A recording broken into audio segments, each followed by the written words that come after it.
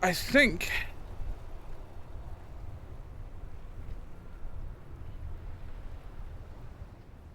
I was sitting outside the Whirling in Rags when I exited the game. I may need to worry about money. I have this problem where I have 16 bucks.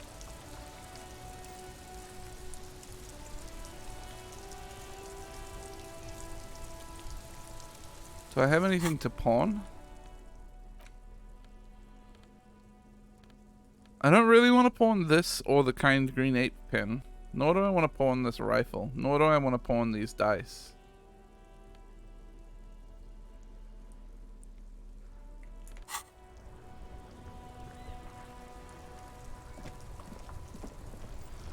Maybe I'll go wander south a bit. See if there's anything else I can find down there.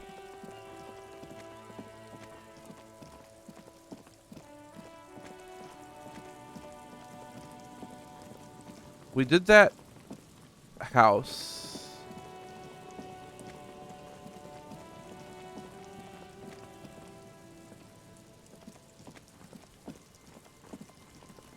I guess I could do the village. The village probably has some stuff for me, huh? But I want to go to the church first.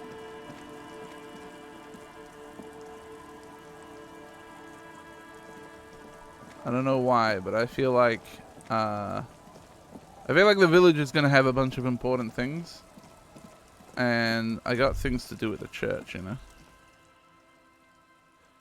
A drop in temperature. A drop in temperature. Okay, we got an this. Easy flow of air.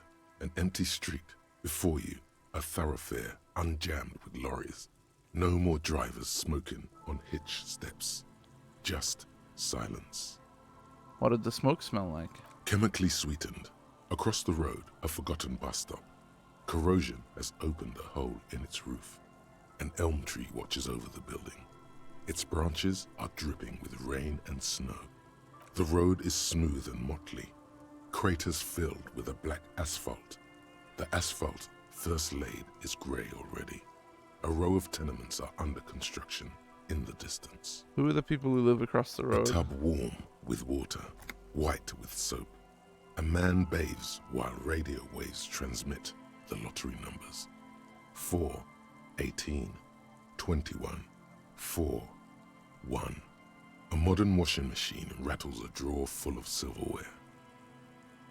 His boyfriend is on his way home. He brings tins of meat and vegetables with him. Their pockets are heavier with money, but only slightly. What about the bus stop? Number 312D. Young girls used to come here, huddled up, hoping for more warmth than their thin coats give them. The bus took them to school. It has not run for 8 years. There were not enough girls to sustain its cost. What about the road? Craters pocked the surface. Children played in them until heavy trucks full of black pitch rolled in. The landowners have filled the craters with money. It is a vital artery of the flow of trade. There's one bump on the road. A dead dog lies flat about 200 paces away, right at the turn. A dead dog? Tragedy comes from the wheels of a fast RCM vehicle, hurrying to work. The cold washes over you. The sound of the sea has grown distant. The wind moves the aerosol. A detective stands behind the boom barrier. A breeze moves a curl of his hair. Seems like I might have run over a dog. My bad. I was drunk.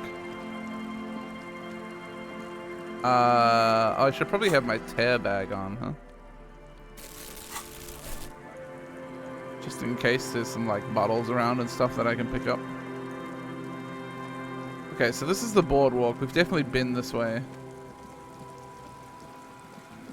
We do have to go via the boardwalk to the church though, right?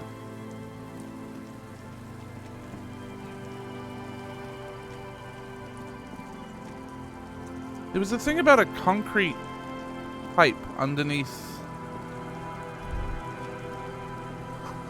Possible to get a fire going near the ocean. Underneath the boardwalk that supposedly had some shit in it, but I don't think I ever found that.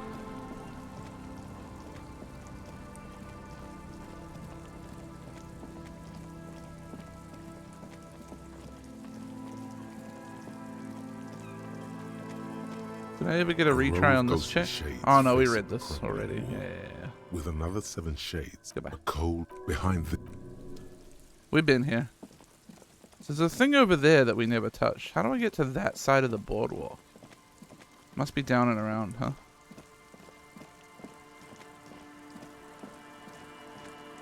No, I can't walk this way.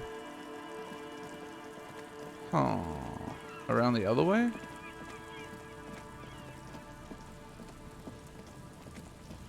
The good news is we don't burn time by just running around, so I can explore.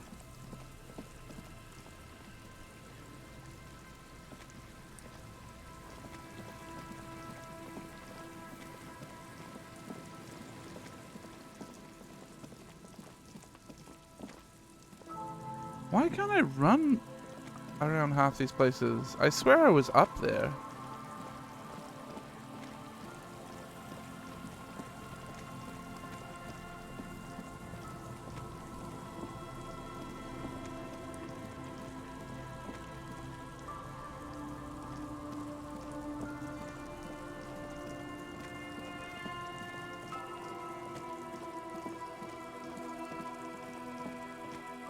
And there's nothing like interactable here, so I can't like open the gate. I can at least look at this, I guess.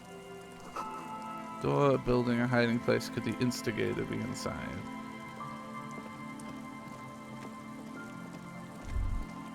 But there's no like... There's nothing I can do here. Old ticket taker booth no longer in operation. So we can't actually go any further this other way, I guess. I guess this is the extent of the map. At least for now.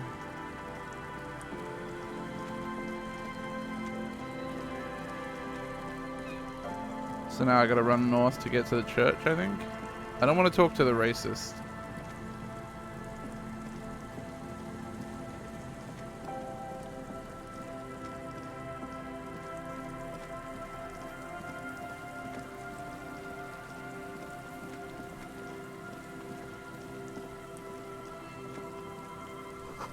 Slit in the concrete here. A sewer?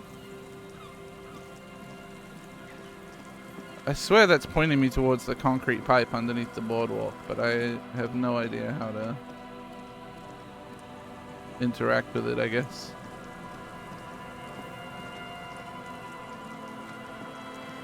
It's the boardwalk where we found the dead body.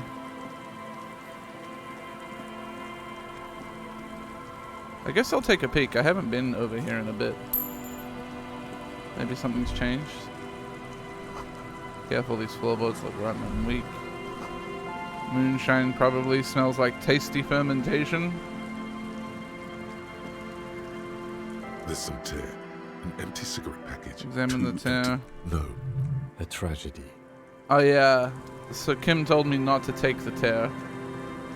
But the body's gone, you know. I should be allowed to take the tear now. I feel like it's suddenly appropriate for me to take the tear. You know, if the cops left it behind, if they didn't see it as evidence, I should be allowed my tear. Alright, so here's the church proper. Same address as the lead programmer at Fortress Accident was looking for. Uh-huh.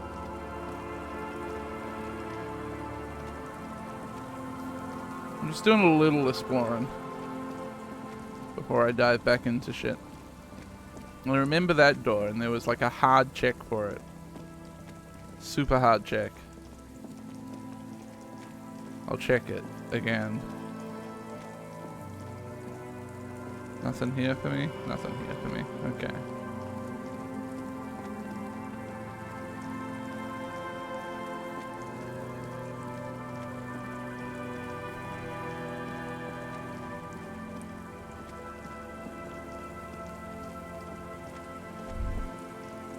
Building before you house the engine must have been a big one. An old door, worn by elements. Yeah, it's so guards low. the depot.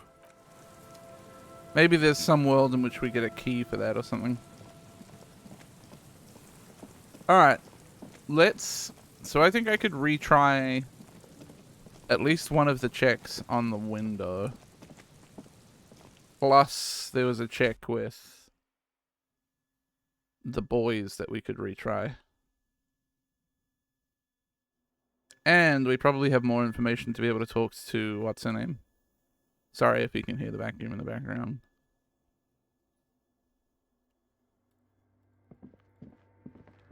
I'm not looking for any stash. I'm just looking around. The mother of humanism Visual stands above you. calculus. Okay.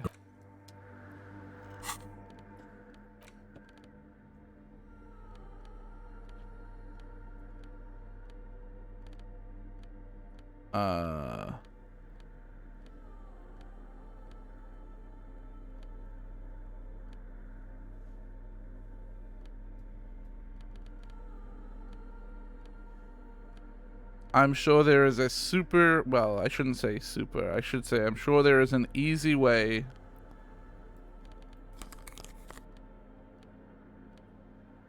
to pick stats that lead you to the end of the game as fast as possible.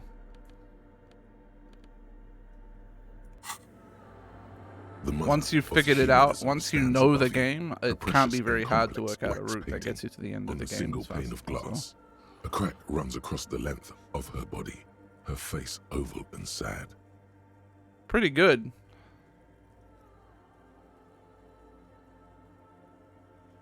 %. I could smoke some ciggies real quick. I've already smoked some ciggies, it seems. The mother of humanism stands above you, a precious and complex wax painting on a single pane of nothing. Fuck. Just the edge of the crack sparkles in the dark. There may have been... I think it was the glasses that gave me -VC. In that the I mother of replaced. humanism. Because I went from -1 to +1 when I replaced the glasses. Don't worry, I was paying attention. Flannel, thank you so much for the 5 months. And then I don't remember what check.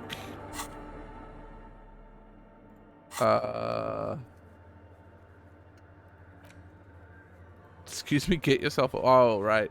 Yeah, that's right. We gotta go there. 10 o'clock at the Cape Side Apartments, and I feel like we got some information on the password. Gaston Martin? I don't remember who Gaston Martin is. Nor do I remember who Andre is.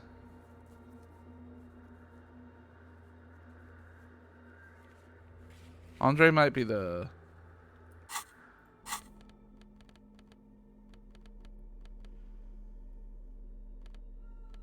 Let's get logic. I think that both of those might be the Disco Boys. The Anotic Boys.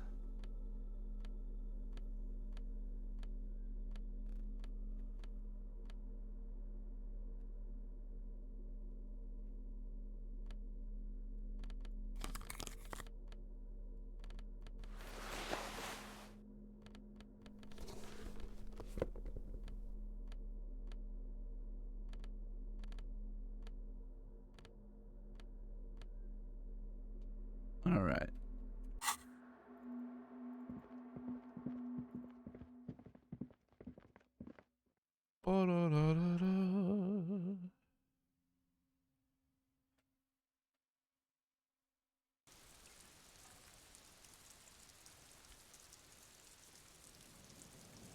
Oh yeah, I forgot I'm not supposed to run in the church. I'm supposed to be a good boy who doesn't run.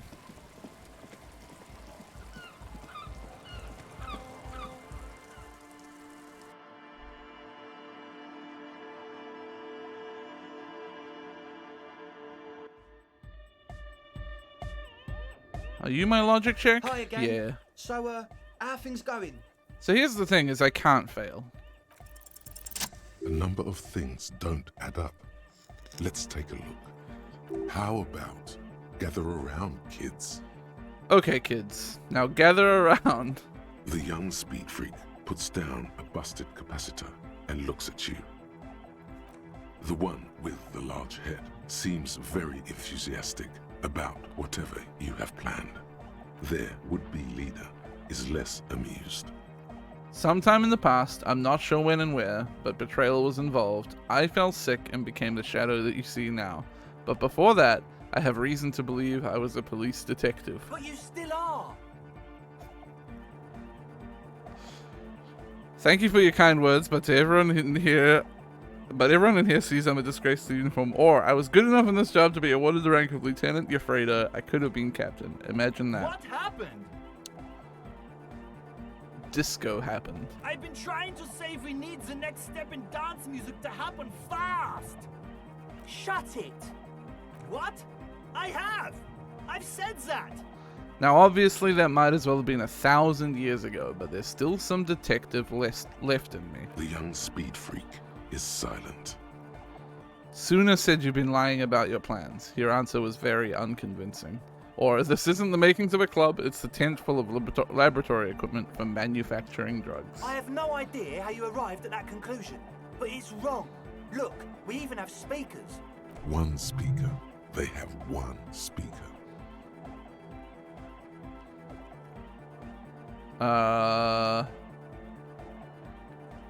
Where is his friend? Did he lose his friend? What do you mean, friend? The other speaker. You only have one. It's a one-speaker system. It's monodynamic. You wouldn't know the first thing about sound reproduction in anodic music. Other speaker. You have no headphones. Wouldn't a cell need her headphones to spin tape? What do you know about spinning tape? I know you pawned them, likely for lab equipment and drug I'm ingredients. sorry, but there is no lab equipment and no drug ingredients. That Nosafed is here for its active ingredient. He said it was for his nose. What more do you want? The distilled water, the cornerstone of a clean lab. All cellular-based life. What's your point, Lawbringer? The ether in the air, a useful solvent, good for getting acting agent out of a solution. Make up your mind. First it's the sweat, then it's the ether. There is no need for me to pile on anymore, is there? No shit. In short, you tried to use a police detective to set up a drug lab. That's... Come on, that's... Punishable by summary execution? It's not. Sooner said you've been lying about your plans, your answer was very unconvincing. Fuck, man. It's difficult to get along with some people, but we're trying to make an effort. We are on a mission here. So what are we going to do with you? What do you mean, do? There's resignation in his voice. He's almost ready to drop the act. It wouldn't take a lot of pushing. The optimal way to go about this would be indifference. It begins by you telling him you don't care about any of this. I don't really care. I just wanted to crack the case. Do what you want, and I'll do what I want. Really? Of course not really. I'm a cop. Now tell me what's going on else? immediately.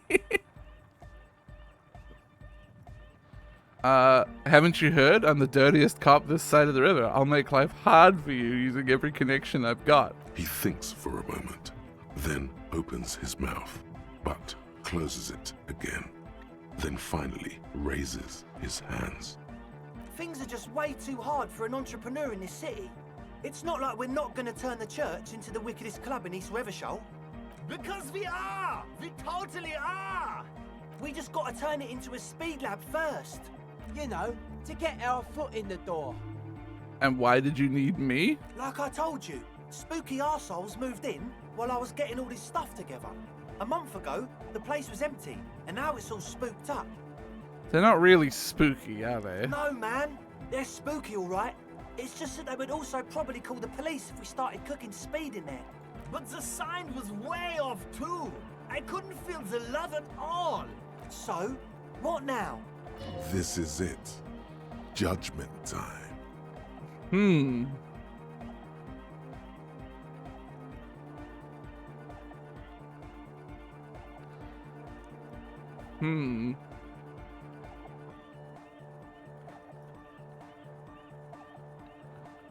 Lots of choices here.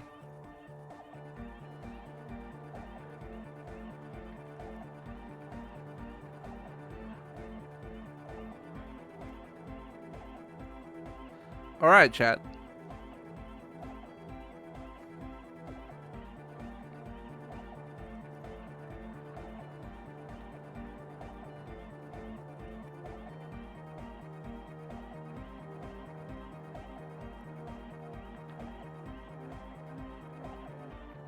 I'm glad a lot of you are thinking about my cash reserves and picking the first option. I do need the money. But sure, we'll have a club. Yeah! I knew it. It's impossible now. Sorry? No, Andre, it's harder now. This hard cop has come to show us how much the fish is, and the fish is always so much more. We all know there was never going to be a club for Nordic music with the Speed Lab. Now it has a fighting chance. So there was never going to be a club in there? There needs to be a club for Nordic music in there. Needs to. Everyone hates each other. Everybody hates it here. It's all just drugs and we're slaves and I can't. We are running out of time. We need a win, Andre. I promise this will be a win. We won't cook speed in there. We'll do it clean. We'll do it true. We'll do it sober and real and beautiful. This will be a victory for the light. This will be nothing. Aw, shivers! You can hear the ice crack underneath you. Outside, the last century waterfront development is crumbling in the wind, a grape-shot row of falling houses. And so is Rue de Saint-Giraud and all the houses on Main Row. The old cinema is sinking underneath Villa La Bosse. Wait, does anyone feel that? What? Nothing. Let's call this incident crime prevention, but I have my eye on you. Okay. We'll try to do it without the drugs. We'll do a straight club up in there, spinning the maddest reels, and nothing but. I swear to God. Okay, Egg? From here on, it'll be straight all the way. Can we make it gay? Goodbye, Actually, officer. I'm thinking about that a lot lately. I got a skill point, so I could get visual calculus again if I wanted to retry that window. So Gaston Martin, I think, is Egghead, so I need rhetoric?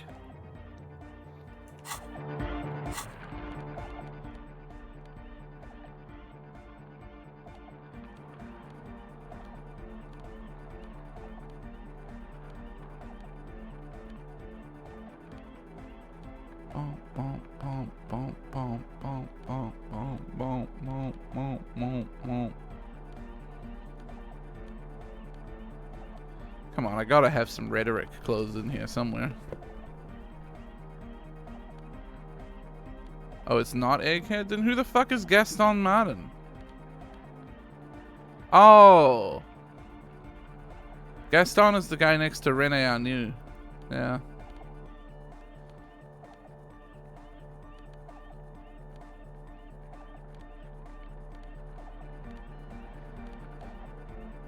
No, he's not the royalist. He's the other guy. Rene Arnoux' name I remember, because has the same name as a Formula 1 driver.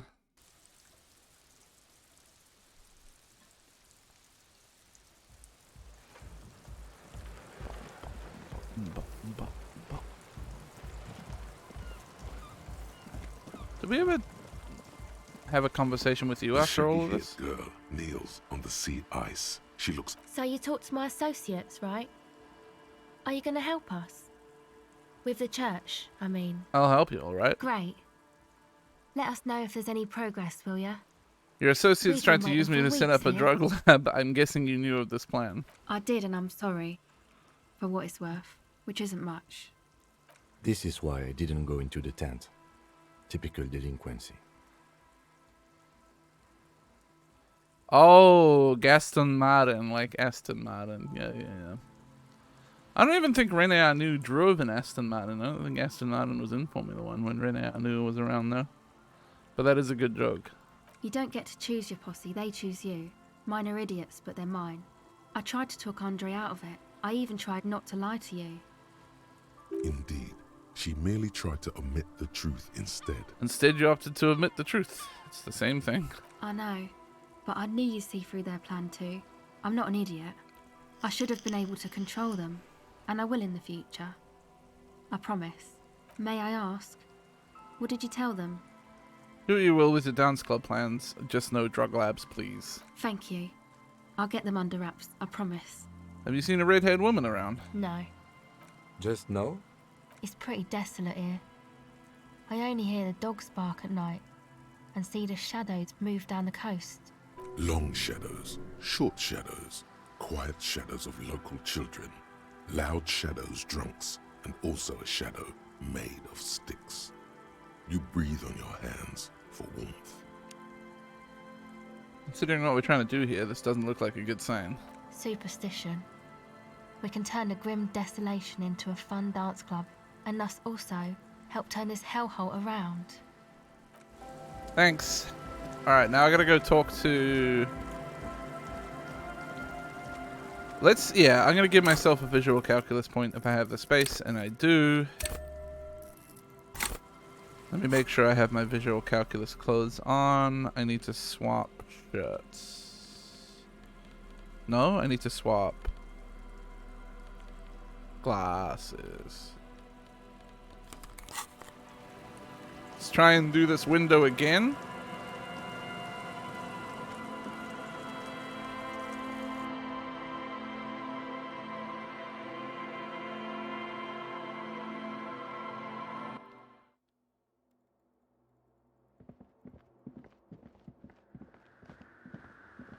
The mother of humanism stands above you. The thing is, I can't Precious fail. and complex wax painting. A jigsaw of broken shards falls into place in front of you. A ghostly reconstruction of the stained glass window. Before it was shattered, there was an older woman beneath the younger one. And a text. A light motif below them both. What shattered this mosaic? Unknown. Unknown? Something during the raid the lieutenant mentioned. Or just hooligans looking for something to break. Who's this older woman? The escutcheon on her throne says, Irene the Navigator. She is depicted as an older woman wearing thick-rimmed eyeglasses, holding a golden rights apfel in one hand and a scepter in the other. This is the queen her innocence day advised. Above, she herself is whole. Small figures of wise men, common men, worshippers walk up the stairs to stand at her feet. Secret servicemen, 30 years, stand in a row guarding her. It must have taken years to produce this work in all its dizzying detail. The motto, what does it say? Below both women, in luminous black letters, Après la vie, mort. Après la mort, la vie de nouveau. Something about the meaning of life is to die and the meaning of death is to live again? And then, along the left side, Après le monde, la gré. Après le gré, le monde de nouveau. Ah, after. After life, death.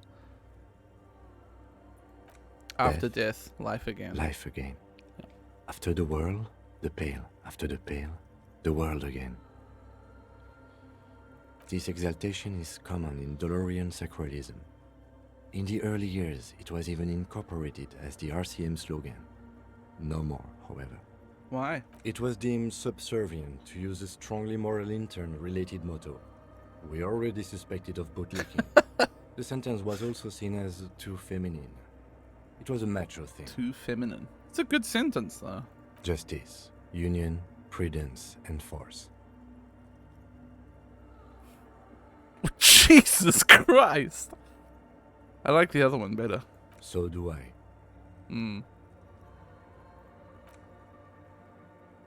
The mother of humanism towers above you. A wax So now I painting gotta get a on better cracked brain. pane of glass.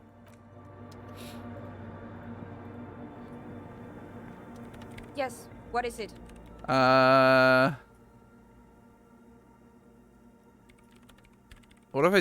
What if you didn't have to leave? I talked to Andre and he wants I to don't make it want work. to make anything work. Hold on, you don't want to make anything work? Yes, anything. I don't want to make anything work. How about you make it work? Easy. When her research is done, she can move out. Listen, about your research. You mentioned earlier that it's not going very well. Maybe I can help with something. What? No, I don't really need any help with the project. But if I could help you finish the project, then you wouldn't have to live in a church next to the Boom Boom anymore. Just think about She it. thinks about it. A glossy look in her eyes. A gust of wind brings more snow in from the broken gallery. It touches her hair. All right. Bring me the game's offsite copy from my old workspace, if you really want to help. It's stored on a filament memory, and I'm unable to go and fetch it myself. Is this the filament you're looking for? See, this is the wrong one. No. Yeah. That's the production schedule you stole and accessed without authorization. I don't need it. In his defense, it was simply lying in the desk drawer of an abandoned cubicle. Okay, but still. Do you mean the studio of Fortress Accidon in the doomed commercial area? Yeah, that's the one. You can get in through the bookshop. You just have to do some explaining to the bookstore lady. Actually, I've already been inside the doomed commercial area. Then you might know the giant ice bear fridge in the building's cellar. The filament is inside the fridge. Oh, it's in the ice Go bear and get it. fridge? In the giant ice bear fridge. I just told you. It has red glowing eyes. It's impossible to miss. You just need to get the offside copy from the ice bear. But you've been to the fridge and it Yeah. There was a note saying, I found a note from the ice bear fridge that said the offsite copy had been moved to a safer place. Wait. A note from whom? Did it specify where they took the filament memory? It said the offsite copy had been taken to a nearby ice cream maker. The note was signed by someone named Sulislav? Sulislav? Jawiza. Of course. Our project lead, Sulisław Jawiza. God, he was always so hell-bent on keeping the copy somewhere safe. And feature creep, and the Valley of the Heads. Like it would have made a difference. The offsite copy was perfectly safe when the data loss happened. That data loss was anomalous. And the heads... I won't even get into the heads. Millions of them. Go find that copy from that ice It's like a cream maker, W, will you? Scums. Thanks. I found the ice cream maker, but I couldn't get it open. It's completely frozen. This is getting ridiculous. Can't you just defrost it? Or, I don't know. I don't know about the ice cream maker. Just figure something out. Why can't you go and get the filament The yourself? bookstore lady hates me. Says I'm part of the curse. Whatever that means. Are you part of the curse? Of course not. Anyway, I don't have my keys anymore and she won't let me in. Why does she think you're part of the Because curse? she's from Martinez, and people from Martinez have never ever seen a radio computer. She thinks it emits elemental evil. What if it does emit elemental evil? Don't be too harsh. That's only because of their socioeconomic situation. Yes, but she literally started praying for the higher powers when she first saw my Rame Civic. I'm not making this up. the lieutenant coughs like he's amused. Once I came in one morning, only to find that my terminal was full of those strange trinkets and amulets. Wards. It looked like some Semenine magic. What's an offsite copy and why do you need it? It's a backup of my former employer's project, the radio game we were working on. It's stored on a filament memory, just like the one inside this radio computer. The backup itself is destroyed now, but I'm hoping to use what's left of it to pinpoint the exact location of the anomaly. You just have to go to my old workspace and get the filament. Alright. Thanks. And here's my Qualsynth multi-tool. You might need it to hack loose some ice. It opens everything. If you get me the offsite copy, then you can keep the Qualsynth. This glorious multi-tool makes a regular pry bar completely obsolete. Have you seen anyone suspicious, say a woman named Ruby? What? No. No one. She has not seen her, sire. 'Tis true. 'Tis true. How about that 2mm Just swallow, hole you again? mean? Okay, no. What about I'm Freight? done. Thanks. Bye. Okay. I guess we gotta go back to the doomed commercial district. Lots of back and forth, huh?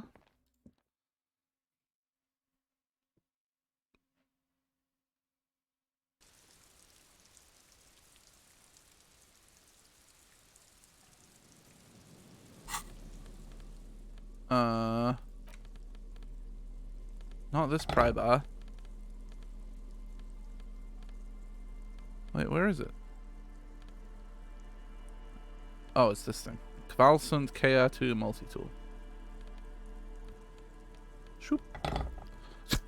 It's huge! I'm unstoppable. Oh, hey, it's what's her name? She'll talk to me now.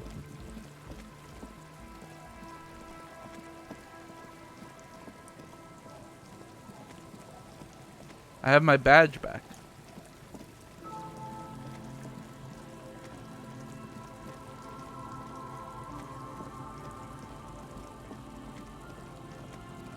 I could do that briefly on the way back.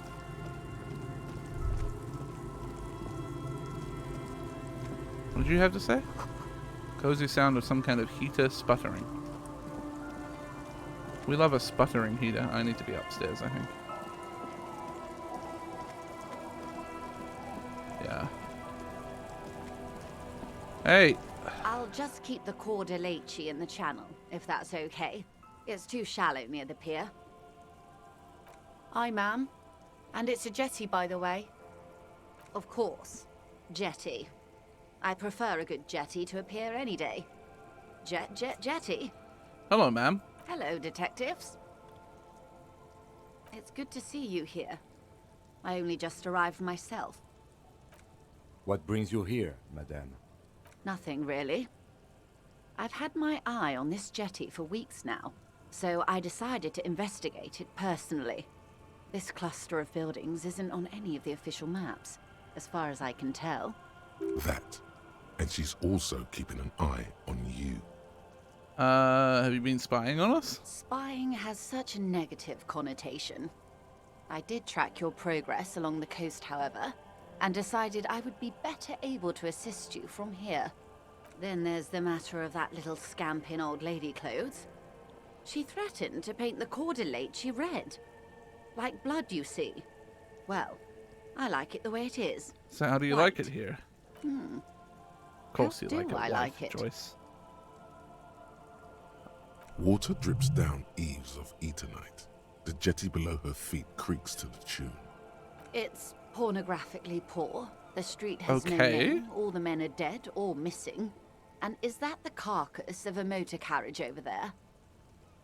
I'm surprised that woman hasn't put me to the sword yet. Maybe she will. You should ask your questions while you can. Dark eyes survey the coast leading up to Martinez. Dull grey metal rests in her scabbard. A sword. The wind is too loud for her to hear. Fortunately for you, madame, the RCM is on the scene. You're in no danger. The working class have no idea what's happening to them. That they don't. I'd take a little bit of money. Above you, there forms a quilt of alto-cumulus clouds, twisting into each other. The wind tugs and stretches them over the bay. Their cloud shadows slide over the ruins of Revachol West. Wherever they pass, the temperature drops slightly, but perceptibly. Do you know how they discovered this place? The fishing village? No. They're in Celindian, Isola. What's an Isola exactly? I'm guessing you don't know then. No, I don't know how they discovered it. Well, your condition has left you no worse off than most of these people. The literacy rate is around 45% west of the river. 50 years of occupation have left these people in an oblivion of poverty. Oblivion, that's so me. I knew you would sympathize. Most Revacholians will never know what this place means. Our home. This island of matter. Or why they were ferried over in the first place. Remind me to tell you one day. Tell me now, we have For time. now, how can I assist you in this new location? Do we? I hear you have singled out a suspect and are in pursuit. This is cause for cautious optimism.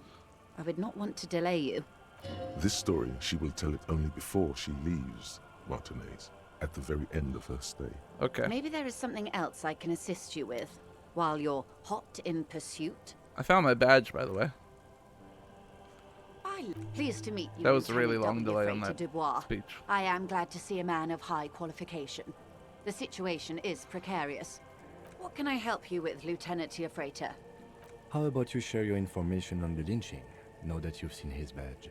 The goalposts have moved, Lieutenant. In the absence of the badge, I have informed my employer there will be a probe. I cannot rescind that promise. To my knowledge, the drivers are still at the roundabout. I will tell you everything I know when you've finished with them. This is your plan all along. My plan is to share information. The only way to do that now is by telling my employers you've kept your end, which I hope you will, because let me tell you, we are in dire waters. How bad can the info she has be? The sooner the probe is finished, the sooner I can share crucial information with you. Now, is there anything I can do for you in the meanwhile? Tea, perhaps? I need someone to give me a lowdown on this reality we're in. Reality? It's related to that medical episode. I have trouble remembering even the most basic terms of reality. Yes, the episode. Sounds like an acute case of encephalopathy, now that I think of it. Don't be phased, madame. He functions perfectly well. He only needs a lowdown on all of reality. Thanks, Kim. We may be here a while then. Ask away, officer. I'll help however I can. All right, you're in. Begin with the first one. You'll appear worldly. Where are we? We're in Martinez, baby. Baby? A casual term of endearment popular among the 50-plus crowd. It's a disco holdover, pay it no heed. I'm a disco holdover myself. Aren't we all? And what is Martinez? Martinez is a district of Revachol. A very small district tucked away near the industrial harbour, north of the 881 and Jamrock. You would be excused for not knowing about it. Unimportant, they say. Forgotten, even. Shelled to smithereens during the Revolution. It has its charms, just not this time of year. Tell me more about Martinez. I'm not a good ambassador. I've only been here once before, as a teenager. Not a lot has changed. There are ruins, a terminal, fishing boats, reeds, boys with boxy shoulders. As I told you, Martinez used to be a province, a workers' resort before the city swallowed it and the artillery did its part. Now the reeds are the real star of the show here. The further down the coast, the wilder it gets. You mentioned a sea. What sea is this? It's not really a sea, it's the Bay of Revachol. And the bay feeds into the ocean. Are we near the ocean? Yes. We're on an island in an ocean, the world's largest body of water, the Insulindic. Vast, lukewarm and unknowable, flowing in and out of sight. What's the name of this island? Caillou, as you already Fuck know. off. Imagine a pebble. A smoothed-over pebble amidst a great blue sea, misshapen, cracked. The cracks are the River Esperance. We're in the delta of this river, on the 6th branch, the Martinez distributary.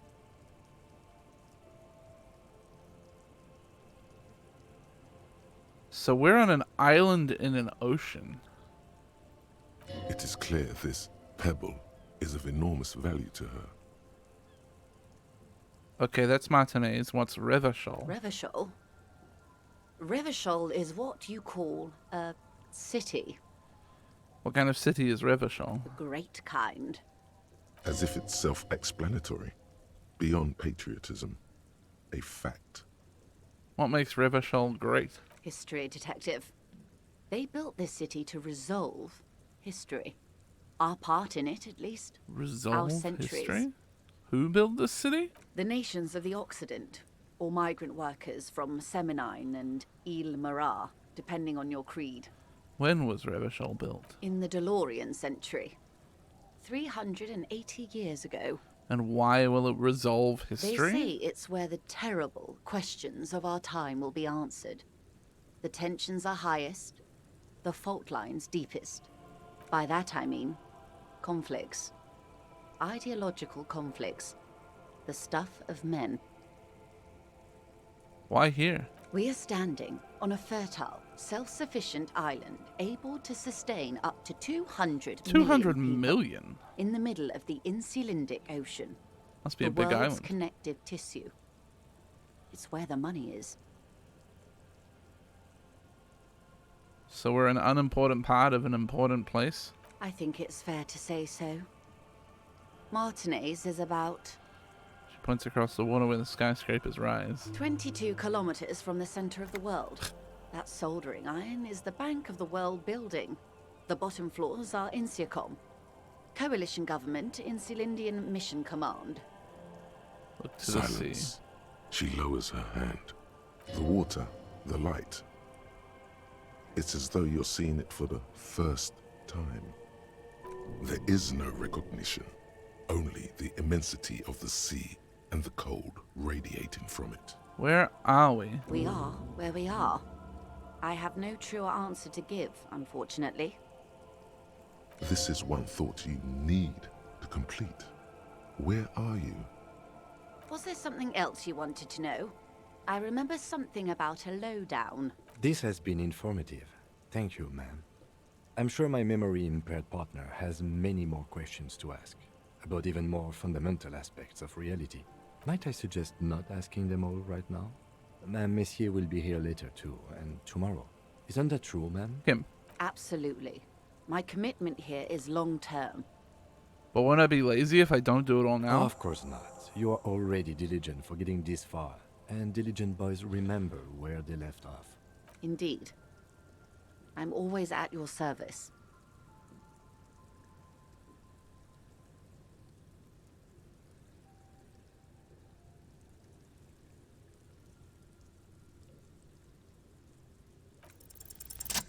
"6 kilometers southwest, in the Valley of Dogs, Junior Officer Chad Tilbrook takes aim at a rabid black dog licking its wounds in the grass.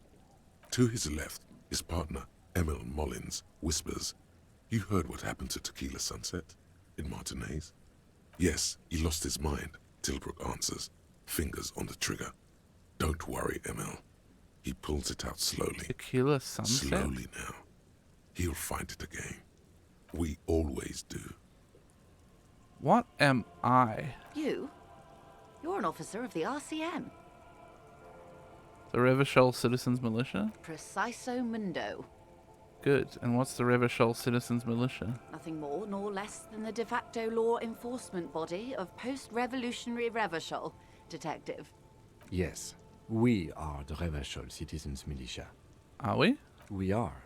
You said de facto. Yes, that means not de jure. The RCM acts in what is poetically called the twilight of international law, both at the behest of the coalition government and to its chagrin. What do you mean? The RCM's responsibilities are defined by the Emergency, Wayfarer and Aliments Acts, 3 pieces of legislation keeping the city in a, let's be honest, laissez-faire stasis to the benefit of foreign capital. All 3 are good to know when we are out policing. So basically I'm a lackey of capital? A thrall to foreign interests? There's nothing basic about your role, Detective. It's true that the RCM keeps everything the way our seemingly permanent, provisional rulers like it. Yet, on the other hand, I know these people. I deal with them daily. Let me tell you, dear, they are not fans of you. Why? The post-revolutionary decade was a disaster for the coalition government. Revachol in the 20s was hell, especially on the west side of the river. Gang warfare, a botched privatization scheme, a nuclear pile meltdown. How is that a fascist answer?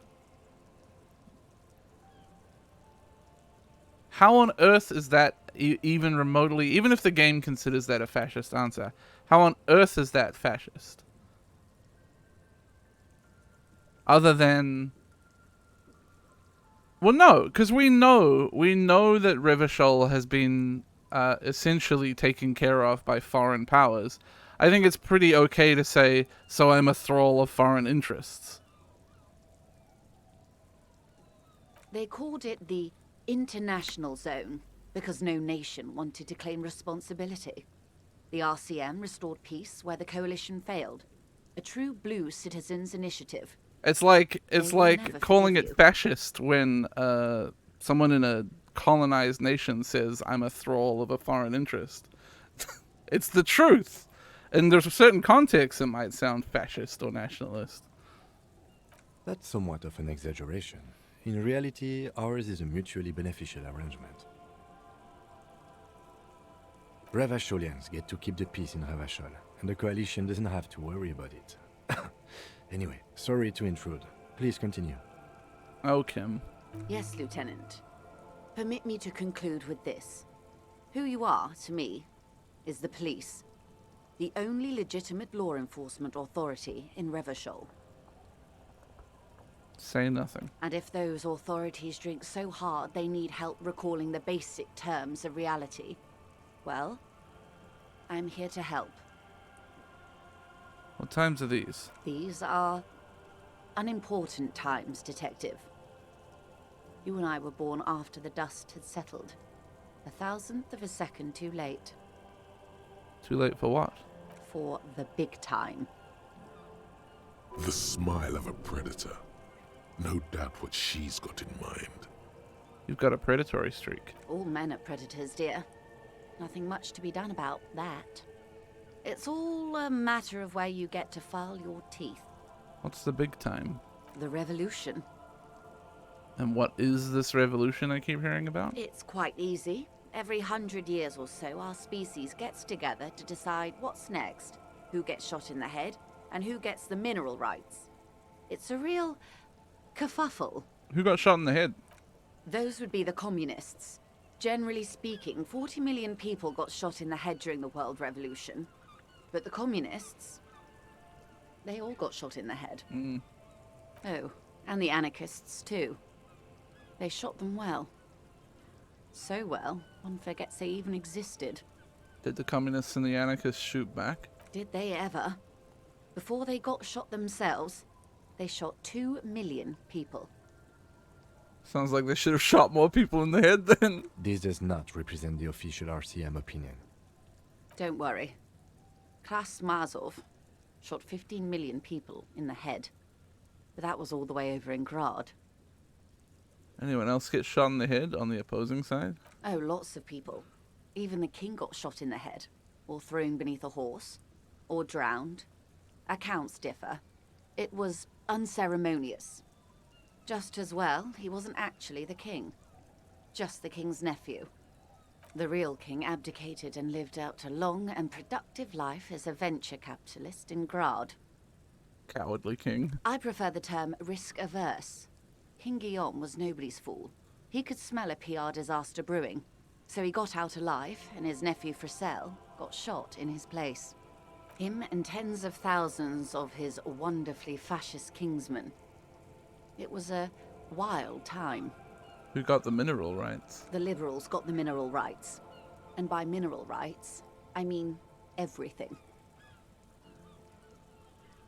And by liberals you mean? Liberals are usually middle-class people, Detective. Or the remaining gentry. The beneficiaries of the pre-revolutionary arrangement. Some were rich enough to stay with the Constitution, with monarchy. Big mistake. Others bet on the revolution. They were called the ultras, or ultra-liberals. They fared well. How did the liberals win it all? They didn't win so much as survive. We were the last ones standing when the war ended. Everyone else got shot in the head, remember? We. She's one of them. Of course. If everyone got shot, who was there to surrender to? To foreign intervention. The coalition.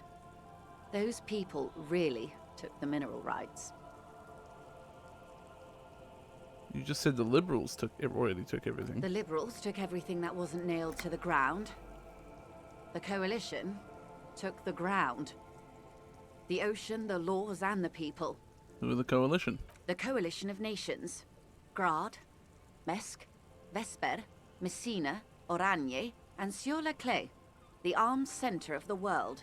They landed here and ended the revolution. It was the moralist thing to do. Moralist? The moralists believe in keeping everything exactly the way it is. They believe in mineral rights, and not shooting people in the head. At least not in the same manner and volume as the others do. They are the long-standing provisional rulers of Revachol now, the coalition government. The rulers of Revachol, and also the world. These guys are strong. This is their zone of control. They embolden the RCM with crumbs of the same law they took. Technically speaking, you are a moralist. I don't think I'm a moralist, ma'am. Of course. Not easy to be moderate about head shooting in your line of work. When was this kerfuffle? The turn of the century revolution? Don't answer it. It's a trick question. The revolution began in '02 on the Isla of Grad, though by the end, nearly the whole world had gotten involved. Who started it? It wasn't a who, but a what. A pandemic of Zarat, a particularly virulent prion disease, which the authorities in Grad proved unable to contain. Then Marzolf came along and overthrew the government. What did this Tsarath do? It made people overthrow their governments. Wow, really? Of course not. It was a highly infectious microorganism that destroyed brain tissue. The actual causes of the revolution were material. The pandemic only provided the spark. Where did it spread from there? From Revachol and Grad? Not far. The world managed to cauterize itself. Marzolf's government was overthrown in '08, and the coalition crushed the Revachol commune 2 years later. It was the end. What came next? Why? You and I, officer. Our lives in the zone of control. Something tells you her life and yours are not that similar. Our lives are not the same. No doubt. But we share the same time and position on the planet's crust. That counts for more than you think. What is the zone of control? A city-state divided into free market zones under the everlasting interregnum of the Coalition of Nations. And you, of course, the citizens' militia. The clatter of typewriter keys fills the main hall of the reappropriated silk mill. Precinct 41. Chad Tilbrook presses enter. Outside, Officer Elfboy Williams slams the door of an armored motor carriage. Elfboy Williams? The zone of control is the third incarnation of Revachol, after the failure of the suzerain and the commune. What happened in the rest of the world? Modernity. They developed the marvels of the inter-eastlery communication. Telematic milieus, radiation, colored plastics. Meanwhile, in Revachol West, the aftermath continues for the 5th decade. It's been like this for how long, exactly? 43 years. Hard to fathom, I know. What have we been doing all that The time? 20s saw a decade of urban war, west of the river leveled, offshore platforms in flames. Still, it's regarded as an improvement on what came before. '08 to '19 was simply hell. And after that? The 30s? Things settled down in the 30s. Revachol East transformed itself into the world's largest tax haven, with the international community's blessing. For the first time in a long time, it seemed like things were going somewhere. Were they? No. It was a market mirage fueled by cocaine and quantitative easing. Ugh. The 40s dispelled it like a cold splash. An Isla-wide hangover, you might say. And here we are. Welcome to reality, baby. What would you have done differently? Good question. What would you have done differently? Your jaw clenches. Give the lady a taste of your wisdom.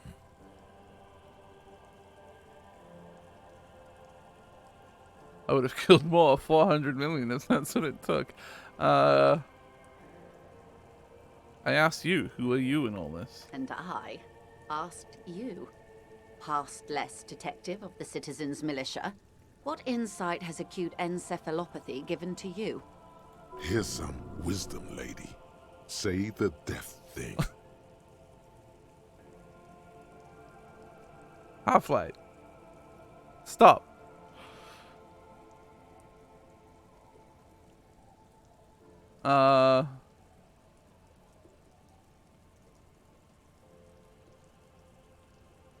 Sounds like I would have thought a medical solution. Sounds like Zareth drove these people mad. A cold creeps up your spine, reaching its tendrils up your neck, toward the back of your head. So a quarter of humanity simply lost their minds. And how would you stop a prion, a complex folding protein, unlife with the technology 50 years I mean, ago. the killing people was the fascist answer that time. No doubt.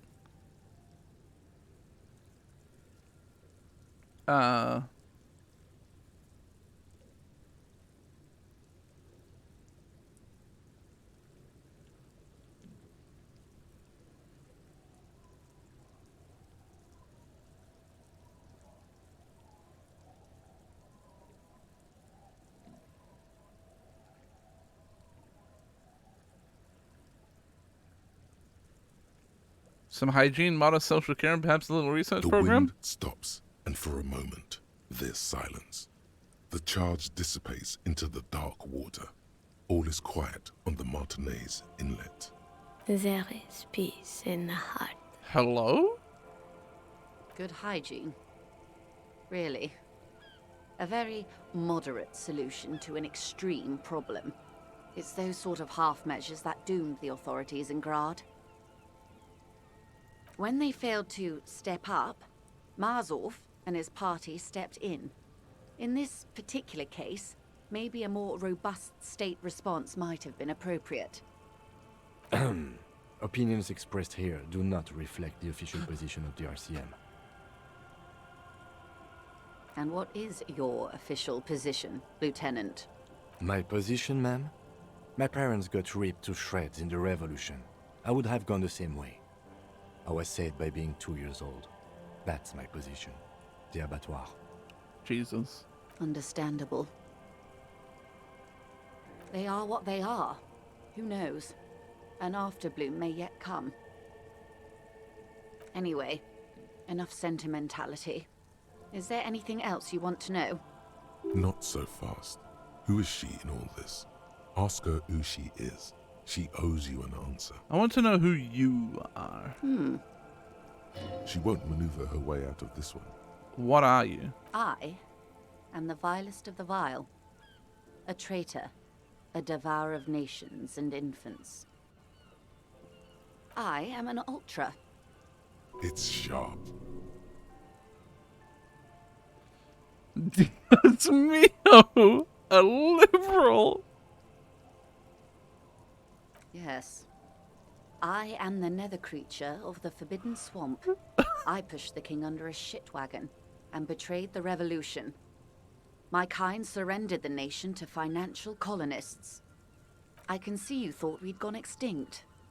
After all, no sane person identifies as an ultra-liberal anymore. Not in broad daylight. You're a centrist at heart. A real moralist, no? No. Tell me, now that I've uncoiled myself, do you find me frightening? In her green eyes, you see a mixture of truth and self-satire. Decades of guilt and pride. Forgive her. But only because you like pearlescent teeth and those light green eyes.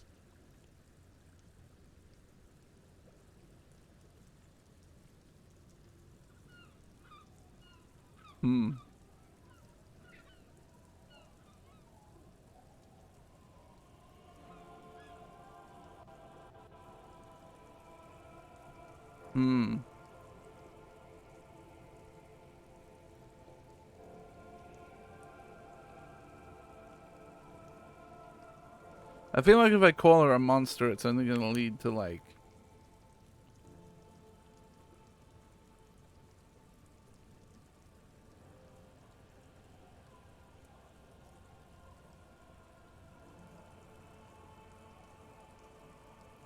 you know, people being mad. But I also don't want to forgive her just because she's charming. It doesn't seem to sound like a good approach, electrochemistry.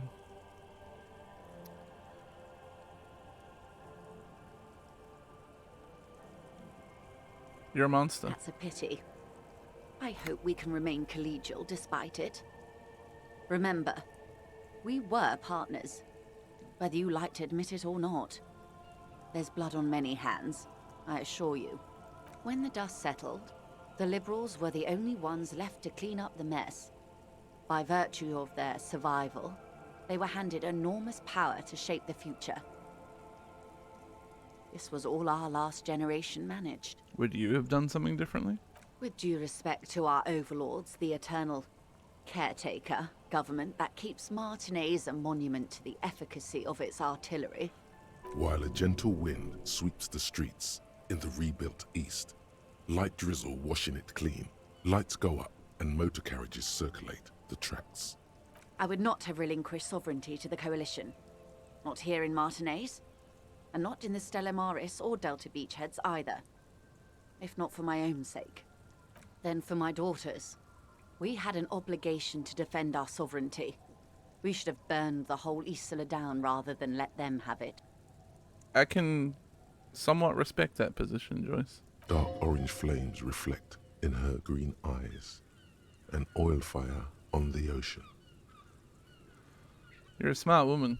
Perhaps. My intellectual vanity will be my undoing.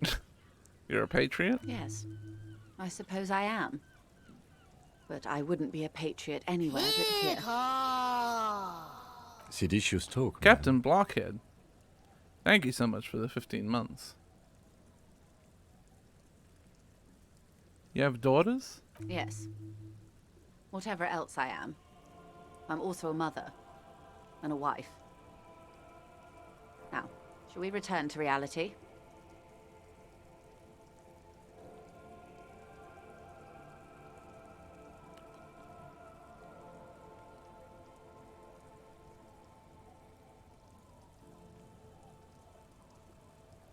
Let's let it alone for Glad now. to have been of assistance.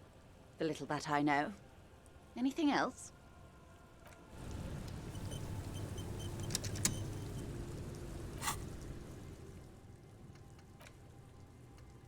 I only have one more slot for learning. Revachol Special Administrative Region Le Caillou, the Insular Indian Ocean Coalition Government, Insular Indian Mission Command. Name after name, and none of them is familiar. They seem real, but something is wrong. You feel like a kid looking at stickers on the fridge. Truvant, the Apricot Company, World Games 34. You can almost see a hand reaching out for them. Scratch at the corners, see if they peel loose. This feels like the most important of all the thoughts, the one you truly must complete. The game is definitely telling me that I should do this thought.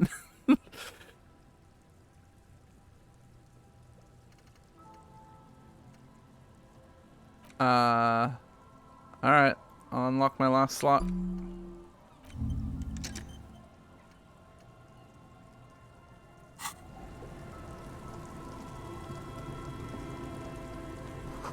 Boat is freely floating in the water, unmoored. Okay. Let's go open this ice fridge, or this ice cream maker, rather. And then we'll come back to the village. I guess after we go to the church and,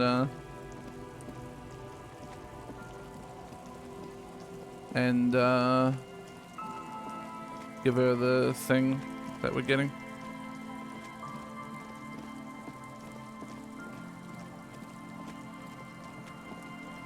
No, I haven't talked to anyone in the village. Like I said, I'm not doing the village just yet because I feel like it's going to be a whole bunch of shit to do.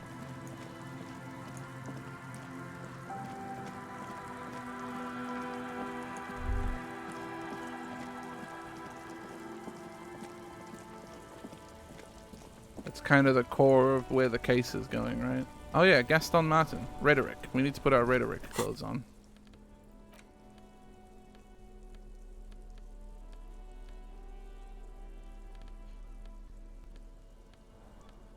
I don't remember what they are, unfortunately. I'll get there eventually.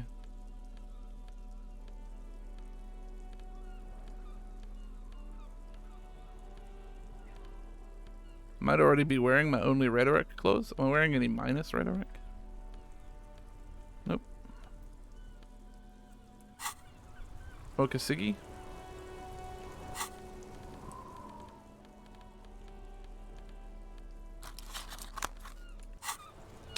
I hate that you sometimes have to equip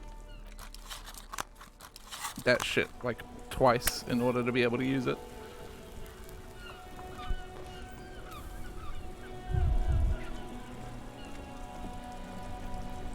It is such a pleasure to see you again, officer. Gaston. How may I head the citizens' militia on this fine day? I need you to give me the sandwich. Alright, this is how we're gonna do it. I admire your handiwork, Chef, but there are a few things I'd do differently. Like what, officer? This is as good as they come in Revachol, I assure you. Had you put a large slice of Alduvian cheese crosswise from the ham, it would minimize the component loss via crumbling. Mon Dieu, that is an excellent idea. That would virtually negate the component loss. Beautiful. Now bring it home with paprika. I'll do you one better. The air pocket between cheese and the ham could house pre-roasted paprika. Ce serait délicieux. Can you make that sandwich, officer? Sure, but I'm gonna need yours as a prototype first. Or no one can? Wait, but I thought I'd really like to get back to the game now, if there isn't anything else. Sure, officer. No. I just made him feel bad about the sandwich and walked away. I'm really happy with that. That was a good result.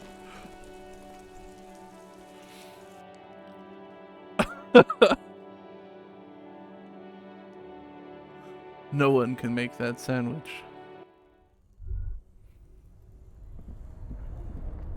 Alright. Open this fucking thing. This orange machine is dead still. Too It easy. has a hand-cranked ice cream churner and an electric freezer. Simply The will ice not around fail. it slowly melt. Ice squeaks beneath your Kavalzund multi-tool, but your fingers slip away from the tool. The lid shutters tightly as before. And it's already unplugged. There's not much else to do other than wait for it to defrost or bulk up and get stronger.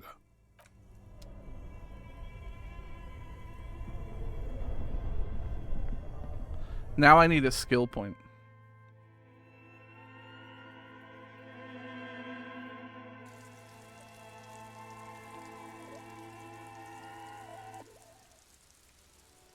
No, I don't have a point.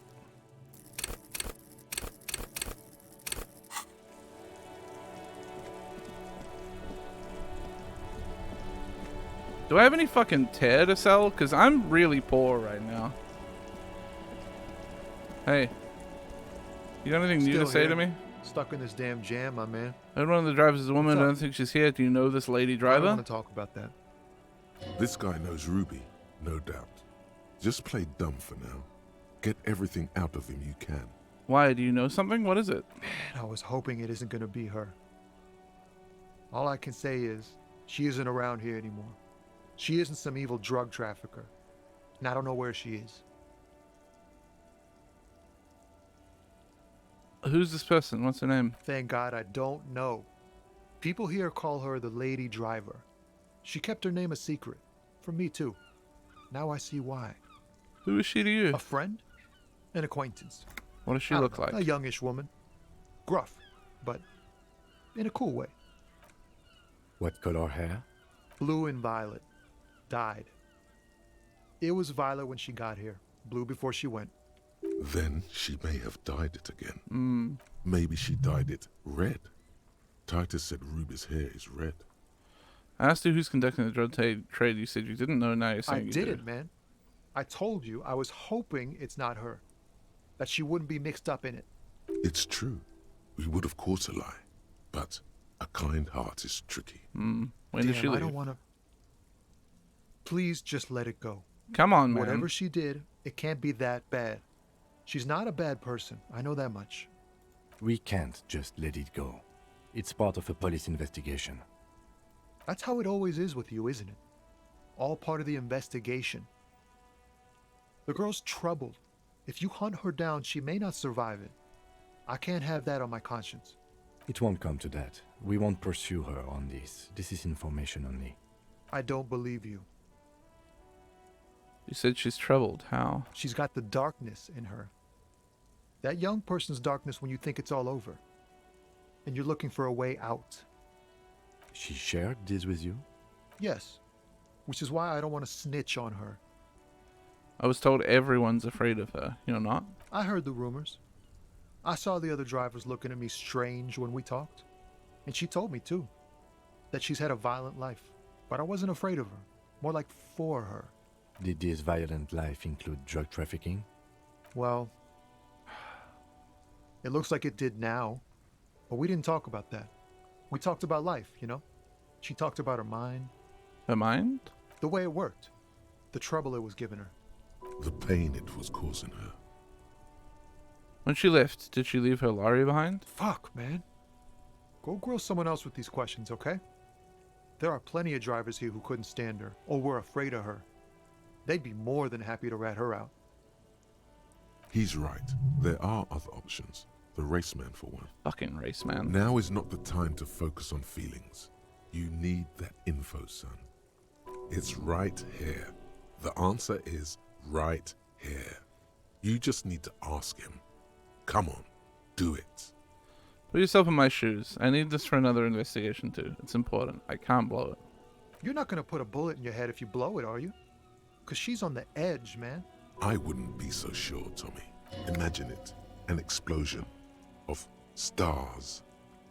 Goodbye world of men, money, and machines. She's a suspect, and I need you to tell me where she is, or I can't finish the investigation. I thought you were a different kind of cop.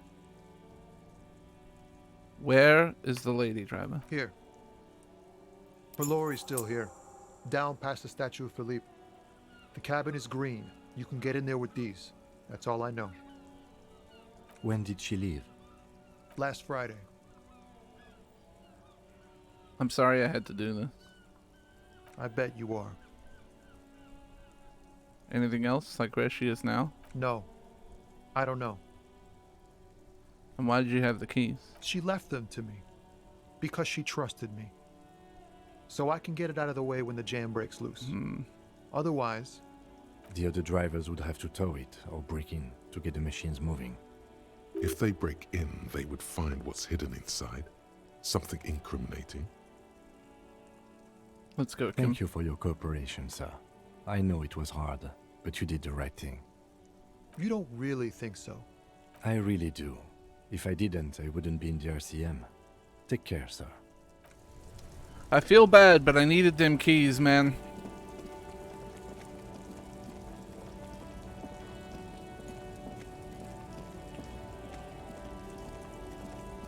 This green found, A to Z, contemporain, is parked in the shadow of the ruins looming overhead. It's seen better days. This is the one our men pointed to. Try to peek in the window? The glass on the side windows is tinted and covered with dust. You can barely make out the shape of a seat and 2 steering levers.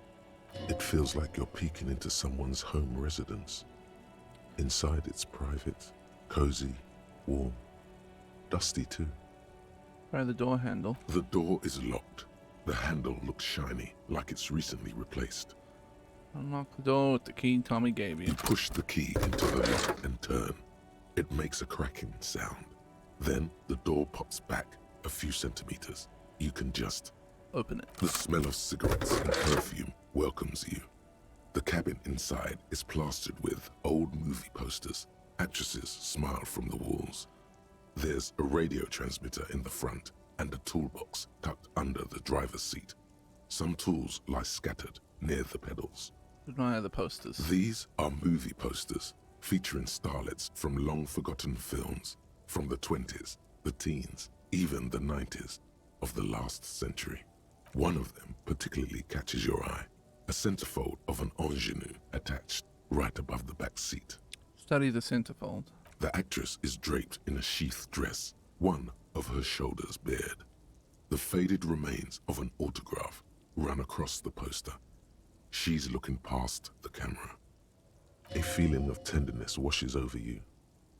A longing even, perhaps. And gentle tragedy.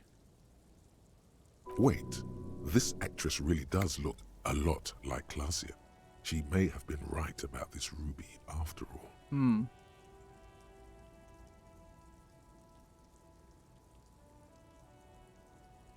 It's important when you're talking about ska music that there is a difference between American third wave ska and what ska is in the UK. If he's a ska musician, he's a ska musician in the vein of Madness or the Specials. I would imagine. It's a different vibe to like two-tone ska in the UK. The actresses and the rear actor all smile you a warm goodbye.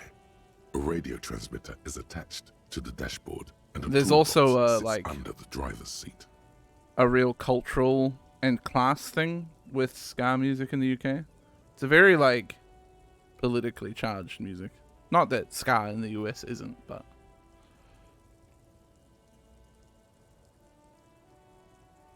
Looks like the frequency dial is absent.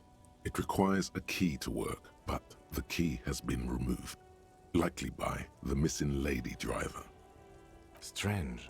There are so many radio stations saved here. Must be over 100 at least. why would anyone need so many radio stations? For contacting an entire fleet of lorrymen, for example. This is all shortwave, UW and UKV. Looks like we are dealing with an impressive organizational tool. The nerve center of a huge operation. With quite a range too. Is there anything we can do with the radio? Doesn't look like it. It's completely inoperable without a dial key. The smell of 1,000 cigarettes. Some dead actress. You wedge yourself under the steering wheel to get a better look. Seems like the few tools lying around here, a hammer, a pair of pliers, a rusty wrench, have been casually thrown there by the disorganized driver. But one odd detail does catch your eye. A piece of sandpaper has been glued to the throttle. Huh. Sandpaper adds extra grip. Looks like the driver has glued a piece of sandpaper to the throttle to offer some extra grip. Sandpaper? A novel technique? The sandpaper would also rub off the pattern from the driver's right boot sole. Yes. Do the honors, he thinks. Connect it yourself. One of the footprints at the crime scene had an aberration. One sole was smoother than the other. Which means that the missing lady driver was present at the lynching. So Ruby really is running a complex operation out of Belari. At least we can now ask Titus some concrete questions about it. The movie stars are still smiling from the walls. Pull out The toolbox. metallic drawer slides out from the seat. It's empty, except for a folded newspaper. Unfold the newspaper. It's an issue of Périphérique from last Wednesday. A piece of paper falls out from its pages. Pick up the note. It looks like an article ripped out from a radio enthusiast magazine. Complex mathematical equations explain the basics of something called the Ulan frequency system. These formulas look oddly painful. Maybe it's the hangover, but they give you a headache. The Ulan frequency system? I've never heard of that before. I know of FM, AM, UKV, but... The pull-out toolbox slides back into its nest. The rest enclose the rusty old lorry. Great. I think we got everything. A word, detective? Before we return to Joyce? Sure. Alright, we've finished here. Let's quickly debrief and go over what we found, so we don't do it in front of the company rep. Good idea. Seems like something the police would do. What do you think of all this, Kim? Honestly, I'm quite worried by what we've seen so far. The evidence seems to point to a rather extensive and well-organized operation. I'm especially intrigued by that radio transmitter, particularly the sheer number of stations it can connect. Looks like this alleged drug trade casts a wide net. This means it's well-funded. Technology like that, a major player must be financing it. I'm not sure what the Ulan frequencies are all about, but they may hold some significance. Perhaps it's a better way to connect between fleets while avoiding frequency bleed, or maybe it's used to tap into RCM networks. Listening in on your calls between you and your station, a worrying prospect. And last but not least, it's Ruby's cabin we found. This is an undeniable connection to the Union. Glacia may have been right about Ruby. She looks an awfully lot like one of the poster girls in the cabin. Perhaps you're right. This is one connection I find a little dubious, to be honest. I prefer not to profile people's emotions. Perhaps it's because I'm not very good at it, but still. The Union really is in neck deep with everything around here, isn't it? One way or another, they seem to be. Logistically, if nothing else. But don't expect to bust this open during our stay here. At best, this is an angle we can use against them. To other ends. We as might extra need to go and ammunition. visit what's his name. Will the RCM open an investigation into We should this? return to the murder case. See what Joyce tells us about the lynching. When we are done for the day, I call my station and suggest our narcotics department look into it. There are more than enough grounds to start an official investigation. Sometime later, when we are done here. We do not want to get caught in that. What are you thinking? The fact that one hasn't started already gives me pause. An investigation, I mean. Especially if the Madrid grouping is involved, and I can't imagine they aren't. It's certainly worrisome. Corruption? All the same, I don't like the idea of internal affairs descending on the matter. That won't help anyone either. Okay. Debrief over? Debrief over. After you. I want to have a quick word to Tommy Laom and see if I can give him those keys back.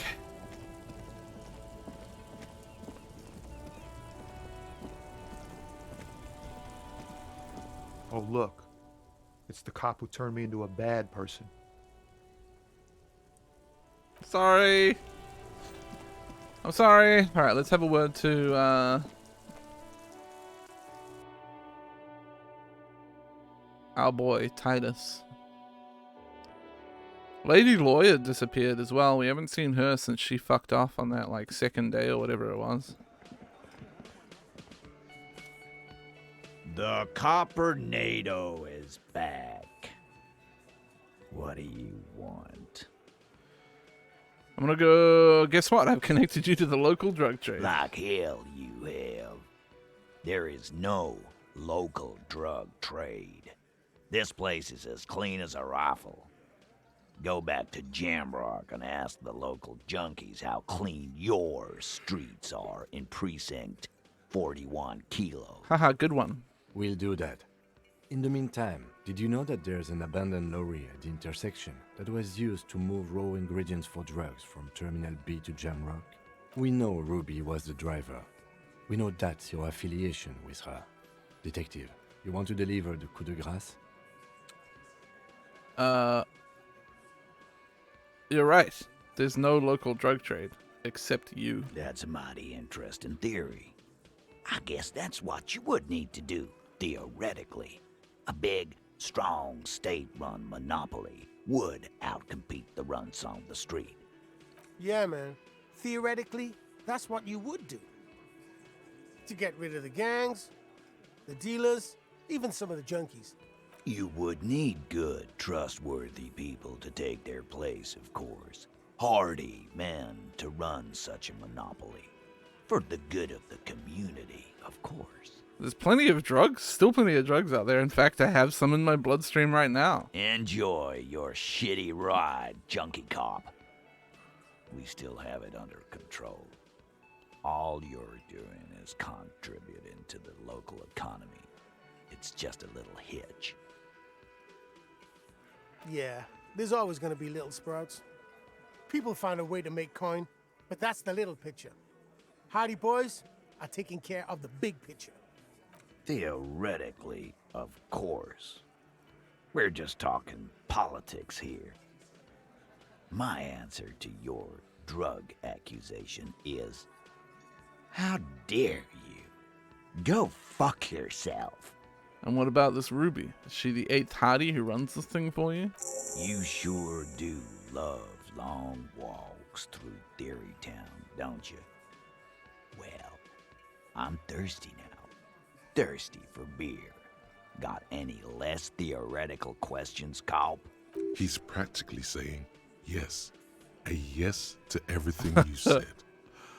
We want to go over a few things regarding Ruby's Yeah. disappearance again. What? Do you know what she's doing with Ulan frequencies? The what now? I have no idea. Boys? She said she's building a pale emitter. I'm sorry? What?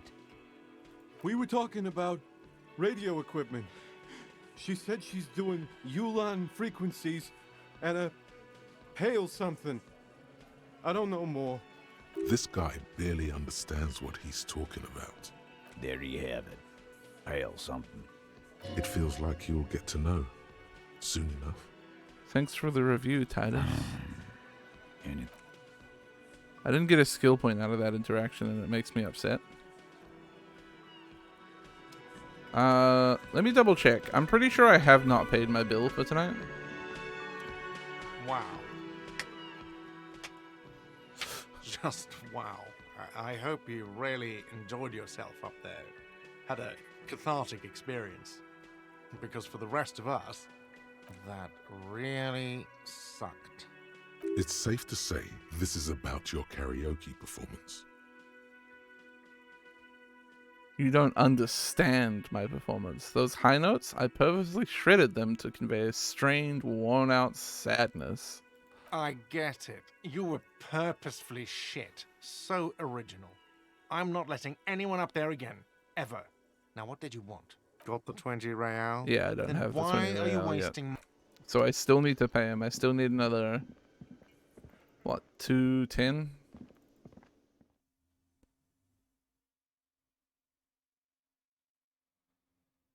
I have that book that I still haven't read too. But I'm kind of short on time at the moment, I feel like.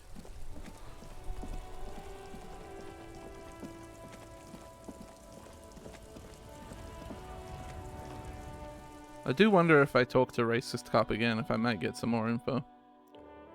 I'm Racist Cop, racist lorry driver rather. I don't think I have any tear, but I'll check. The tear machine stand. Yeah.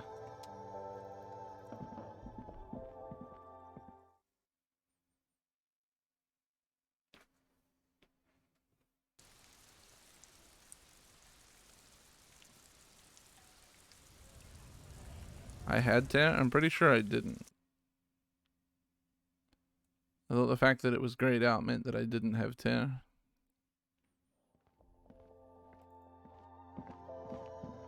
The tear machine. Your bottles clunk. Okay, I got 40 cents. Well, I mean, it's not enough, but it's something. I can sell a postcard for $1. And then I don't want to sell anything else that I have in my inventory.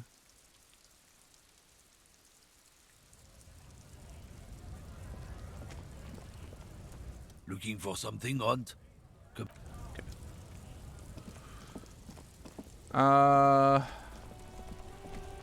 I guess the village is my next bet until I can get a skill point so that I can fucking level up physical instrument and do that shit again. Let me sell this postcard before I forget.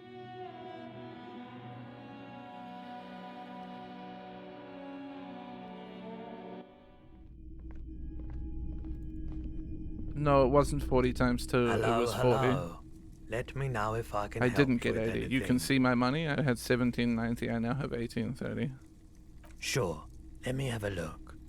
Anything else you're thinking of selling? Oops. Another time, perhaps. Do you know anything about the traffic menace on the loose? Traffic? I'm sorry, officer, but I don't drive. Did you hear it when the traffic menace drove over your roof? Now that I think about it, I do remember hearing a thunderous noise the other night. Some kind of powerful electric vortex hitting the shop, and then moving on. That sure narrows down our list of suspects. You don't have any idea who the driver He was? shakes his head, slowly. Why am I asking him? I know it was me. Hobocop does get 2 times, but I got 2 times 20 to get 40.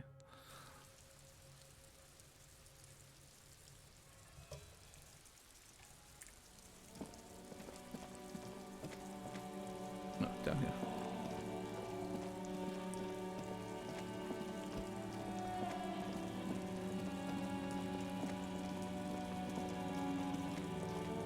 I wonder if I can use very strong crowbar to open that one door.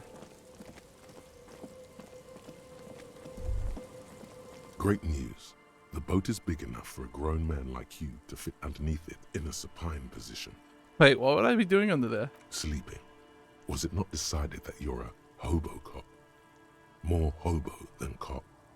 Or was that fine irony that your visual cortex somehow misunderstood? Great news, I found somewhere to sleep. Huh? I said, great news, I found somewhere to sleep under this boat here. It'll be free. Sarcastic self-pity is not what we need at this moment, officer. I understand the situation looks grim, But we must continue with our investigation. You have a home somewhere. All cops do. When this is done, you can return.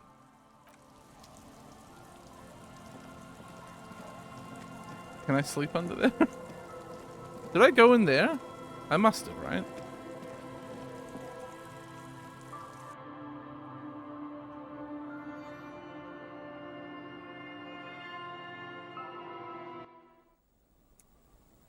Yeah, I did.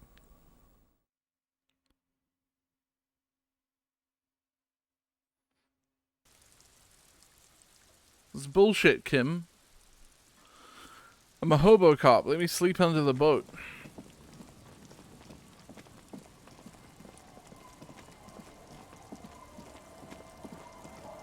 Alright. Let's start talking to people here.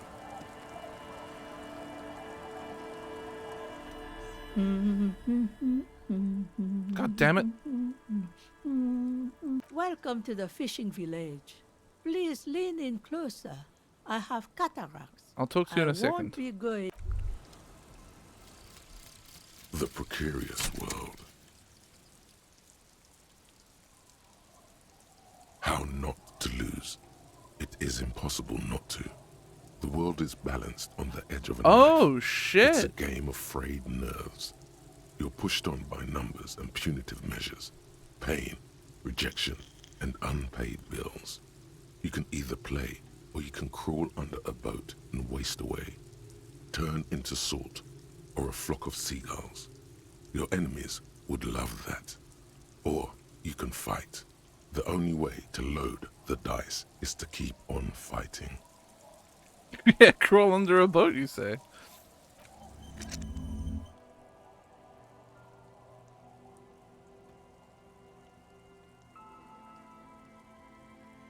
So, you crit success more often, and you can't crit fail. That's good.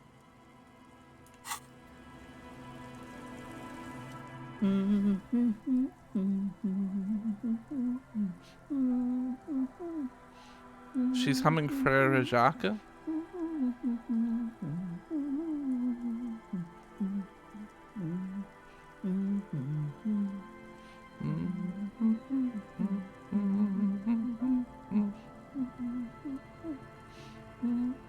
Welcome to the fishing village.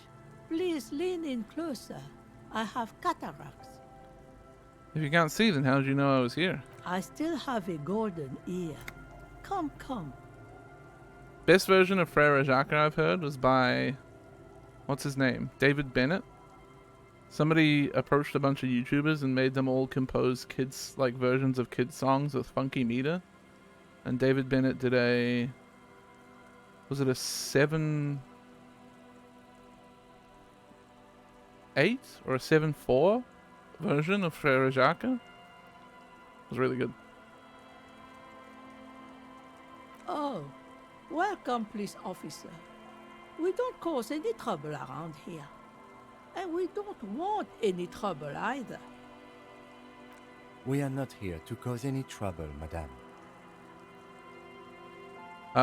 What he said, we're cops. We don't cause trouble. We take care of trouble.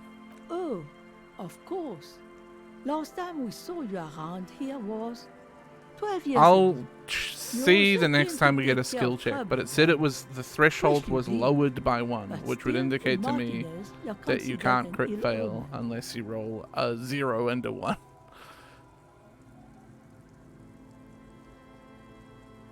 I've been here before? Hang on, I didn't pay attention to this. 12 years ago? Oh, the usual. Dark tidings. Black hound. That's you, all right. A black hound licking your own heels. I've been here before? No, not you personally. I meant the RCM. Some of the men got into a fight. One of them killed another. Locked himself in that woodshed over there. He was brooding, needed some help opening the door. You got it open for him. It took him to think about what he'd done in a more secluded place. Somewhere more quiet. If I'm considered an ill omen, why hasn't anyone told me that? Maybe they are afraid. Why? Because you're an ill omen. But you're still welcome here. As long as men with guns aren't chasing you. And maybe even then. Because that's the kind of fishing village we've built. I'm sorry there's not a lot of room to park the motor carriage. And not a lot of houses. Or a lot of people. My kids are long gone. Searching for treasure. So are others. Ah, look at me ramble on. What brings you to us? Have you seen a redhead woman named Ruby around the coast? Nay, I haven't seen anyone lately. Okay, but do you know who I'm talking about? This is my little cinder block town. I know what goes on around here. She's being evasive. She knows something. There was a murder in Martinez. She might be a suspect. We would appreciate your help. Would you now? I know how this world works. And it doesn't work when people tell on each other. You know something. We're here to help. Aye, that you are, Dark Omen. Help yourselves and your organization. Help the storm clouds gather on the horizon. Enough of this. She better start talking right now. I see. You know something, but you've decided not to tell us. There's not much to tell. People come and go. Now, was there something else? I see, ma'am. I hope you don't mind if we look around anyway. Ruby was here. You know it. You need to look into these shacks, especially hers. Ask her about lodgings. Gay! Where could someone stay around here? Stay? Most people here are trying to leave. That said, if lodgings is what you're looking for, I've got a free room in the shack. How much is it? I won't charge you for it. Take it as a gesture of goodwill from the village to the RC. Hold on, he's just giving it to me? No one is using it, and God knows it's not much anyway. You can stay there. There's this guy Gat who makes me give him money every night just so I don't die out in the cold. That's exactly how they get ya. That's why we built our own cinder block houses on the seaside. So we don't have to give money to those crooks. We might not look like much, but they are ours. Why isn't anyone using the room? My kids grew up and left like they do. The house is long empty now. I live in the small side attachment. It's easier and cheaper to keep warm. You got yourself a new tenant. Don't make an old woman regret opening her house to the police. Well, if you are not in the hostel in the morning, I'll know where to find you. Here, in a shack. Thanks, Kim. What's in this fishing village? Just us. It's barely a village anymore. We almost don't exist. What do you mean? This is pretty much a non-place. A gap. A blank spot on the map. Just a cluster of nameless shacks on a nameless street. There's got to be something here. Tell me. Over there, you can find more of the same. Shacks and trees growing wild. That's the pox. The pox? Between here and Jamrock, a dusty sea of old trees, all covered in industrial soot. Small houses under them, an overgrown park. Just like I've heard the name somewhere, but tell me more. An old military hospital and its surroundings. Or it used to be, during the time of the suzerain. After the war, it was turned into a goodwill hospital for shell-shock veterans and folks looking for some quiet in the old sanatorium gardens. Now the area is crisscrossed with nameless streets and makeshift cinder block houses. Shacks as far as the eye can see. What happened to the hospital? The goodwill ran out. Huh. The staff left and the place was shut down. It's long gone by now. Who else lives in this village? Well, there's Lillian and her kids. A few new folks live in the house to the east, but they are away right now. And then there's the drunks. Not a pretty sight, but there's little we can do about it. Home is home, even for them. What drunks? Sooner or later, you'll see for yourself. don't have to look long to find these guys. Is there a way to make a little money around here? Here? For you? No, officer. The only money we have here is some coins the drunks tried hiding from their women and then forgot about. Under carts, boats, in little boxes. Yeah, I've already kind of it's done not that. hard to find. She nods, rinsing another piece of cloth. What's further down the coast? Not much. There's the abandoned church, the DeLorean Church of Humanity. It's been there since before my time, even. Why is it abandoned? Some things just don't fly, officer. Look around. Who'd go to church here? They built it 300 years ago. Must have been nicer then. So, they don't hold services there anymore? The Ecclesiastes? No, we've tried, but things just keep happening. Crime, accidents, other things. The place never stays open. It's a pity. It used to be such a nice church. What else is down? What else is on down coast? Before you get to the church, there's some ruins, an apartment complex, or some kind of electrical plant. Run-down bunch of houses. Which is it then? Apartments or electrical plant? I don't know exactly. A pre-war place. It used to be something. Before the war. I wasn't here then, you know. Was born in Samara. Anything else of note? Of note? The old fish market up on the boardwalk. But it's closed. Who'd want to come to a fish market here? No one. That's why it's closed. Fair point. It was once a bustling place, back when I was young, and so was everyone else. Now, what catch we do bring in goes straight into a lorry for the Delta or somewhere else. That's it? There's gotta be more along the coast. What? You're one of those real estate people with big plans? If you want a development opportunity, you can check out the abandoned building over at Land's End. Used to be a supply depot, we think, sending goods and ammo across the bay. It's jammed shut though. Oh We yeah, tried to yeah, get it was in, that door. See if there was anything to sell or scavenge, but it's impossible. And now you know everything there is to know about this coast. Tell me about yourself. Me? No one. Just an old washerwoman. Mother called me Isabel, if that's what you're asking. And my married name is Sadie. Hi, Isabel. Now it's your turn, Mr. Lieutenant W. Freighter Harrier Dubois. Quite a handle you got there. So many titles. One of them double. I found this jacket, but it's filthy. Could you wash it off for me? Or could you wash it for me? I can wash it for you.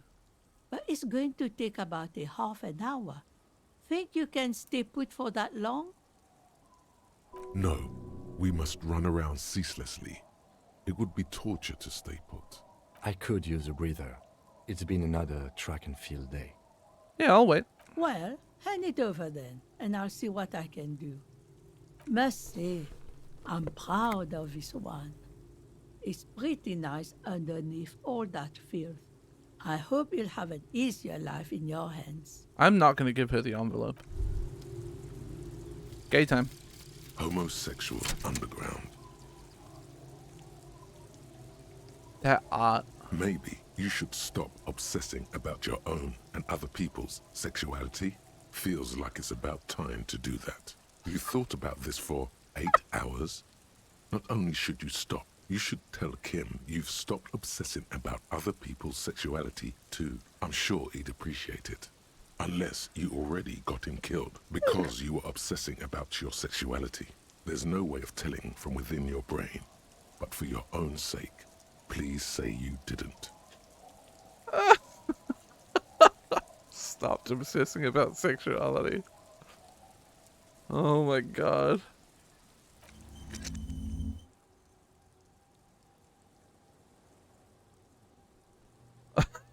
That's the bonus. I gotta talk to Kim about that. I've told him. I gotta tell him I've stopped obsessing about sexuality. I lose drama, but it's pain threshold and half-light. That's pretty good.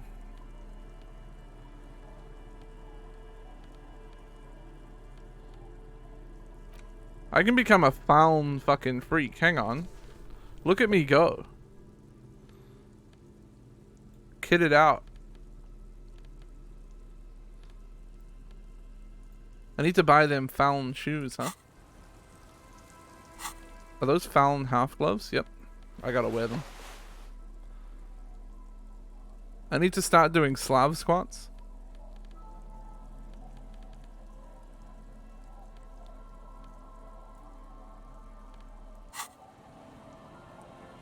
Hey, Kim.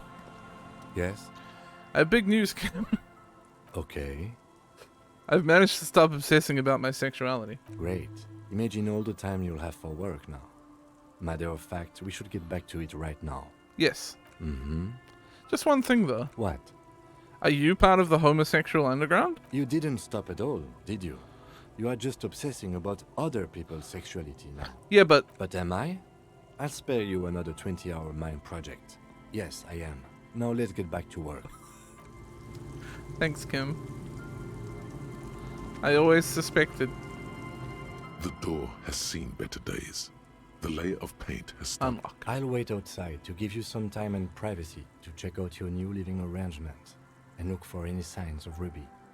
But just after we are done with the day, I'll still be staying in the whirling in rags for the night. We'll meet in front of the shack in the morning. Okay, Kim. The key turns with a satisfying click. You can enter the shack now.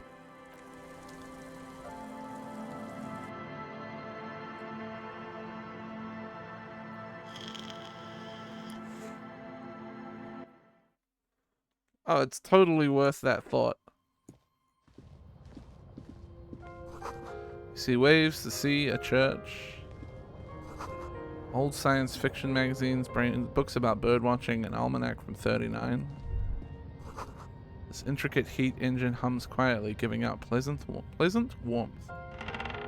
The floorboards creak underneath your step. A brisk coastal wind still howls against the window of the shack. Occasionally, the waves crawl in under the foundation, producing a low hum. The room feels muffled, like you pulled your hat over your ears. Outside, it is cold and windy, but you're inside, and it feels safe and warm. What is this place to you?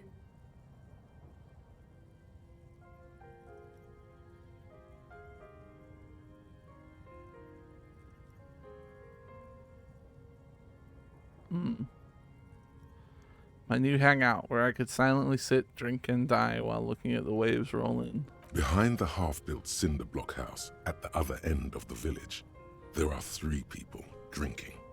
Your new crew. You don't need the old crew. Oh no, you have a new crew to get drunk with. Shivers, this is unlike you. You already were a part of their crew once. You can get drunk with them again. You're probably going to hang out there a lot, behind that cinder block house. It's where you belong. This feels like a cozy hideout. Who are you talking to? There is no one here, not even cold. Thank you, strange sensation, for a fair assessment of the current situation. Outside, the howl of the wind has picked up. The waves crash against the stilts again. It's as if you think the thought, but in someone else's voice. Look under the floorboards.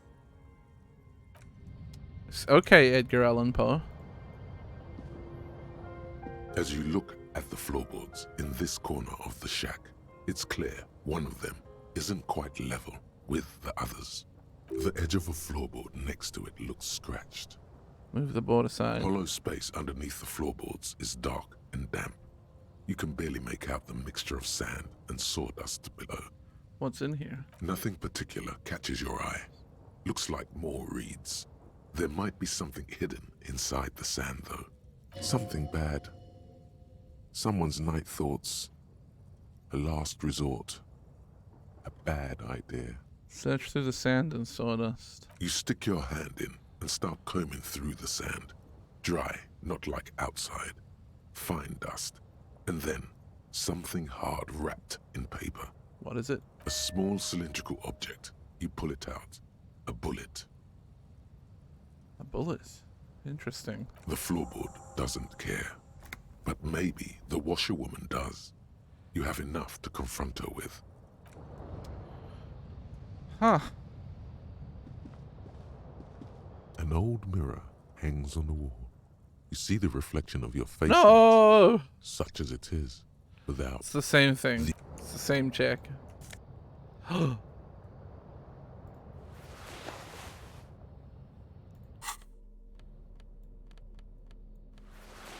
Holy fuck, dude. +1 logic. Checkmate.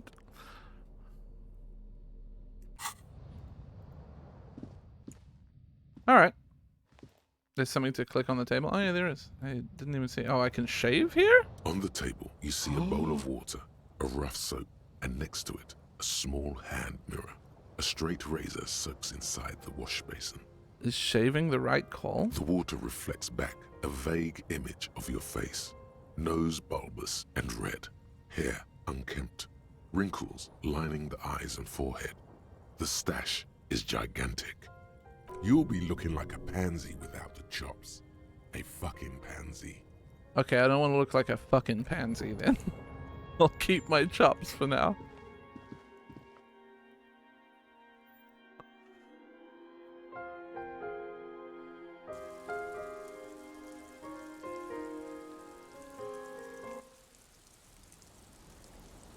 It's important to not look like a fucking pansy when you're a cop. Let's see what she has to say. Also, we need to talk to what's her name again, Joyce. Hi, officer. Anything I can help you with?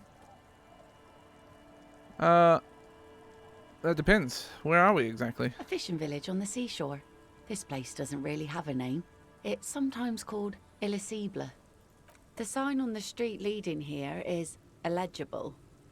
Has been since they built this place. As always, I am the lawbringer. You've graduated to lawbringer now? Men with authority have their quirks. Comes with never being second-guessed about anything. So what brings you here, lawbringer? I have questions. First is, what's your name? The name is Lillian. People call me Netpicker. I think I have time for questions. And that was actually the second one. Indeed, you're always confused as to your whereabouts. Ask her about the cool sword. Helps to break the ice. Nice sword. Does it come with a story? Unfortunately, the factory sold this one with a 3-year warranty instead of a story. It's to intimidate folks, mostly. Hold on. Do you know how to use it? Not really. I know some basic moves, and I know it sure as hell beats a knife when you're in a tough spot. It is imposing. It's a regular mass-produced sword, like a shovel or an axe. Nothing fancy, just for intimidation. Why do you need intimidation tactics? From time to time, people need a lesson in respect. That's just the way it is. Can I borrow that sword? sword? I've got the eyes of many men. And believe me, men need a lesson in manners from time to time. You're not wrong, Lillian. Can I borrow that sword? No, I'm afraid not. Tempting to confiscate the blade I use to keep these animals in check would put me in an early grave. Is she flirting with you? A little? Why don't... I think she might be. Shut up, Electric Chemistry. Why don't women arm themselves... why don't more women arm themselves if it's so effective? What makes you think we haven't? The truth is that almost everyone in this life is scared and tired and stupid and too dull for that. That goes for men too. But they put on an act for us. Pretend like everything's good and living in shit doesn't bother them. That does not go for real men. It does not go for you. Oh no. Show her. Show her the wonder. Coach means the expression. Behold.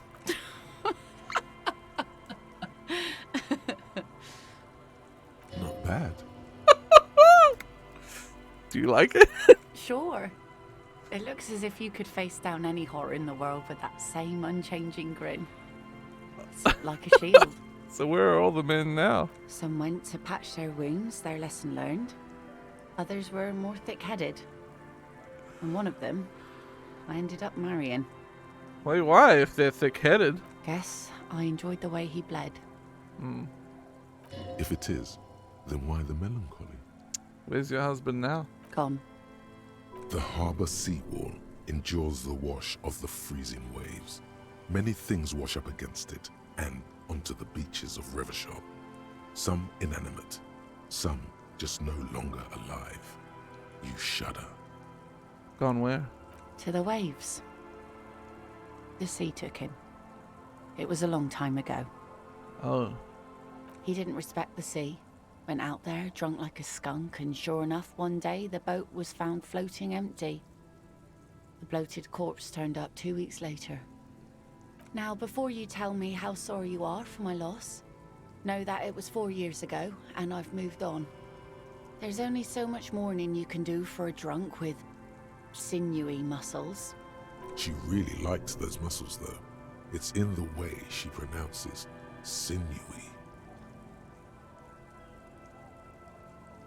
Yeah, death is nothing. I shit on death.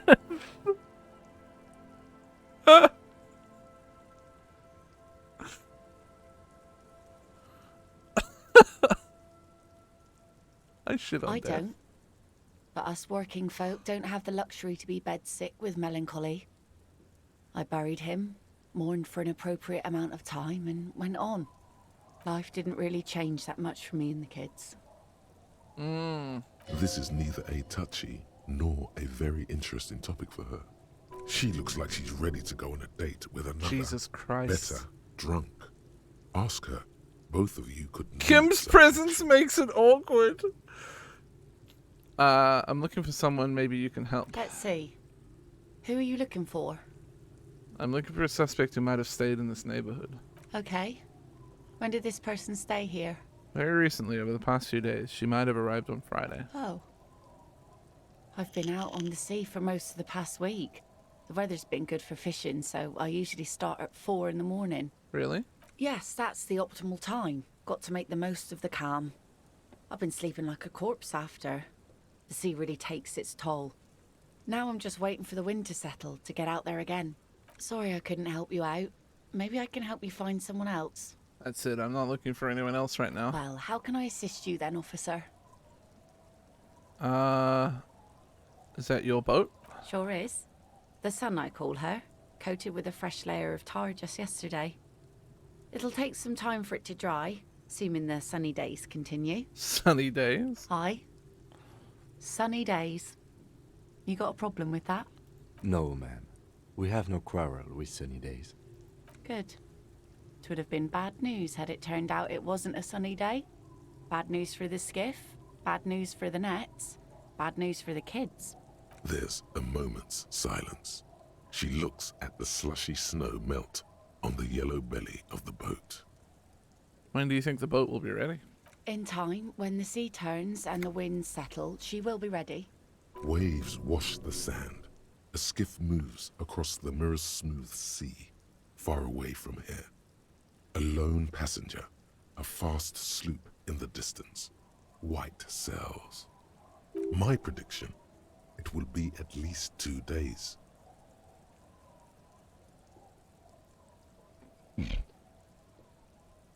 No, well, we might try that another time. What do you do around here? Like I said, fish mostly.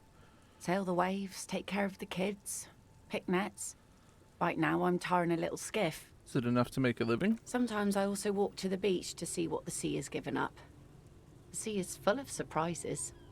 This is what is called a conversation. You don't have to be guarded right now. Interesting. What have you found? Wood, pieces of glass. Every once in a while we see dead bodies. Human, animal, fish, other odd sea creatures. A mine washed ashore once. Bottles, drugs also.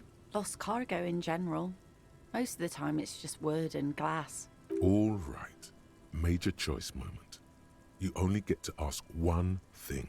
It would be weird to say them all. Okay. Choose wisely. Mines. Mines. You need mines. A mine? The RCM could use a mine. Where is it? Well, the RCM has to wait for another one, because some army folks came by, took it in the middle of the bay and blew God it damn up. it, physical instrument. The blast was surprisingly timid for such a huge spiky thing. He's seeing you. Hey. You're back. Good. What can I help you with? I spoke with the Yes, lorryman. my eyes on the harbour have sent word to that effect. What have you discovered? We discovered enough to conclude for now. Yes. And will you start an official investigation? If there is an investigation, it will be part of an ongoing operation, subject to confidentiality. I am sure you understand. Of course, detectives. In any case, you've held up your end of our arrangement. I trust you with the rest. Now it's my turn.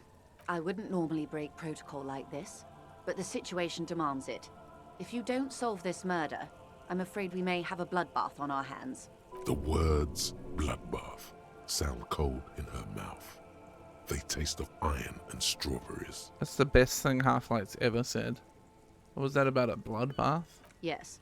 I'm afraid this strike may descend into a small-scale civil war, with possible consequences for all of Rivershoal West. Since you are sharing, ma'am, this is also the RCM's worst-case scenario. Then we're on the same page, as grim as it may be.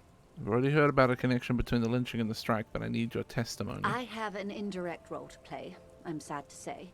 My employer experienced a momentary lapse of faith in me.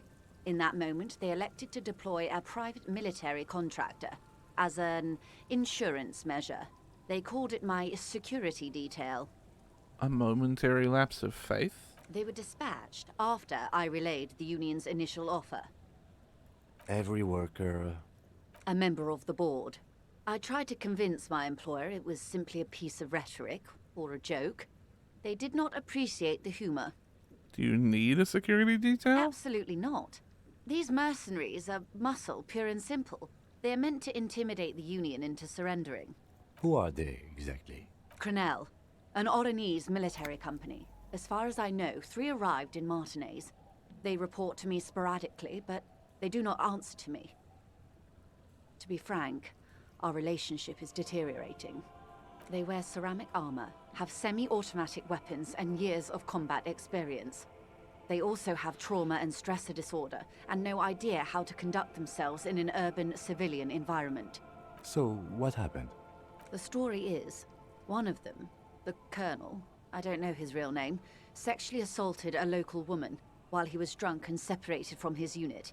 This allowed some of the more militant Union members to subdue him. He was taken out behind the whirling in rags and lynched last Sunday night. What then? Nothing. Mr. Clare refuses to let me into the harbour. I have not been able to discuss this matter with anyone there. The remaining 2 Crenell contractors carry out their orders, for now. For now? It's a smokescreen. In secret, they are conducting an independent military tribunal into the lynching. Once this investigation is concluded, executions will follow. What is the nature of this so-called investigation? Whether to execute one, some, or all of the Union militants. It will be all of them. The decision is already made. I have to say, this is not disco. It is very far from disco. My only hope is that you provide a single, concrete suspect before the mercenaries indiscriminately pick theirs. Simply put, if you don't pin this on someone good, and do it fast, they will identify and execute everyone present at the lynching. This in turn will force the Union to respond. The Debardeurs have over 2,000 men. It will be 1,000 to 1. Have you ever seen a Hornet invade a beehive, Lieutenant? It's not pretty. These men work in tandem using semi- and fully automatic firearms. Their armor is virtually impenetrable to muzzle-loaded weapons, even yours. Most Union workers don't have guns at all. As I said, a bloodbath. Maybe a good bloodletting is just what Martin Half-Light, shut the fuck up. Houses drenched in red, blood gushing down Rue de Saint-Cispar. The whole place mopped with a giant red rag. Fresh bullet holes for all the old buildings.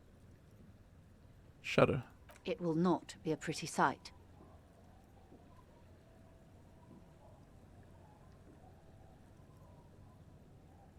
Seekim, this is the great bloodletting I've been telling you It about. appears you found it, yes. And I'm not happy for you.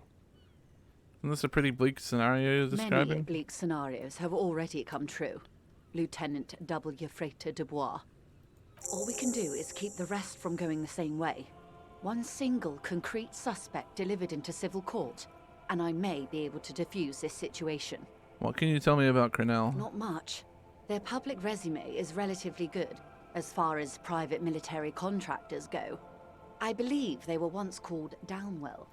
Down a deep, black well. They boast a long list of clients. Saint-Baptiste, Welchman Lawrence. Oh, we already had a skill Eendracht. point. We've got A 2 in the warning pocket sign, now. however. The operations concerned all take place in third or fourth world countries. Guarding... Meaning they're used to operating in war zones. Yes. All the good conflict corridors. Supramundi. Downwell Yeesut, is an indie game. The A Seminoles cool one, I Islands. think. Countries that don't have a good record reporting atrocious military conduct on their soil. Anything else you got on them? Sadly, no. Before this happened, I had little interest in them. Now that I do, I don't have the resources. If you still have access to the ICP's database, you could run a better background check than I ever could. It may take some time, though. Do you know a lot about the inner workings of the RCM and the ICP, ma'am? In my line of work, it pays to do your research. I was prepared to deal with the RCM. I did not think I'd be dealing with a group like Crenell.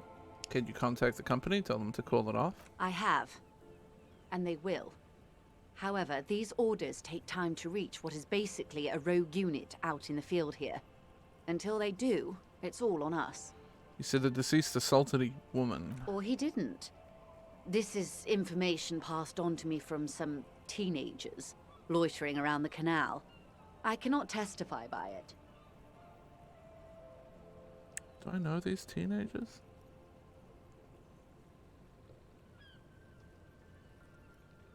Unless she's talking about Kuna. But I don't think Kuna would tell her.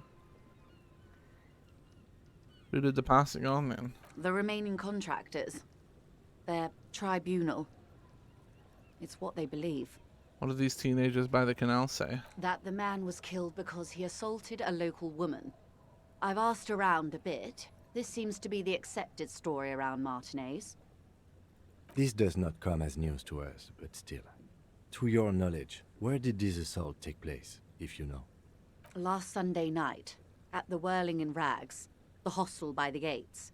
Supposedly, the colonel was drunk, maybe on narcotics too. Either way, he's alleged to have sexually assaulted a woman. Sometime later, a group of dock workers got their hands on him.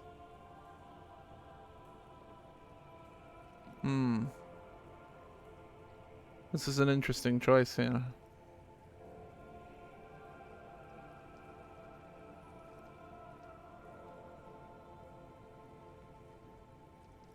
That's a good question, officer. I don't have the slightest idea. As I said, it's a rumor. About a rumor. In any case, it's what the colonel's remaining colleagues believe. This colonel, the one who was hanged, did you know him? If you mean did I see him alive? Yes. But I did not know him. His name was? Lely. His service name. A nom de guerre, most likely. He wouldn't divulge his full name. Only one of them did. A bad sign if there ever was one. Tell me about the others first. One is a man. Corty, they call him.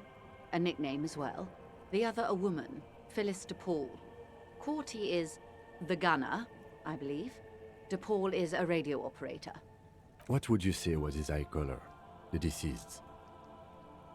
She closes her eyes, trying to picture the man's face, then shakes her head.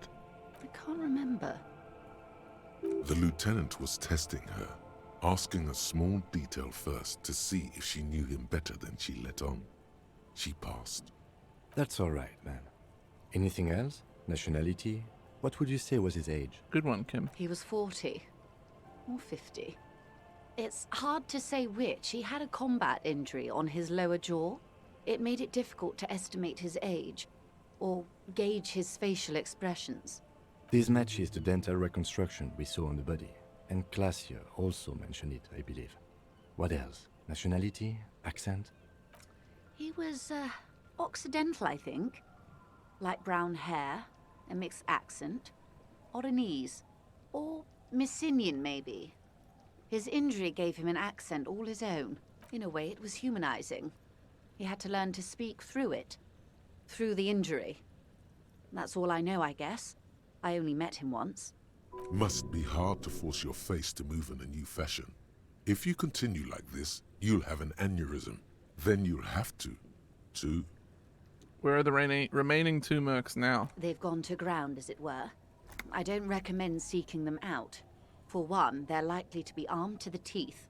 They don't have the same respect for the Revachol citizens' militia as I do. To put it bluntly, they think you're vigilantes. Ghetto savages. It will not be a fruitful meeting. You should show those meatheads exactly how savage you really are. We still need to know where they are. You're likely to run into them eventually. When that happens, I'll be in a better position to mediate if I don't appear involved. Oh, I can't lose. One is obviously the scab leader at the harbor gates. Yeah. The one chanting the idiotic slogans. He's barely maintaining his disguise. The other has a vantage point in a building south of the roundabout. They were keeping tabs on you while you were canvassing the lorry drivers. One must be the goon in ill-fitting clothes by the harbor gates, the scab leader. That may be so. I still hope you heed my advice. There's no need to kick the hornet's nest. For all your talk of averting this catastrophe, the situation at the gate is a powder keg. Does this not bother you? Catastrophe, Kim? Of course it bothers me, Lieutenant. But my hands are tied.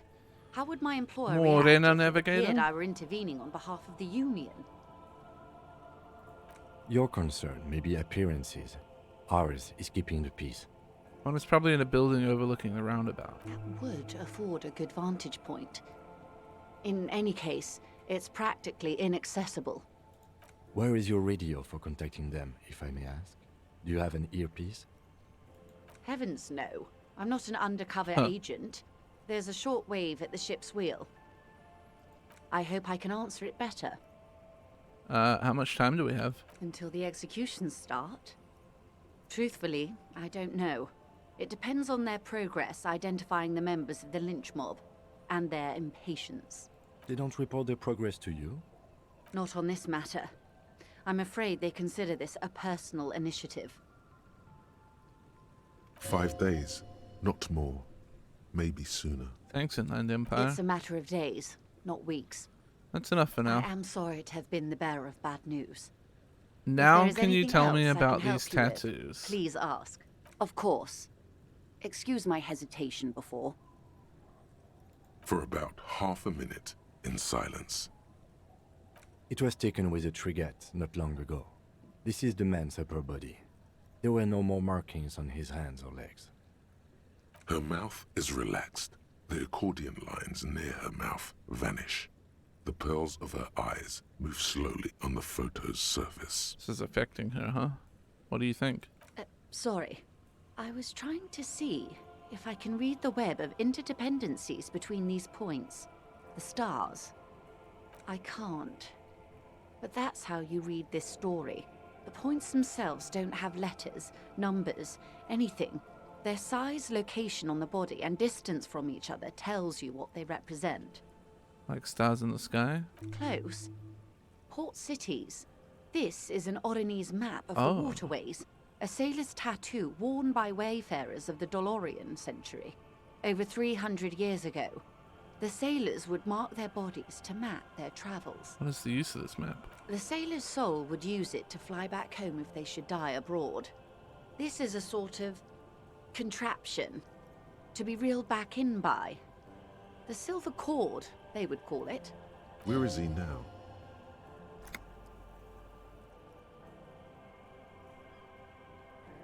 Nowhere. There is no soul.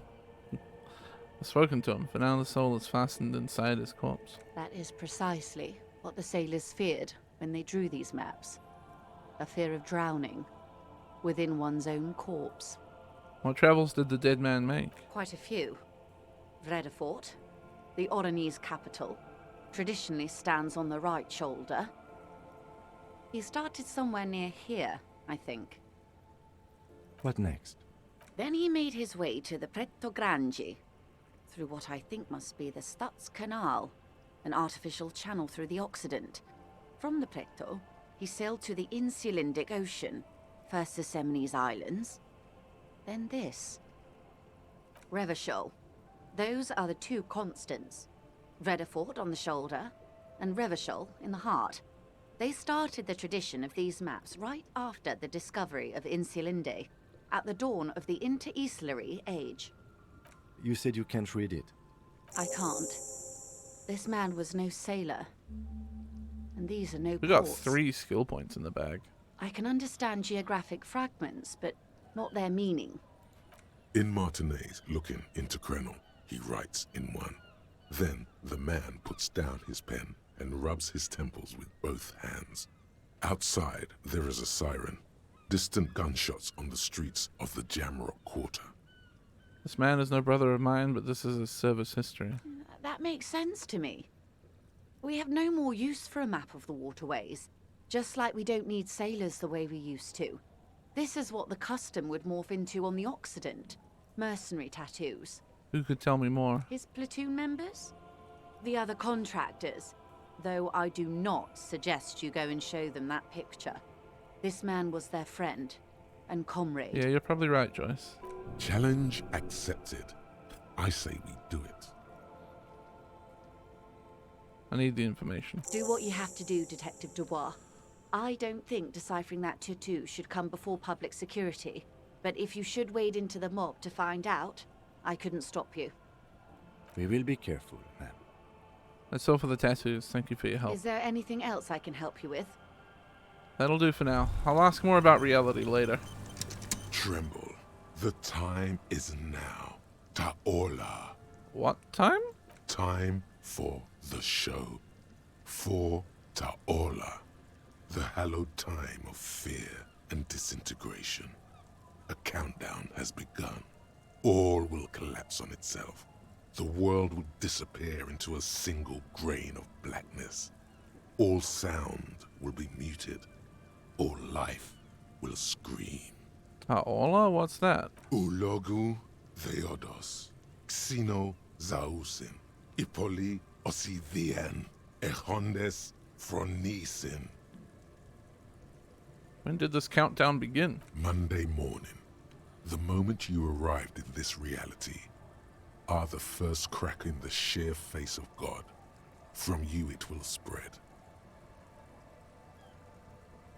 This is because of the insane world ending I've been saying, isn't it? Yes, you spoke the words of the Palindropos and the houses of Pericarnassus. Items, people, even words will tumble. All will lose its meaning in the coming years.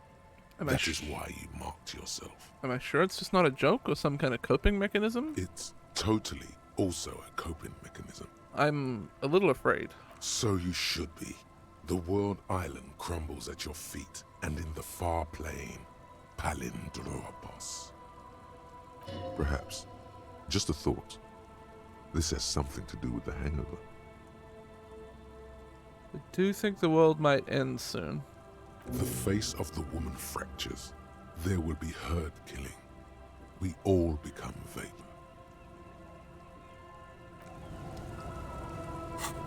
Jesus, okay, so we have Cop of the Apocalypse. You woke up in a hotel room and started rambling about the end of the world. It's not your normal everyday doom crying either. Something truly colossal is approaching. The gloaming, the culling, the bloodletting of unimaginable proportions. Until now, you've been pleasantly vague about the precise nature of this cataclysm. No more! Put the bloodletting on the burner and really figure out what's threatening the fragile physical reality you just found yourself in. I only have 2 skill points, actually. I must have misremembered. Hey, so a little observation. It's all cool, man. Don't freak out, but every time you say, I am the law, and you say it a lot, it's basically hello for you. Your jaw does this weird thing where it sort of shifts sideways, hanging off your face at a jaunty angle, while the word law sounds oddly guttural and low. It's strange. You wouldn't notice it, but after saying you're the law 80,000 times, the question does come up. Why do you have law jaw? So I think we want to... I'm intrigued by this Cop of the Apocalypse. What would I get rid of here?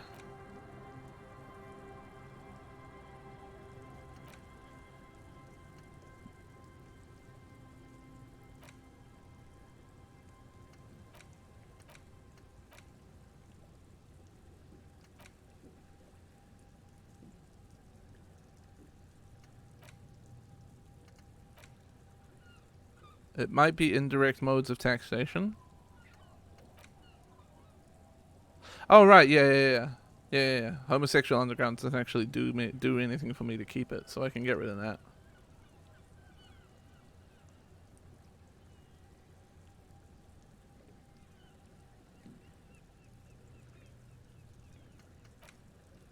What do you mean I don't need shit compressor? All endurance white checks unlocked. Learning cap for endurance race to 4. That's a really good bonus. Means every time there's an endurance white check, it's there. Oh no. It just unlocks the stuff that was cracked, I guess. But the learning cap is nice.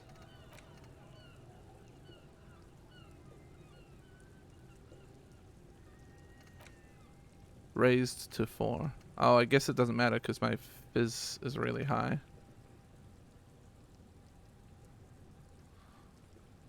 Because it's already going to be above 4. So shit compressor actually does nothing for me right now. Okay, goodbye shit compressor. And now we will learn the Cop of the Apocalypse. And then I need to put a skill point into physical instrument.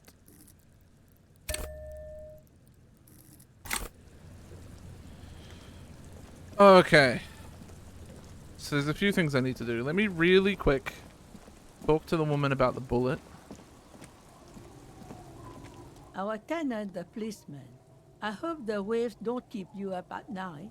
What can I help you with? Why was there a bullet under the floorboards of your shack? Damn that girl. A bullet? You didn't put it there, did you? She did. Gone and hid things in there? She's usually a good tenant, and not a stupid one either. You rented the room to her? Yes, I let my room to that Ruby girl. As I've done before when she's been in trouble or just looking for solitude. I've made it clear.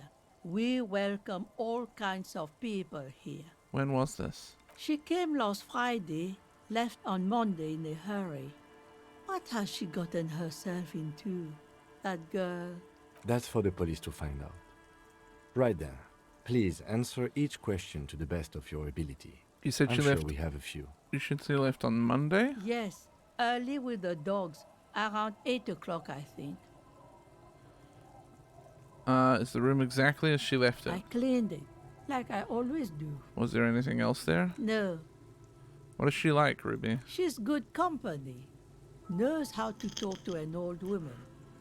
At my age, you don't get a lot of quality conversation. So I really appreciate that about her. Did she talk to you much during her last stay? No, she was mostly silent this time. Kept to herself. What do you mean? She tried not to let it show, but I could tell she hadn't come to fish. Usually she likes to cast a few lines, but this time she mostly stayed in her room.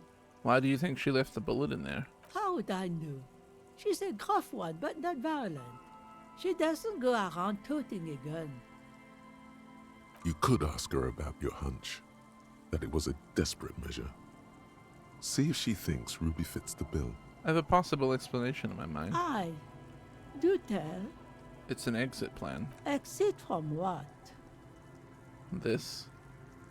The world. The lieutenant stops writing for a moment. He looks at you, then at the old woman. No, she's a fighter. Not a quitter, like you sometimes get, son. I heard she was a heavy drinker with anger issues. You ever witnessed that kind of behavior? Nothing of the sort. Sure, she was no stranger to the bottle. She fit in that way. But I only knew her to have a beer on the beach while watching the sunset.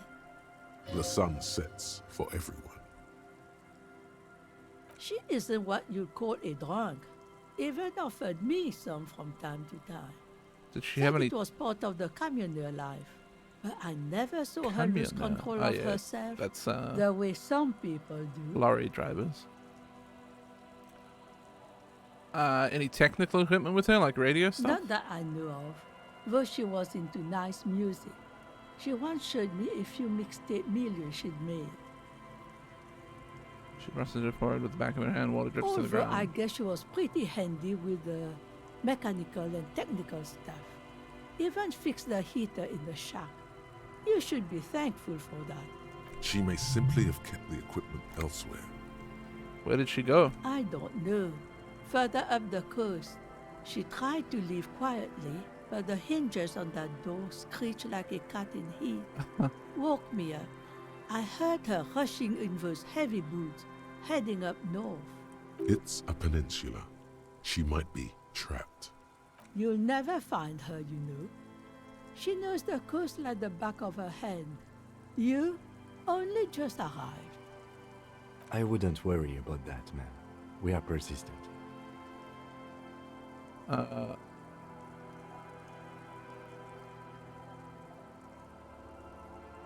Further up the coast we go then. Are you sure you'd rather stay here? Get a nice cozy fire going in the heater? Seems like a better idea to me. The failed electric mural. You feel like you should go look at it again. Step closer this time. The failed electric One thing, mural. officer. If you do find her, please go easy on her. She's a good girl. Whatever she's gotten herself mixed up in. Alright. I will do that, but we must... I have to go and prove that I'm strong again. It's very important to me. I had decades-old concrete defenses. Children play on them now.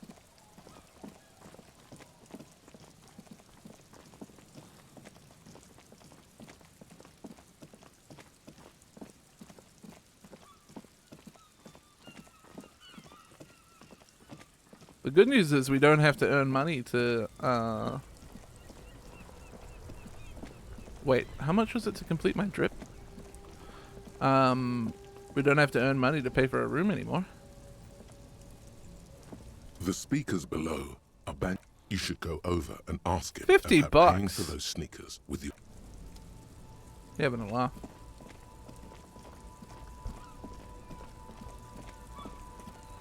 If I get 50 bucks, I'm absolutely buying those spinners back for Kim. If I can.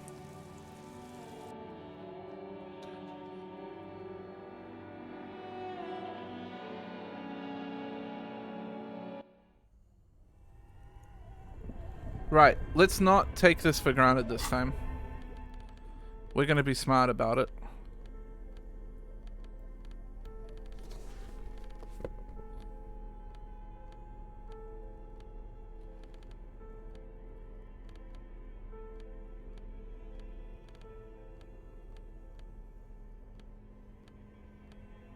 I'm sure hats and glasses won't give me physical instrument.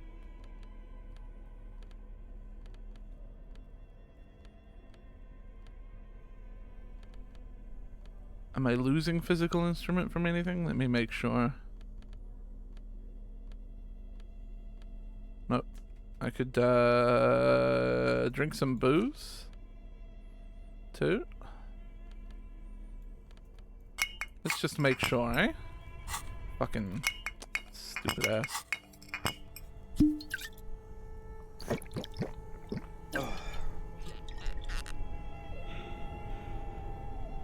This orange machine is dead still. It has a hand-cranked ice The cream thing churner is- and an electric freezer. The ice around it I can't slowly fail. melting. Ice groans and howls under the strain of your giant Kvalsund multi-tool until the lid cracks open.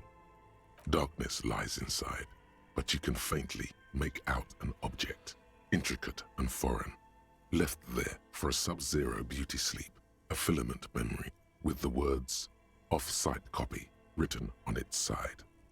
Disappointment washes over you as you stare into the almost empty ice cream maker. What? No ice cream? A scoop of ice cream would have been nice, yes. Aw. I want to get Kim some ice cream now. You gently lift the cube from its frosty bedding, careful not to damage it. We should take it back to Miss Lucan and killed as soon as possible. I'm not sure how well unused filaments tolerate room temperatures. Yes, but aren't you curious to know what's on the precious filament? There's a radio computer upstairs. No, I don't want to fuck it up. I'm going to give her a filament. I'm going to be nice.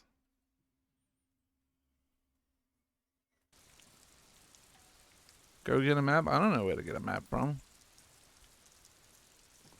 Walking doesn't take any time.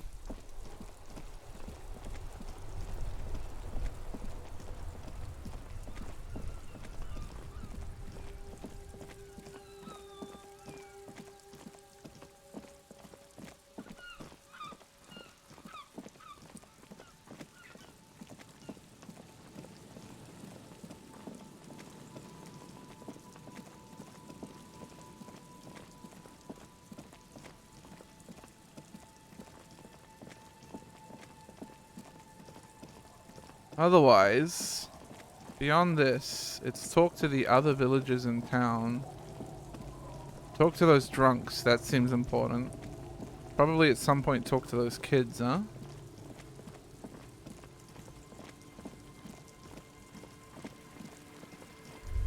I need to look at... The water runs from the west. The source is upstream. A broken pipe. I fucking... have been trying...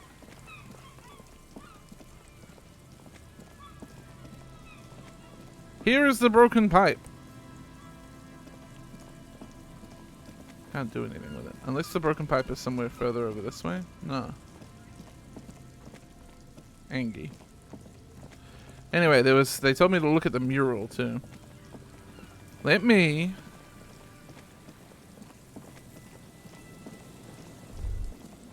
The light vanishes inside the concrete slit. The structure goes deep under the earth.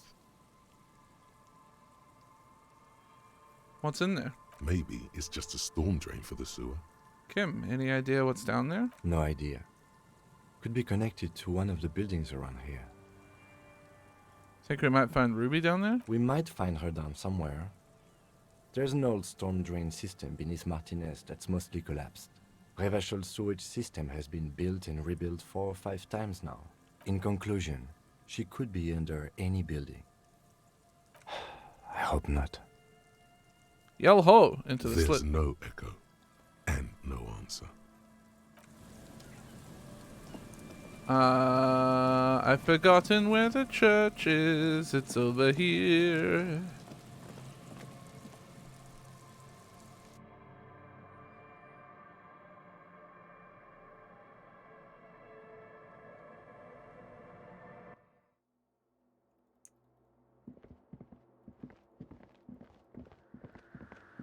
Hey. About the offsite copy you asked me to bring. I brought you the Yes? filament. Thanks. Looks like it's the one. What's gonna happen now? Now I'm going to print it out to see what's left of it. Wait. No. That's dangerous. Wait, don't put it She in yet. shouldn't do it. It might be dangerous. No, it's not dangerous. Just depressing. How do you know? I have a theory. Lintel was able to divine the anomaly's location from this broken copy. I want to repeat their calculation, only this time with better equipment. Watch. What an intricate display of failure. The paper starts filling out with ink, soaking it in a gleaming blackness. Not a single line of data stands out. Cold sweat trickles down your spine. This is spooky as hell. Now what? Sorna doesn't reply, her hands running over the printout. She's looking for something. For her morning star. Eyes scouring the millimeters. Here. I found it. Where? Hold on. She's behind the keyboard now, typing in some numbers. Only she understands the terminal beeps and the light inside starts pulsing like a glowing heart. Can I do anything? Shh. Just give me a second. I'm almost I've never witnessed a program at work before. done. I've got it. I found the location of the anomaly. You did it? You found the coordinates? I found the coordinates. Oh my god, congratulations. Thank you. Time for a celebratory drink, perhaps. Electrochemistry. So where is it? Where is your 2mm hole in the world? There. In the swallow. She points to the other end of the church where a group of water bowls form a ritualistic arch. Think you can help me again? Sure. I need you to go move those water bowls for me. I need to double check my calculations. Just walk over to the circle and follow my instructions. Move the third bowl 2 centimeters to the left, and the fourth bowl 5 centimeters to the right. God, okay. This should do the trick. Third bowl 2 centimeters to the left, and the fourth bowl 5 centimeters to the right.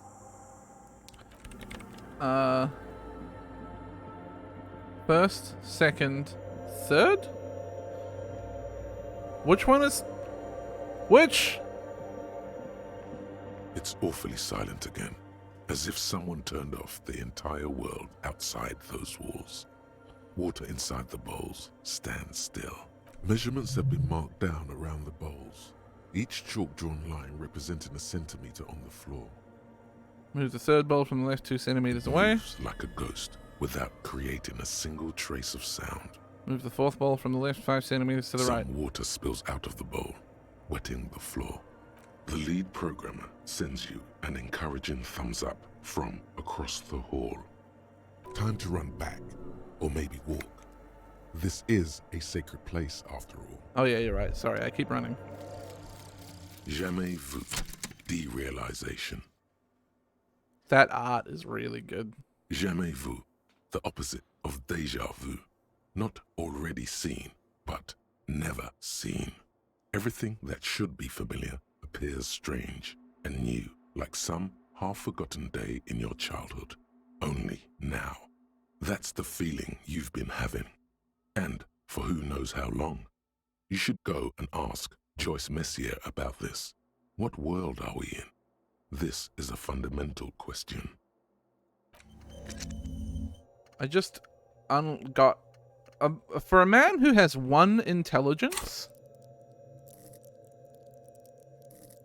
Oh, it didn't raise anything. Pause! Thank you for the raid.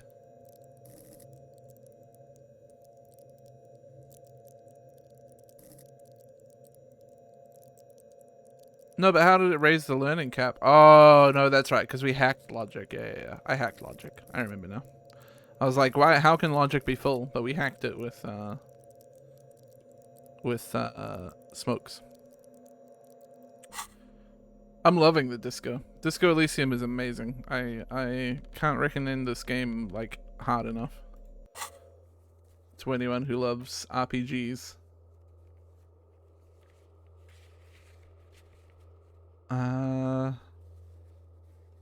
Oh yeah, that's right. That's asking Lillian out. Okay. So I guess we go back and talk to her now.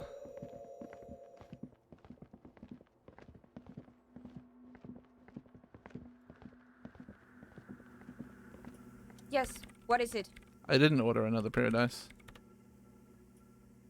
I moved the water bowls to the right position, just like you asked. What's next? Great. Everything should be aligned now. What's wrong? Yeah. Nothing. Now the only thing left to do is to unmute the headphones. If we got the location right, we should then be able to hear whatever sound this anomaly makes. Why did you have your headphones on mute in the first place? Honestly, I'm a little scared. Isn't it going to be just silence and nothing else? I don't know. That's what I'm scared of. I don't know. It could be anything. I mean, what sound does the nothing make? How can you even listen to something that doesn't exist? She turns to face you, the main theme throwing shadows on her chin. What if silence is only what surrounds it, but the swallow itself Oh, we're is... getting existential now. What? I don't know. I'm just scared. Maybe it's going to be something terrifying. Maybe it's going to tear the world apart. You're right, we should be cautious. We don't know what we're dealing with here. Maybe.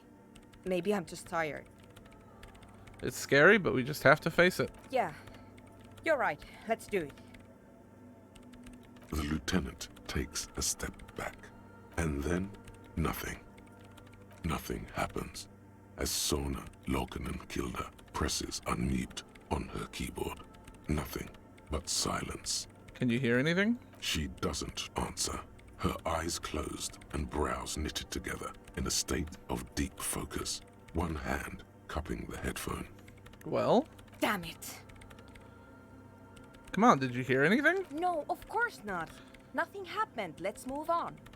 Despite her fear, she was hoping for something extraordinary to take place. What did you mean nothing happened? Did you find the swallow? No. No. My hypothesis was wrong. According to this, I should have heard something, if I got the coordinates right.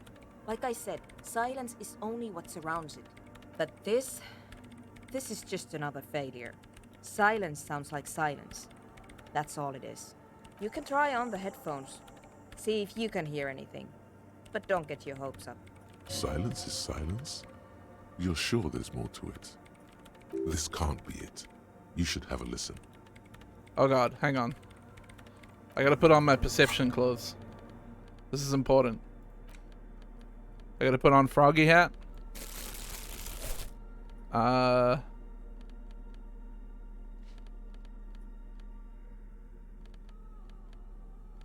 I guess I don't have perception glasses, huh?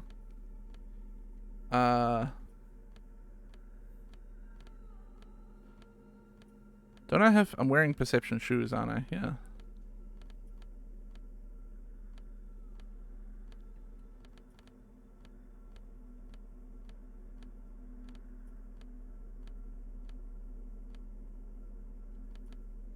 Is that it? I think that might be it for perception clothes.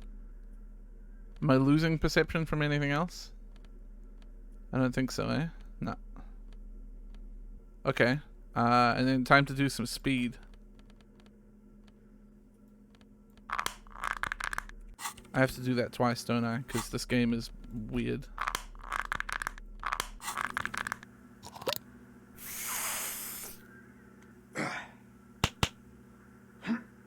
I do have perception glasses. I have glasses that remove perception. You mean these that remove perception? And these that remove perception? Yes, what is it?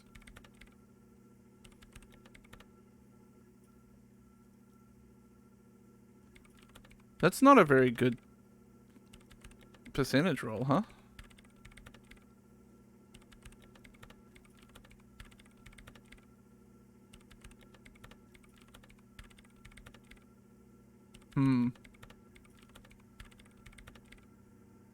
Chat, give me ears.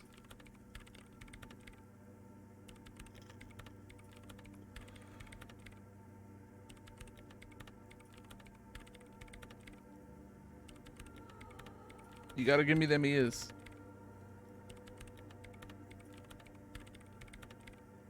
Oh, hell yeah, let's go.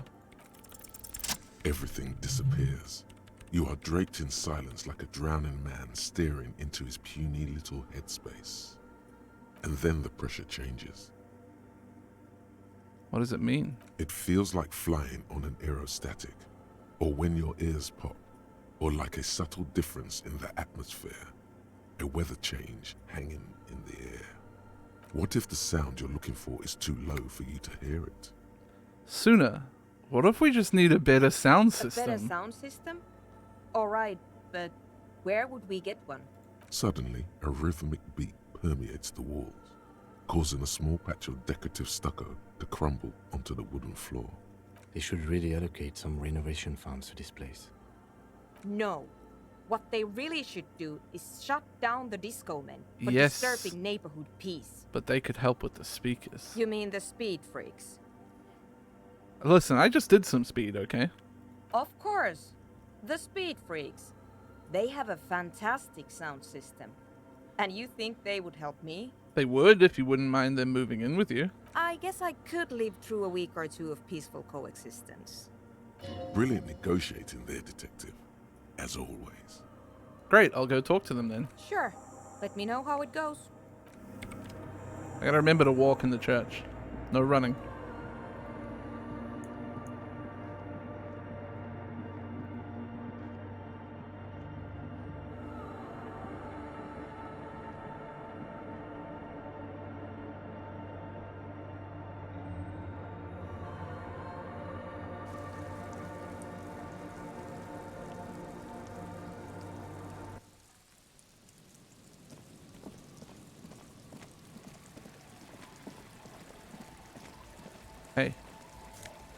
Money.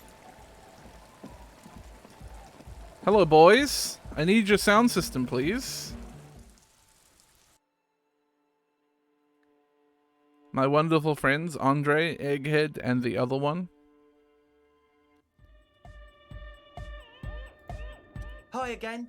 So, how are things going? I'm here to talk about the church again. What's Good the news. deal? I managed to convince Suna she's okay with you guys moving in, but on one condition: she needs your speakers for her project. We are grateful, Copman. You're a true ally and the augury of a new era of Nordic dance music. You're going to have to share space for a couple weeks until she gets her research finished. That's fine. We can manage. And you're still sure about keeping our little side business, right? You mean the illegal drug lab? There will be no shady shenanigans in the church, only love and erotic dance music. Fine. We can make do. It's going to take us a bit to move our stuff inside. A couple of hours, maybe. Come check back later. Let's get moving. Couple hours? So that's a tomorrow thing, I think. Because in a couple hours, we're going to be thinking about getting towards our communist meeting.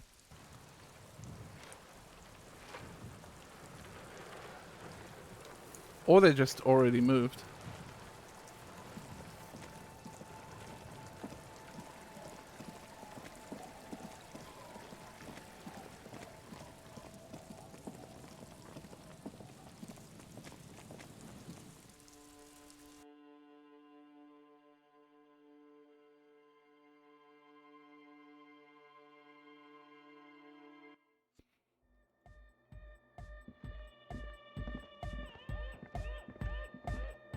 Jesus Christ.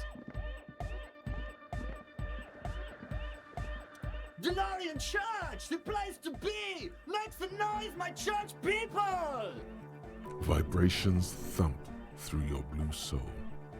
The music sounds much better in the church. A hawthorn tree on Rue de Saint-Gilles Lane, tangled in its branches, something bronze flutters in the wind. I still haven't seen that fucking He tree. stands on stage behind a table, nodding along to the music and waving his hand in the air. In front of him, the audio mixer. One reel spinning. The other reel deck is empty. Cables run hither and thither. On one side you see an auxiliary line in with the number 4.5 written next to it. How do you like it in the church? Yeah! Back on the case! No disgrace! Bring it down to party place! The first page of the second chapter! Alright, goodbye, kid.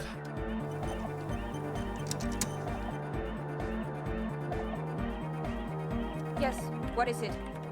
How's the project going? I see that your neighbors have moved in, but all I hear is erotic dance music. I said, how's the project going? I can't hear you! The music is too loud! The project, how's it going? Oh, the project! It's not going well! Why? There's that guy! I need him to plug a 3.5 cable into the auxiliary input so that I can route the audio signal through the mixer into the speakers. Why don't you just ask him? He doesn't listen to me! He only ever seems to care about hardcore and Yekukata! A place to be, apparently! I'll speak to him and see what I can do. Maybe you can get through his magic rhymes! Let me know how it goes!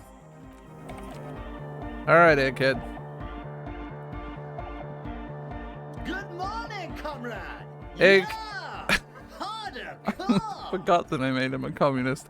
Can you please route Suna's signal through your To speakers? the mega! Yeah! I can route it through auxiliary! What kind of a cable does she use? 3.5 or 4.5? It's 3.5, no doubt about it. It's on the ground. Oh, she uses 3.5. Yeah. The auxiliary lining is 4.5 millimeter. These two don't mix. Oh no, we're going to be in this church forever.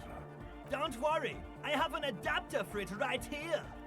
Hang on, this is a 4.5. We're all good, people! Great! Someone got through to him!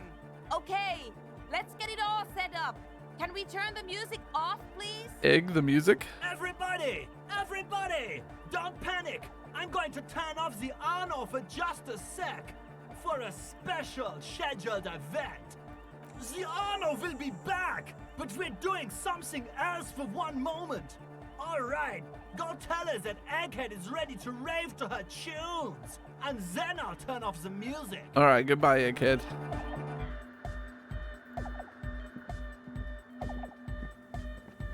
Yes, what is it? All right, I talked to Egghead. He plugged in the cable. You can unmute your Okay, speakers but now. Think you can ask him to turn the volume down a bit? Just in case. Maximum! Maximum is the only way! I know it is, but could you please turn it down just this instance? Just this one time? Maximum is not the only way, okay? Pump it to the brick! Pump it to the hard master! There's no other way! Glue style! See? He pumps it to the hard master. It's hopeless. I think what Egghead is trying to say here is that the volume button is stuck on maximum. Of course it is. Yeah! Permanent enlightenment! Ray of sound! Never mind then. Let's get on with our project. I'm going to unmute the speakers on a count of 5. Everyone ready? Egghead pumps his hand up in the air, waiting for the beat to drop. Born ready. Ready. I'm ready if you two are detectives. The lieutenant nods stoically. Suddenly, your palms are sweaty. The church seems cold and large. Somehow, there's tightness in your chest. Anxiety. Okay, ready. 5, 4, 3, 2, 1. Mute disengaged. Just a hand from the keyboard. Complete silence fills the room. No wind outside. No waves. No floorboards creaking. Total, continuous silence. This is unnatural. The woman looks around. In the silence, you see dust move on the floorboards. The driver of the speaker vibrates in the air and then stops. Plasterwork begins to crumble down the walls. In the silence, a low hum starts creeping up your spine. It's a song inside you, not in the speakers, not in the room. A great bass sigh in the basement of your mind. Slowly, it builds until the air around you starts to vibrate. It's out there now, in the world, made manifest. It will devour everything. The floorboards, the glass, the streets and the people. Nothing will remain. Guys, what's going on? There's alarm in the man's voice as he steps back to scan the surroundings. A slight rattle like crystal clattering in the cupboards fills the air, joining the chorus. It's getting louder! Says Noid, his eyes riveted on the strange circle of water basins. In the basins, the water looks like it's boiling. Hosiana! Mother of Mega! You hear Egghead yell, but then something else. His voice is growing faint. He's peaking. The worst high he's ever been on. It was in me at first. The beauty and the beat! The future of dance! Planetary! No, Egg! It's the window! The glass shards around Dolores Day's vacant heart appear to be vibrating from the sound. It almost looks as if she's alive. In the corner of your eye, the lieutenant steps aside, cautiously, his eyes searching for a possible evacuation route. The window is going to come down. No, the roof! Oh, Jesus. She looks up, a screech fills the air, a scream of wood and nails. The pillars of the church twist and creak above and around you. Cracks appear on the stained glass window. Cracks run up the wooden pillars in the dark. Come down to us! Love! Below it, all the bass grows, like the jaws of a giant compressor gnawing on metal and wood. It does not sound benevolent at all. It's shaking the building's foundation. The floor twists. A great pulse arises in your flesh. That's it. I'm muting it. Oh, I want to dance with somebody! Oh! I want to feel the heat with somebody! Shit! It doesn't stop. A seal? Have you? Yes, I've turned it off. The mic is nothing. This has nothing to do with Mike. Andre, pull the compressor! The place is gonna come down! Fuck! I can't shut it up. The signal's passed. It's not in here. It's... This is it. A great roar. The vault of the roof twists above you.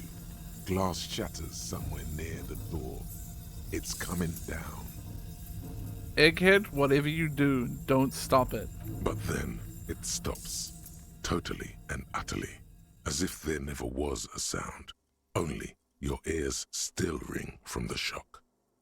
Everybody is staring at Egghead, holding a dangling cable in his hand. A black 3-pin connector. Egg. I pulled the plug. It was getting too hardcore. You did good, Egg. Most of the place seems to be intact. Fucking hell. Programmer lady. I love that it tell me writes you were that it's recording fucking that. L. 4 years. 22 people. Millions of reals. All that time? This is what we were up against. Just erased it. Suliswolf isn't gonna believe this. Yeah, but did you record it though? It was dope. I think we can use it. Yes, Andre. I recorded it. Damn, I need to send some letters now. Thank you all for doing this. Eggman, you too. And you, officer. I don't know what we've discovered, but I know what it sounds like now. That's a start. Kim, did you hear that? It was very hard not to. I think you're right. There is something going on here. And you need to be very careful with it. I promise, officer. We will not play it again. What was that? I've never heard anything like that. It was mathematical information from the anomaly, presented as a waveform. That's what it was technically. Theoretically, I have no idea. I've never even heard of anything like this. A voice seems muffled in the silent church. It's your ears adjusting after the exposure. You're going to write Suliswolf? Yes, our lead designer. And maybe some of the producers too. And some of the writers. If they're sober enough to open a transmission. They need to hear. They need to hear about this. Don't worry, I won't send the recording. Although I doubt they have the speakers to produce the frequency anyway. What happens now? Are you going to... Stay here. I'm going to stay here with these lunatics. Send letters, maybe meet Suliswolf. Also devise further measurements. I want you to know that's totally chill with us. I don't care, but thank you anyway.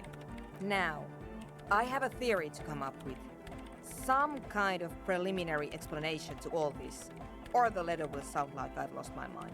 Yes, and we have to get back to stabilizing Martinez. Instead of demolishing it with loud bass noise of unknown origins. Some tiny hard thing lets go in your stomach. You're still alive. You have an explanation for all this. Somewhere deep in you. You just don't have the pieces yet. Yeah.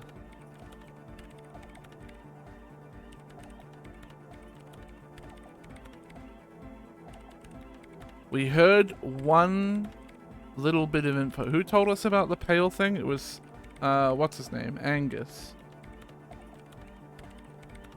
So this all ties to Ruby in the end, huh? Interesting.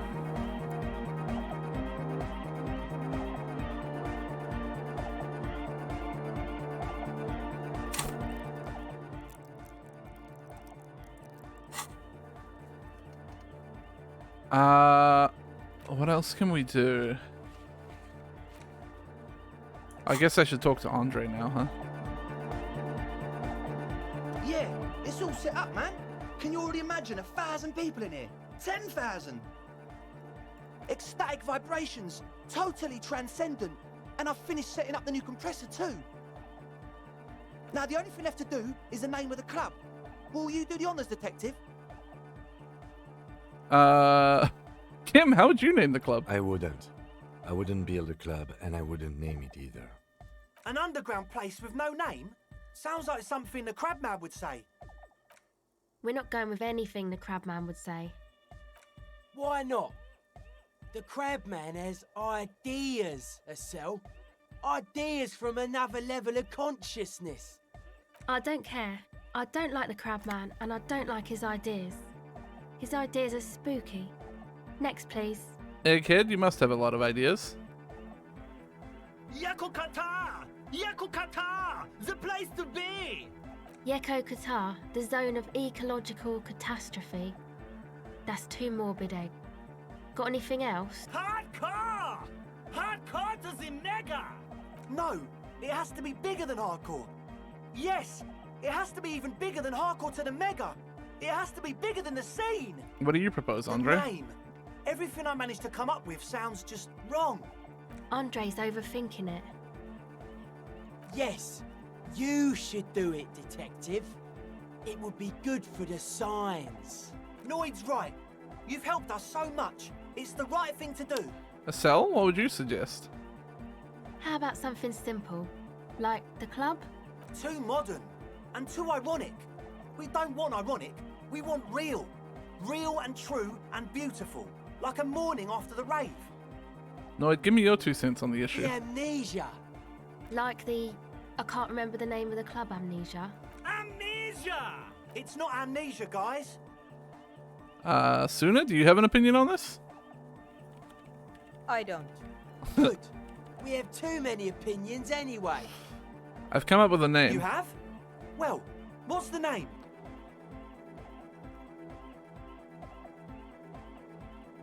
I read this as No Truce with the Furries.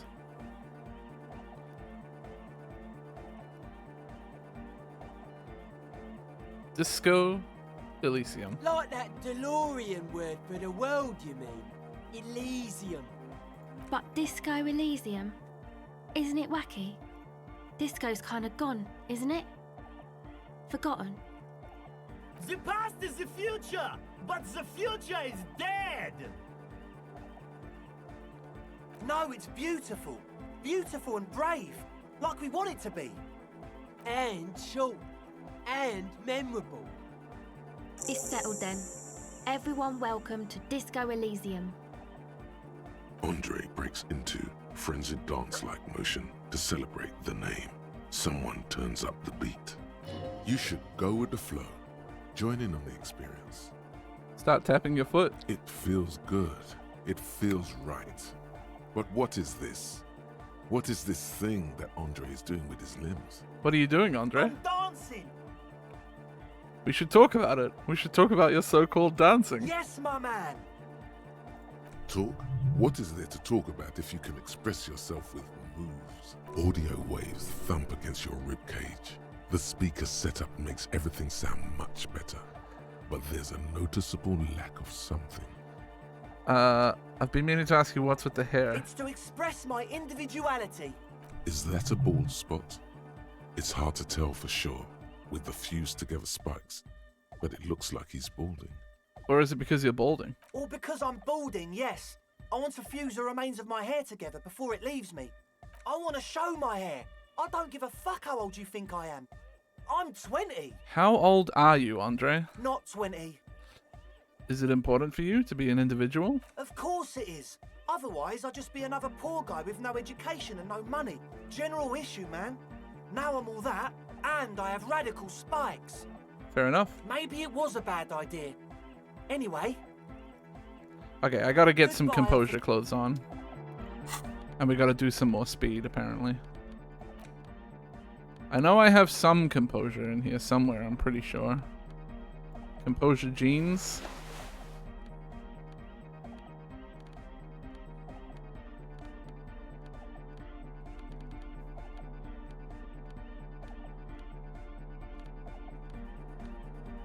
Composure shoes.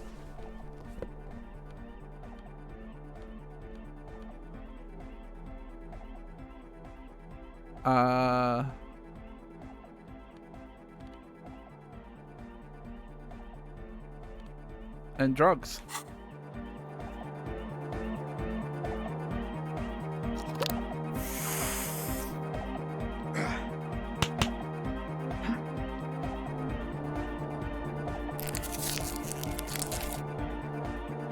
Gotta heal myself real quick. Oh, hey, man. It's good to see you. 17%.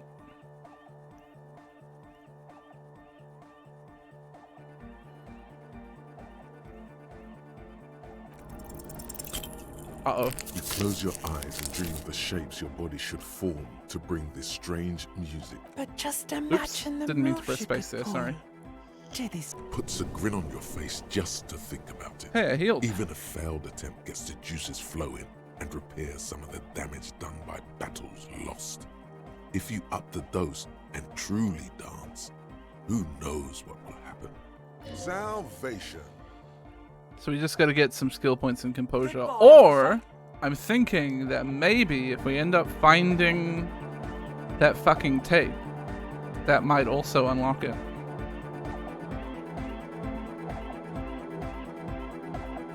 Hell yeah, yeah, I've been really liking it. This game isn't, like,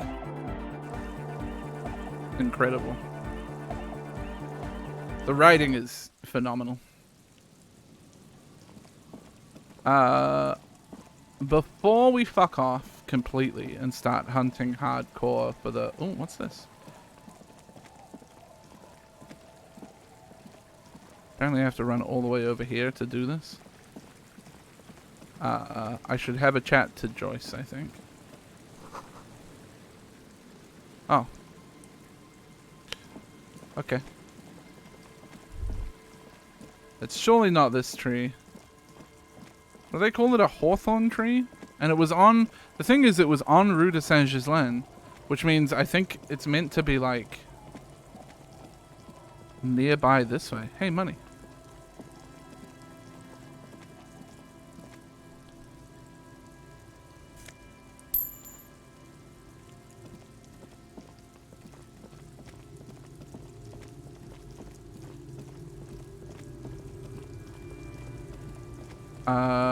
Let's have a chat to Joyce real quick. We have to go have our communism meeting soon. Good. What can I help you with? I got some more questions about reality. More lessons in basic reality? My favorite part of the day. Go ahead, ask me anything. Oh, I need to put some Glad conceptualization to have clothes been of on assistance. and smoke. The little Hang that on, hang on. Sorry, I gotta change my clothes again.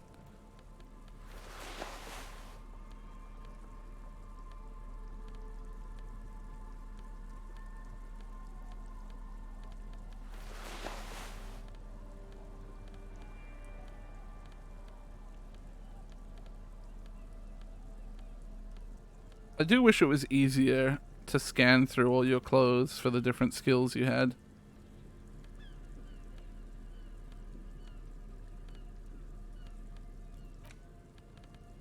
Cigarettes.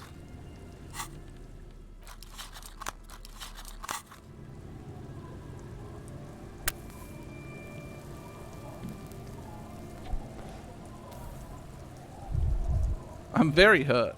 You're back. Good. More questions More about lessons in reality. basic reality? Ah. My favorite part of the day. Can't fail. Go ahead, ask me anything. What is all of this? The scent, the sound, the air. What world is this? What world? The only one, I suppose. The world of matter. And its pale antipode. I think you mean Antipodes, but excuse me, pale what? The camera of her mind glides over the surface of the water. What do you see? Great bodies of water. Forest-covered surfaces. Clusters of light where the cities lie. You've seen the montage. We all have. This world is enough. A frisson lifts the hair on the back of your arm. Wind sweeps the surface of the bay. The wind is sweeping the waters. The world is a suzerainty The world is a suzerainty? of Revachol. What? There is a term of endearment they coined for it in the DeLorean century, when humanity was high on this world, discovering more and more of it, these archipelagos included. What is it? Elysium. Elysium. The world needs a term of endearment. It does. There are those who would call it hell. What a is term hell? of hatred that originates, like many such things, with the Mesk petro-fascists. As someone who lives in the Antipodes, Shiver, I can tell you it's Antipodes. I don't feel like I've got the whole picture yet. Oh, you want a picture of the world. There is no complete set yet, dear. They're having some trouble reaching orbit. How come? Great things are difficult to achieve. For now, we're viewing the world from the inside, sideways. Inside sideways? What shape is this world then? We used to think it was a sphere, but that is beginning to look less and less likely by the day. You wouldn't know it from the tabloids, but the ORG nations have been launching weather balloons into the lower ionosphere since the 30s. ORG, Occident Revachol Grad. There's a steadily increasing trickle of images. Between the big three scientific contributors, they're piecing together a dark grey corona. A dark grey corona? Yes. Pale covers 72% of the surface. There are grey flares and prominences, even arcs above entire isolas. The images are blurry, but if there was a sphere in there, it certainly looks like it fractured a long time ago. A cold fear seeps into you. God, wait, what the hell are you telling me? You seem to be spooked. The Please pale? don't be. And what do you mean corona? They say there is a rarefied envelope of matter surrounding the darkened disk of our planet. That is, if we are still living on a planet. Or, to speak more plainly, imagine vast swathes of land disrupted by nothingness. I am sorry, dear. It must sound quite terrifying through the acute encephalopathy. Even scientific positivism isn't entirely convinced about what we're dealing with here. But this is one of the greatest questions of our time. Maybe when they get the complete set together, it will jolt us out of our rut, bring us together, however naive it may sound. A fractured corona doesn't feel like it's going to bring anyone together. You have misimagined it. I don't have the power to convey to you the effect and geometry of the images that depict our world from below low orbit. It's like the crowning of the world. It's insane. Very disco. I don't care about disco, I only care about the commune. If you say it's disco... See? Everyone finds something worth holding on to in this world, however wasted its opportunities. The cold seeps into you. The air is heavy with 80% humidity. Suddenly, you're conscious of yourself standing there, on whatever this all is. Your arms hang down by your sides. The lieutenant observes you both, silently. He adjusts his glasses. You said pale. What is pale? The pale is not, technically speaking, part of reality. Yes. Also, I think we've had enough excitement for Kim! today. We do have a case to attend to. Shut up! Of course, Lieutenant. Let's try something else. I don't want to. I want to know what the pale is. I don't think your colleague would appreciate that. He has already been so patient with this whole exercise. Let's continue with something else, all right? You can ask about anything else in the world. Anything. You could sneak back later when the lieutenant is not here, unless you can convince him to step aside.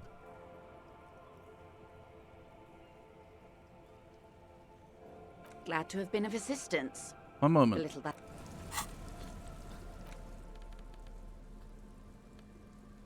I will probably pump some magnesium to help with this. But I just want to see if I have any, like, volition clothes.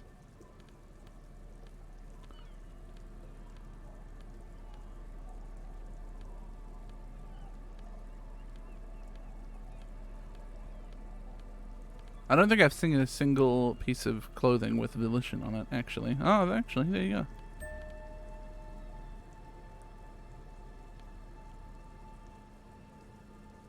And then... oh, I can do this out here. I can just go... shoop, shoop. Yeah, fuck it. That's probably high enough. Let's see what the check says now. You're back. Good. Questions More about lessons in reality. basic reality. Ah, can't fail. My favorite part of the Good idea. Just ask him. He won't make a scene. Kim, can I talk to the ma'am alone for a second? Fine. Thanks, Kim. See? What can he do? You're a grown man. Now, what is the Pale? Are you sure you're sure? Yes. Your colleague seemed adamant. What is the Pale? Okay. The Pale is the most dominant geological feature of the world, Detective. The separative tissue between the islas. It is the inter-islary mass. Wait, and what is an isla? Isla is a Messinian word for a continent of matter, enveloped on all sides by the Pale. Also, isolation, or landmass. We used to believe there was only one. In the last 4 centuries, we have discovered 7. Mundi, Seol, Samara, Ilmara, Grad, Katla, and this, Insulinde. And Insulinde is? An oceanic isla. It comprises mostly of water. Muindi is the largest, Katla the coldest, Insulinde the bluest. What can I say? Each is perishing and dear. Okay, what is the Pale like? Achromatic, odorless, featureless. The Pale is the enemy of matter and life. It is not like any other, or anything in the world. It is the transition state of being into nothingness. Is it here? No, Detective. We're safe.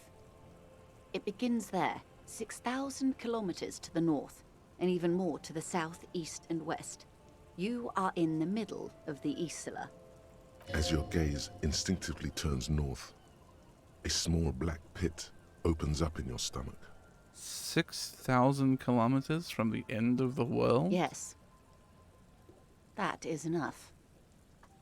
Many cities are built much closer. And there? An uproar of matter, darling. Rising into the Pale. Rolling.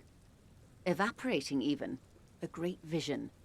The area of transition between the world and the Pale is called Porch Collapse. Imagine a grey coronal mist. Cold vapor marked by spores of an opportunistic microorganism. A mold that's adapted to grow at the edge of the unrest. It's the most disco thing you will ever see. You hear your pulse rise. The air feels caustic and cold suddenly. What are its physical qualities? It's difficult to describe, or even measure. Something whose fundamental property is the suspension of properties. Physical, epistemological, linguistic. The further into Pale you travel, the steeper the degree of suspension, right down to the mathematical. Numbers stop working. No one has yet passed the number barrier. It may be impossible. We're surrounded by Pale. How do you get from Isla to Isla? Oh, it is so difficult for us. A squall of birds. Hardware operating in the harbor. Firm. Self-evident. It is possible to force dimensions on the Pale. In modern times, we can even compress its latitude, bouncing radio waves from one end to the other, shortening the path. But it is still hard for humans to navigate the Pale without getting lost, or having our minds damaged. The Pale can damage the mind? Extensively. How? Some say the damage stems from extreme sensory deprivation. Others argue that Pale somehow consists of past information that's degrading, that it's rarefied past, not rarefied matter. They call it the blend over of the self. The Pale does not only suspend the laws of physics, but also the laws of psychology, maybe history even. The human mind becomes over-radiated by past. What does this over-radiation feel like? It feels terrible. Absolutely terrible. International standards strictly limit civilian travelers to 6 days of Pale exposure per year. It's more for her. Way more. You're not a civilian passenger? No, Lieutenant Dubois. I'm entreprenetic business class. I'm cleared and trained for 22 days of Pale transit annually. Someone else you've met may have been exposed as well. Oh, shit. The strange grey-haired woman in her lorry. Do lorry drivers pass the Pale? Yes. Carried in the hulls of airships. It's a horrific job. Automation will abolish it soon. You should ask the Pale driver about this. See what she says. That poor woman must have stories to tell, like you wouldn't imagine. Aren't you over-radiated? Up to my gills, officer. What is intraplanetic? Entreprenetics is the scientific study of the Pale, or a recent iteration of it by way of Grad. The study of the Pale reaches back 6,000 years. The Pericarnassians called it the Western Plain. Did they cross it? The Western Plain? There are signs of pretermodern crossings. Successful navigation of the Pale relies not just on technical know-how, but intensive psychological preparation. Some of these tactics have been known for thousands of years. What does intraplanetics change then? Nothing. We remain powerless before the Pale. The only real advance in Pale transit is the speed with which an aerostatic craft can pierce it. Less exposure leads to less effects later. Aerostatic craft? Hybrid airships, Detective. Conventional rotors or jet engines no longer add velocity after the point of reference for motion is suspended, once you've crossed from near Pale to far Pale. In essence, we throw them in and they come out the other end. If we throw them precisely. If we do not? Then they don't. Gone, like a skipping stone beneath the surface. How much Pale is there compared to the world? The Pale outweighs reality 2 to 1. There is more Pale than there is matter, and the ratio is slipping. Slipping how? To our detriment, or? What do you think, Detective? It's growing. There's more and more of the Pale. Precisely. One of the few measurable effects of the Pale is that it is expanding at an unknown rate. An intuitive conclusion of that development is that one day the Pale will cover everything. But this sort of talk is mostly left to extremists. Most people, and indeed most private and government sector organizations, entire civilizations and religions even, find handy ways to ignore or downplay that knowledge. I suggest you do the same. Off we go. You see the hanged man's mouth open. Off we go into the wild Pale yonder. One and all. They say Pale is death, but for the universe. Why should we just leave, and the world get left behind? Yes, sweet reality. But before we do, tell me, Detective, is this the first time you're hearing this? Do you really not remember anything? I'm getting a sense of who I am, but no, I didn't know this. Beyond curious. Tell me, what do you think of the Pale?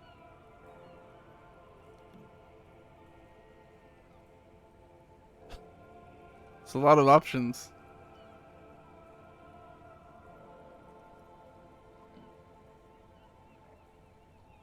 Who am I to think anything of it? Mm-hmm.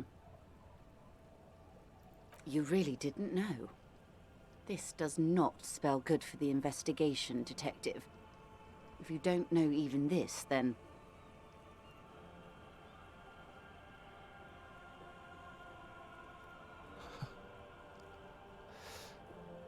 I'll handle it. It's under control.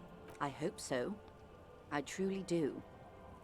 If I may suggest, hold on to your colleague, Kitsuragi. I ran a check on him and he is very competent. In the meanwhile, you have me. I will assist you in any way I can, even if we have to do it one basic term at a time. Good. You have not passed out from it.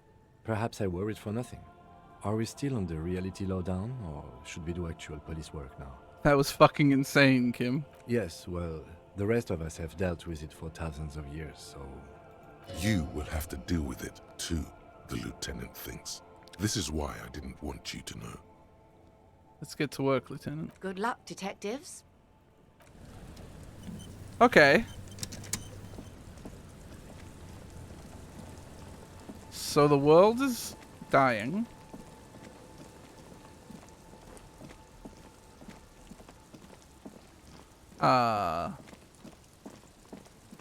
You know?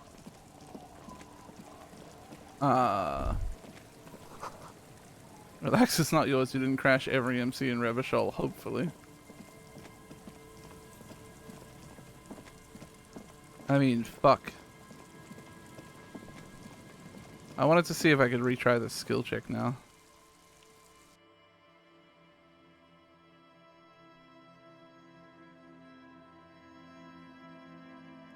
The interpale travel is wild. Oh, hey, man. No, it's still locked, so I need to put a point in composure. Goodbye, officer. Or the music. We get the music is the other option, so I want to keep an eye out for the music if I can.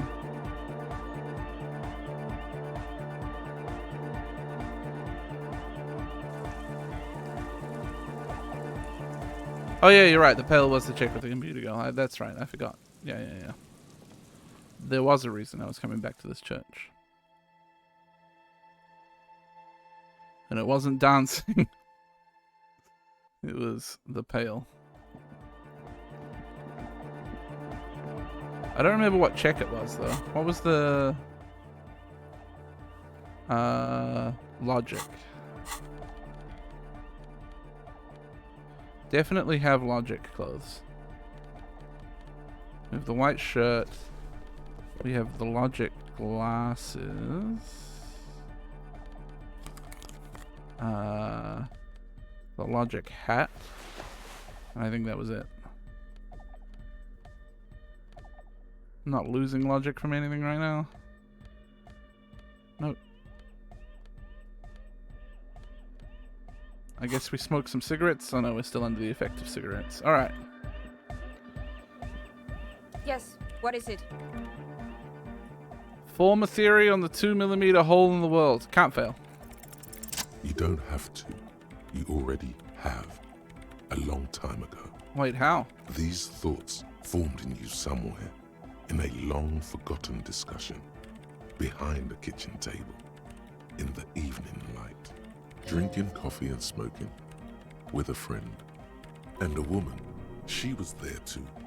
Her hair smelled of shampoo as she was smoking. Sooner. It is the origin point of the pale. What? The swallow.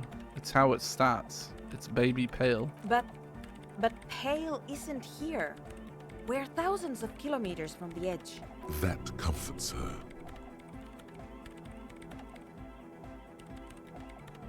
The pale is only an effect, a transition between the world and that. Then what is that? It's nothing. No, it's less than nothing. It's less than nothing.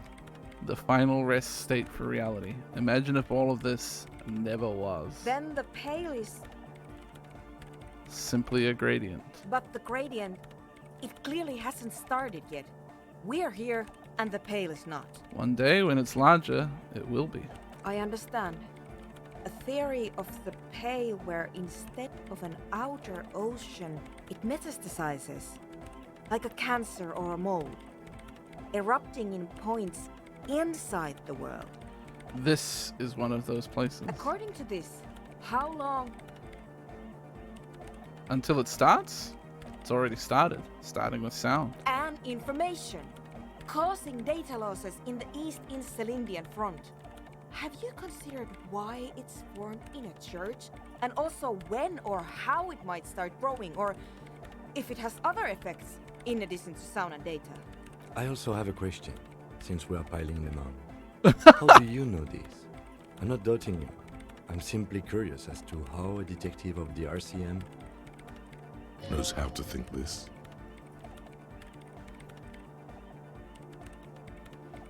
I think I've had this thought before. That's how I know. An amateur anthropomedic police officer.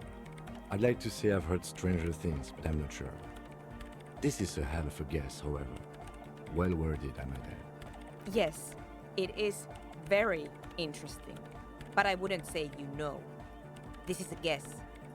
One that's going to have to be proved by anthropometric scientists. It didn't form in a church, the church formed around it. Of course! A pine wood sarcophagus, or a containment facility of some kind, built by the first settlers. Yes, acting on an instinctual level, or religious practices we've forgotten. I have considered the same. The bad news is, there were 7 pinewood churches built in the first decade of provincial settlement. Most of them were burnt down during the revolution, or repurposed before, during the suzerain. I'm not saying all of them have one in them, but... Some of them might. A black grain hanging in the air. All the failed businesses in the doomed commercial area, all the failure in Martinez. You think the presence of that puncture has somehow influenced the outcome of events here? Even, say, software development? Yes, even the revolution was defeated here. I mean, a kind of intraplanetic history. I told the producers we need to go and move to a normal office building, with amenities. But no, the artists like the milieu, the writers like the history. I told them. I should let people still working in there know about this. They might be affected. You mean Plaisance and the dice maker? There was almost no one left when we packed up. Yes, both of them deserve to know. Then go tell them. One day all the world will be like that 2mm hole. She falls silent.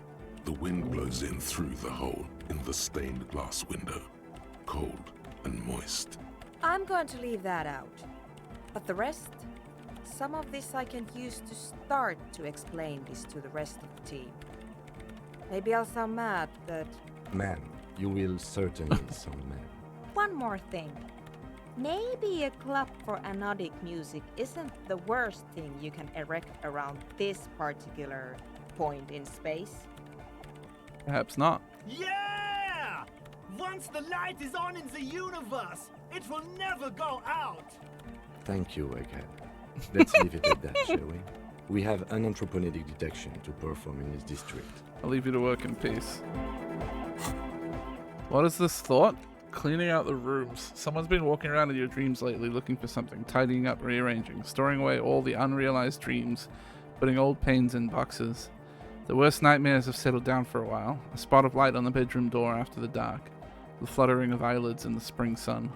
A thought that arises only to disappear again. And yet there's a pattern emerging.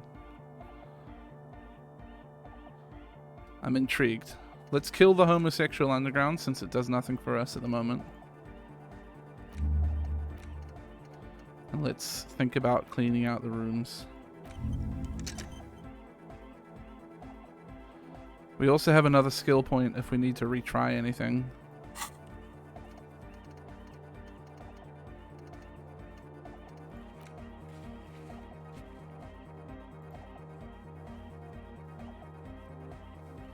Which we don't really want to at the moment. Eventually we'll retry this dance thing, but I want to try with the music first. I want to try and find the music first. Well, we already know the homosexual underground. The homosexual underground thought just told us that Kim's gay, and that's all we needed to know.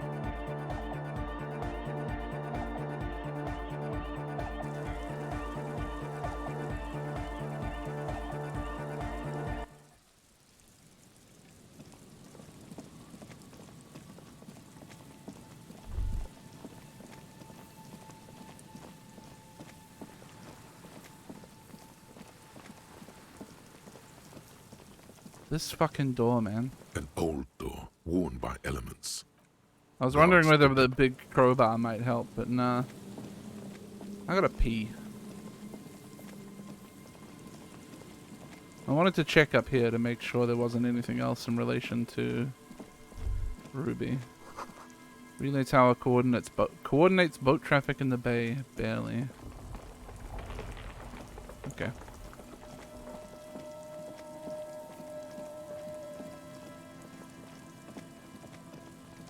Alright, I gotta pee, chat. I'm gonna go and do that. I will be right back.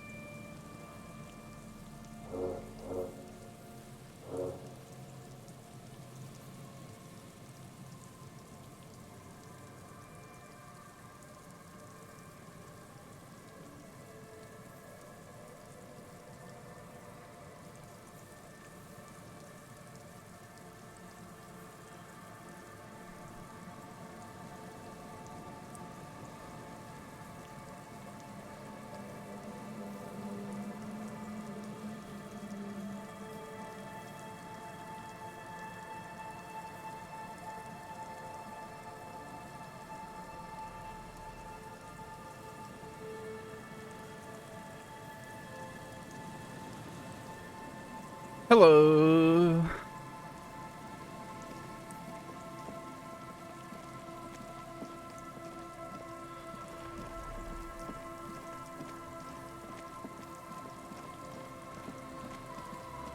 So, something to do with this crack. Ah, the mural. We should go and look at the mural.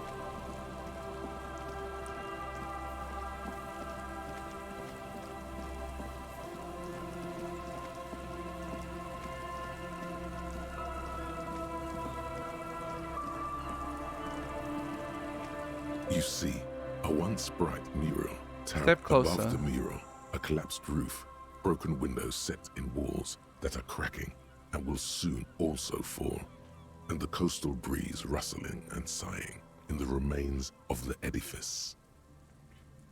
There's something in the wind. Sometimes the only way to go forward is to fail first. Why do I feel like I know this place? Indeed.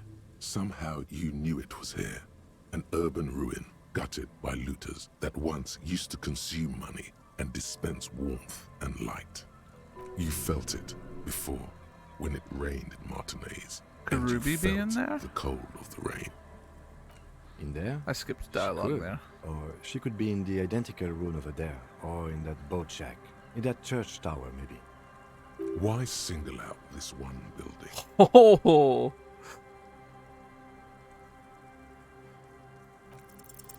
Even though you're sure you succeeded, all is quiet. There is no cold hand brushing against your forehead, no rustle in the reeds. The wind has died down. The ruin in front of you is silent as a tomb. What was I even attempting to do here? Trying to talk to the wind, the city, whatever you thought would happen, did not. And now you're just standing there, in the dusk hour, with your hands fallen to your side. Is trying to talk to the city something you've done before? Is it in your secret repertoire? A trick for when you're out of ideas? A prayer of sorts. To Rivashol. She could be anywhere. How do we find her? How do we? I was really hoping she'd be in the village. Okay. She's probably north of the village, and this place is a peninsula. We've already talked to the cryptozoologists. Working with them might give us a good excuse to run around, give us some structure. And then there's the church. We've already searched that and can rule it out. I know it doesn't feel like progress, but exclusion is a step too. Anyway, we do it the old-fashioned way, sector by sector. Go over the whole peninsula, ask the locals, enter the places where we can enter first, like we did in the village. And if that fails, if we don't find her? Then, if we're desperate, we can look where we can't enter. Bunkers, storm drainage, this place. I'm sure it won't come to that. Walk the coast, the old boardwalk, the reeds. You can always come back here and talk to the wind again. Look where it already got you. Listen to the wind again.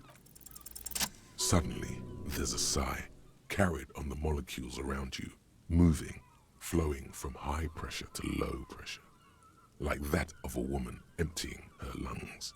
She wraps the collapsing stone box in front of you in her breath, flowing through it. Where does it go?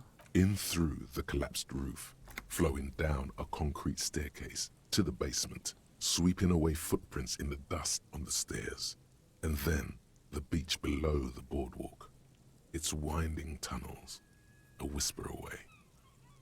What is happening? She's down there. I think she's down there, below this building. Okay. Why?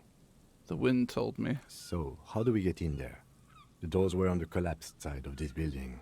They're gone, basically. Finally, my time to shine. There's a ladder next to the sign. Perhaps we can climb it, enter through the roof? Perhaps you can climb them. We are not climbing anything. I'm 43 years old, and I plan to live to see 70. There has to be a way to use brute force. Climbing sounds unsafe. Brute force is safe. Look around and find something to break if the ladder fails. Look around and find something to break if the ladder fails. Down there.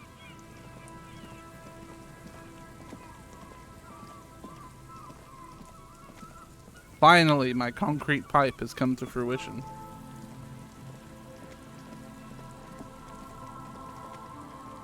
An old pipe peeks out from beneath the rotten boards of the boardwalk. Could this be an alternative path into the fell building? A building like this must have multiple doors serving various functions. Perhaps a basement access. Come closer and look in. Your eyes slowly begin to adjust to the darkness inside the drainage pipe. The lieutenant looks over your shoulder. What's in there? At first, you can't make anything out in the darkness at all. Okay, what else? As your eyes adjust, you see some trash. Crumpled up newspapers, cigarette butts. Someone has half-heartedly spray-painted skulls on the right side. And nothing. Broken glass from bottles thrown against the walls of the pipe. A syringe. Could we get into the felled building through this pipe? Given that this isn't a martial arts thriller, it's highly unlikely, and not without risk to our health either. However, the pipe suggests there may be an entrance to the basement around... And it's right here. A maintenance door. Easy. Can't fail. The metal doors are heavy, and the flaking rust hurts your palms. But, together with the lieutenant, you manage to slide them open just enough to squeeze in. Good work. Shall we? Go in.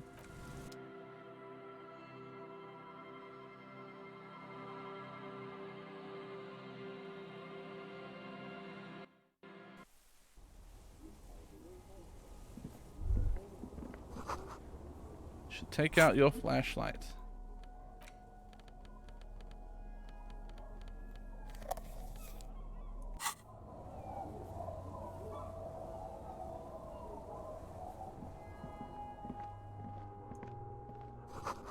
Overturned table is covered in orange mildew, crawling with something.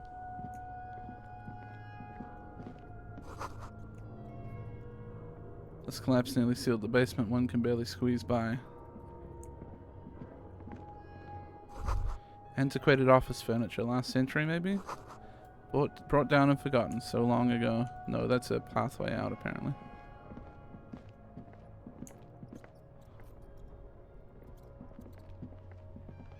Old files, folders in the cart, documents silvery with mold.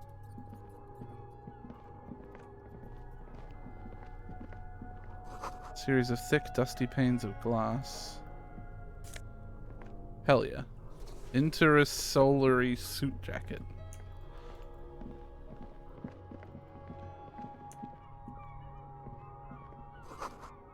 In the beam of the flashlight, a crevice in the wall. Stale fabric, smell and dust. No one slept in here in months, maybe years. +1 to Mazovian socioeconomics.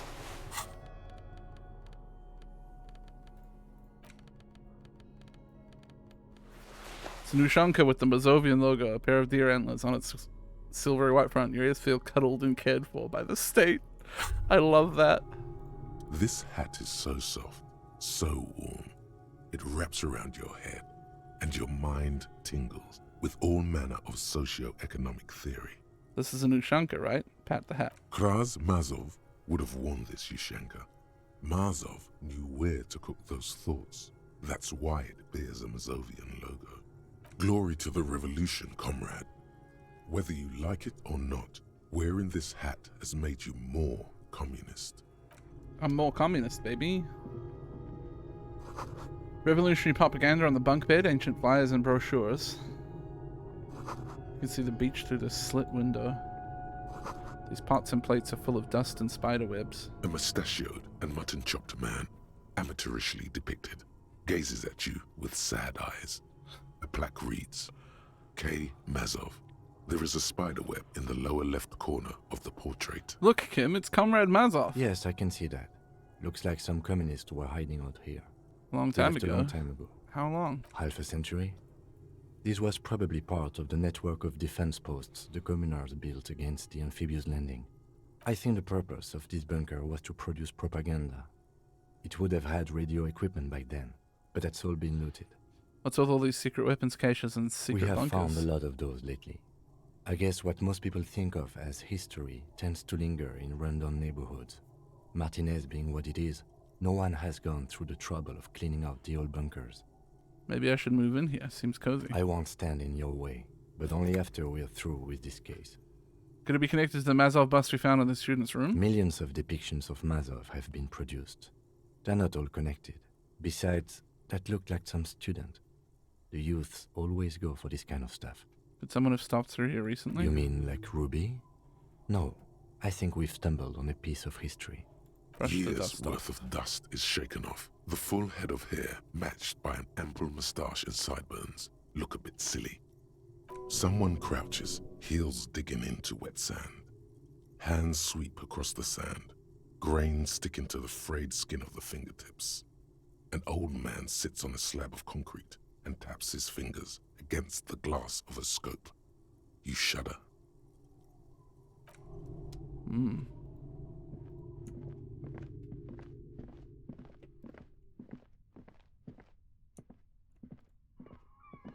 Don't like that shitters.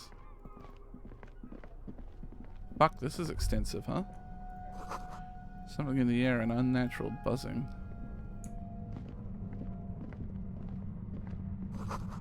Tunnel collapse, you'll have to find another way around. I'm gonna come back here real quick and click on this thing over here and see what it says. Oh, it's just an exit? Maybe an entry into the building, I guess?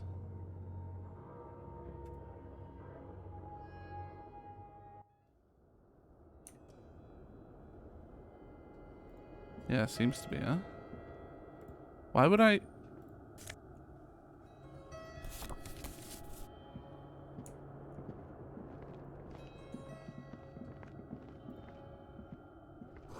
The glass is covered with grime and dust. You can barely see out. So I guess there is an alternative pathway. If you use the ladder, you could come down here, I'm guessing, is my assumption.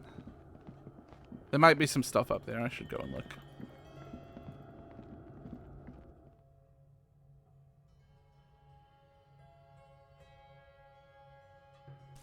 The ladder must have some kind of check associated with it, I guess. Stones fall. It's a long way down.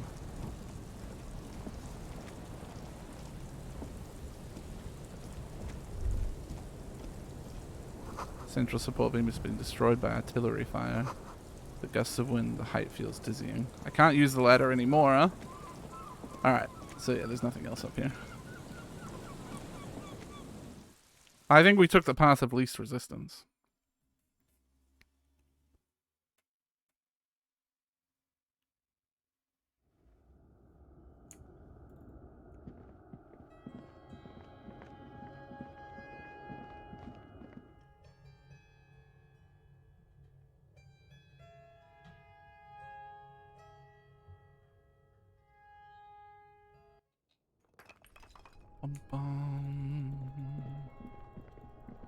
Let's go exploring. Not this way. This way.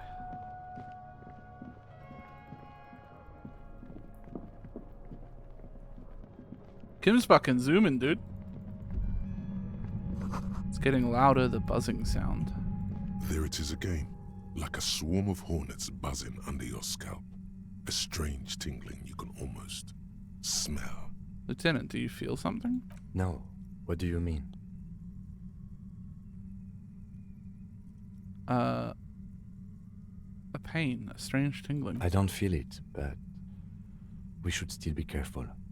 There were footprints back there, and I'm pretty sure they were fresh. Hold on, you really don't feel anything? No, but you are the sensitive one. Thanks, Kim.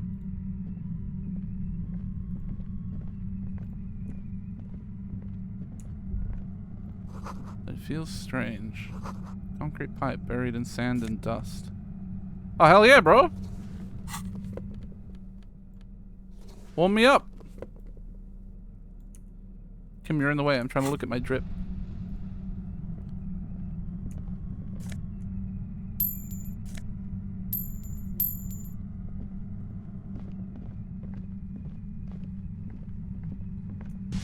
Suddenly, your entire body is paralyzed.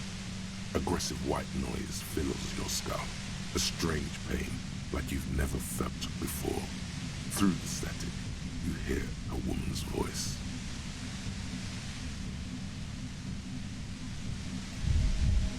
Ow. I know you're feeling pretty uncomfortable right now. Don't move too much or fight it. That'll just make it worse. Can't say it's a pleasure, officer. I was really hoping not to make your acquaintance. But here we are.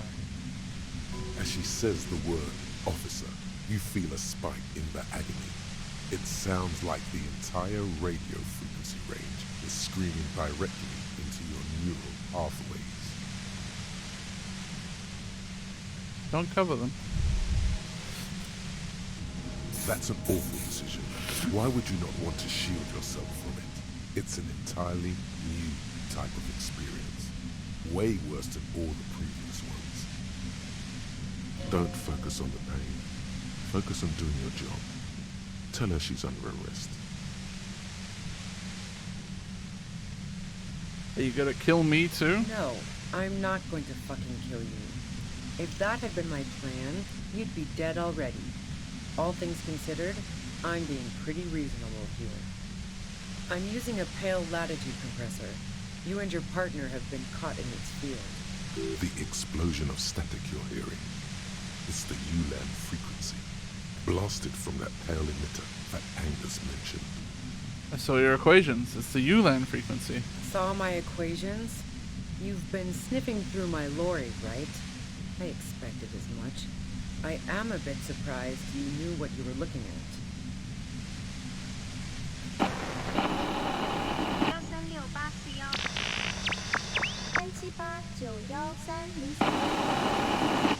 A pale latitude compressor is used to sort of make the pale more manageable.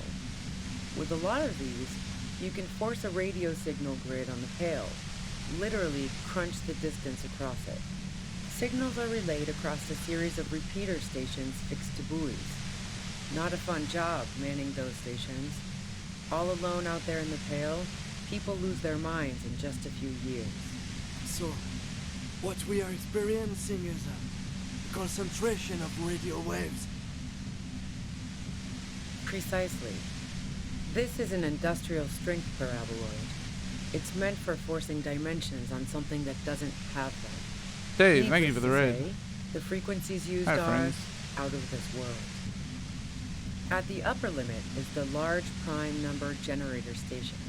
It's used specifically for pale latitude compression. That's why you may be hearing some numbers. But you might also hear, or think you're hearing, local radio chatter. She's been holed up in here for a while with no one to talk to. Keep her talking, and you just might get an opportunity to break you loose. How did you get your hands on this I thing? built it myself. That's illegal. I'm guessing it's patented. But we are beyond that, aren't we? Oh yeah. Way beyond. Will I stay like this forever? No. Once I shut down the compressor, the pain will end. It may take a few minutes for you to steady yourself, though. It's a bit like waking out of a very confusing dream. 3, 4, 2, 4, 5, 5, 7, 9 sekunde.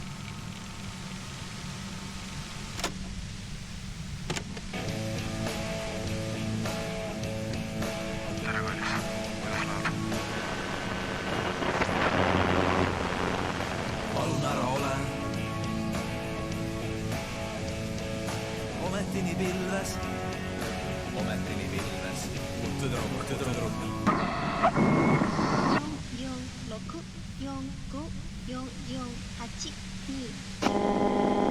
That was Japanese numbers. Have you experienced the compressor yourself? Yeah, I stuck my head in there before using it on you. It seemed like the ethical thing to do. Can't say that I enjoyed it. The field was weaker, but I can imagine what you're going through. This is all great, but let's talk about the man who was killed. Yeah, let's not talk about that shit. You were hunting me and fell into my trap instead. That's all there is to say about it. Please, could you just turn it down so I can ask you something? If you've got something really important to say, you can do it through the white noise.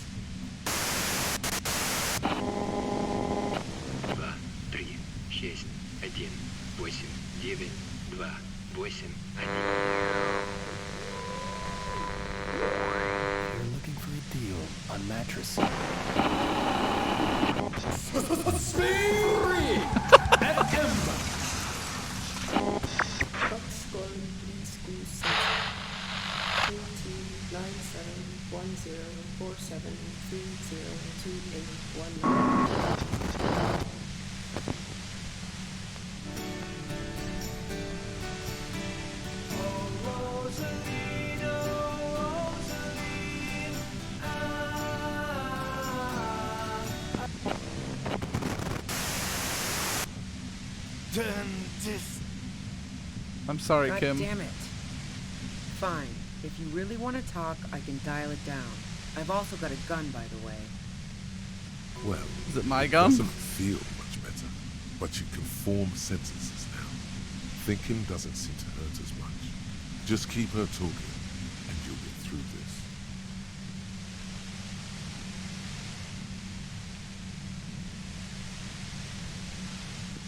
What if I just did this?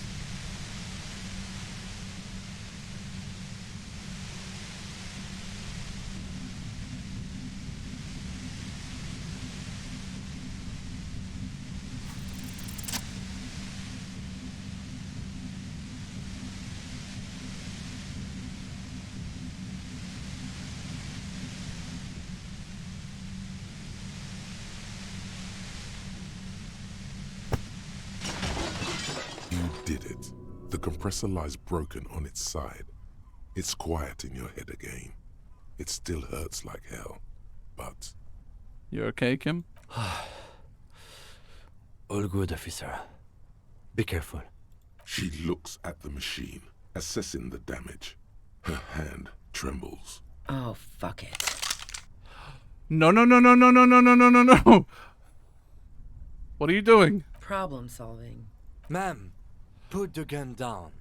That's not the solution to your problems. You are... Oh, yes it is. I can't...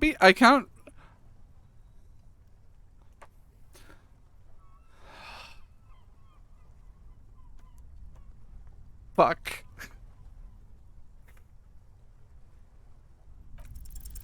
You should know the words to say. You've been here yourself. So why is it not coming to you? Why am I standing here like an idiot? Because you've been going around pointing a gun at yourself, trying to answer the same question in vain. Her finger squeezes the trigger now. But she doesn't deserve to die like this. No, wait. Finally, it comes to you. A way to connect with Oh, her. fuck. I know your pain. I've been let down by women, too. She flashes you an incredulous grin.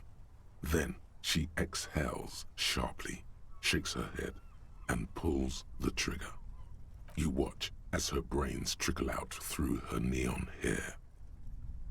Oh, God. Fuck. What did we just do? Our job. It went really bad. And now we need to clean it up.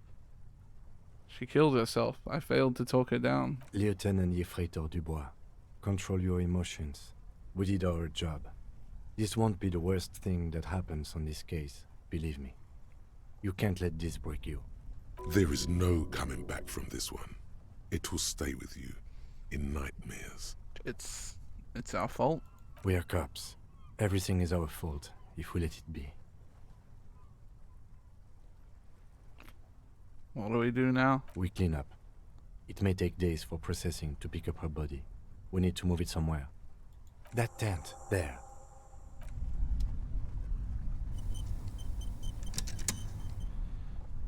Ah, shit.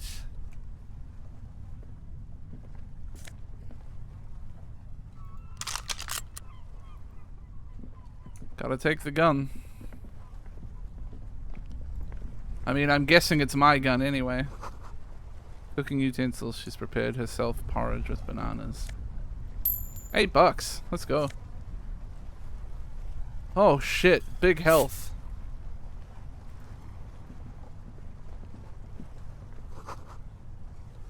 Dark water trails into the distance. There's no way out.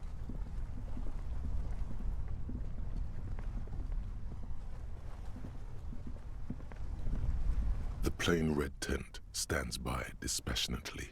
You Look see inside. a rolled up sleeping bag and personal belongings. We should put her in the sleeping bag, so the rats don't get to her. Okay, let's carry her over here. The lieutenant nods.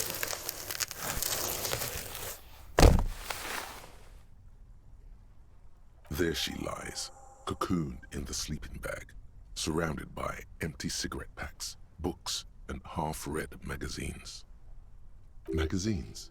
You should look through them. Shine your flashlight on the books and magazines. Assorted soft covers, mostly pulp horror. A motor carriage lies buried in the snow on one cover.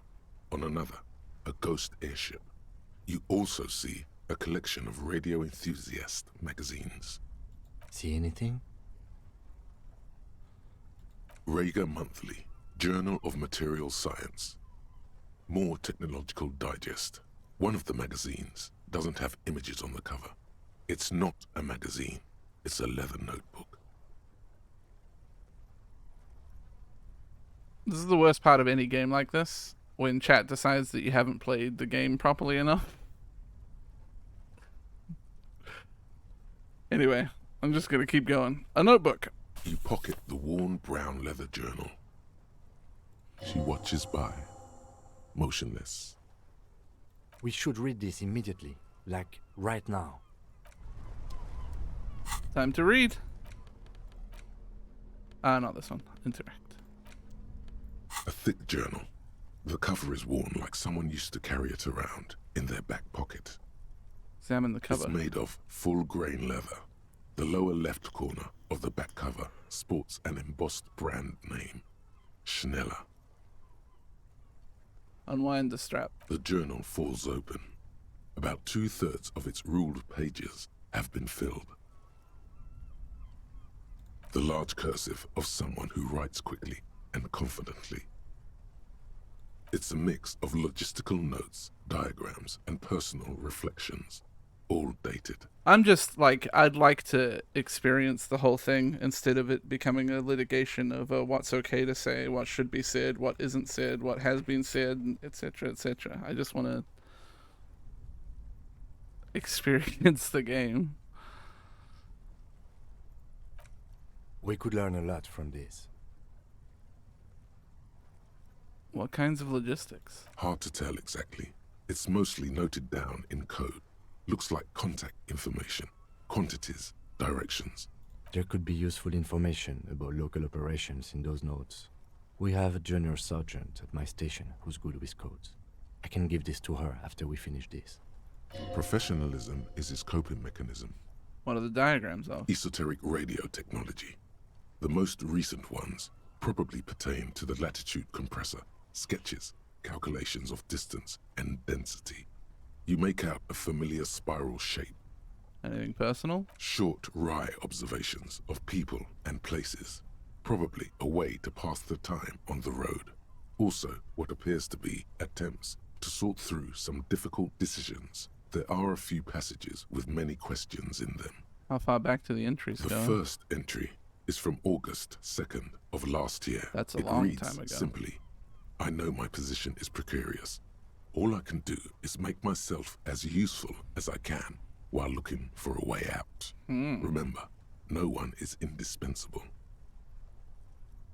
Why did she write the day Lily died? Nothing on March 4th. March 5th, though, well, that's bound to come back and bite me in the ass.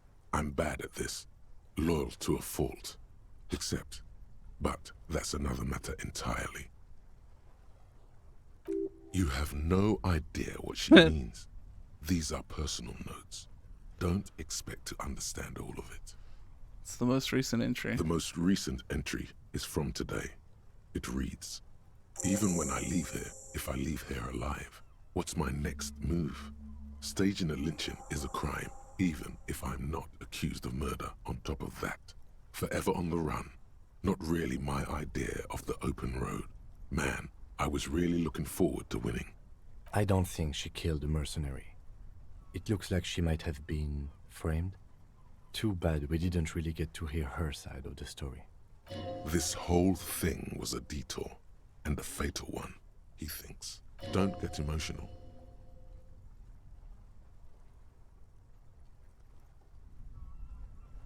What do you mean framed? By the Hardy Boys? By Glacier? By us? Who do you think killed the merc? Glacier was the one who pointed the finger at Ruby.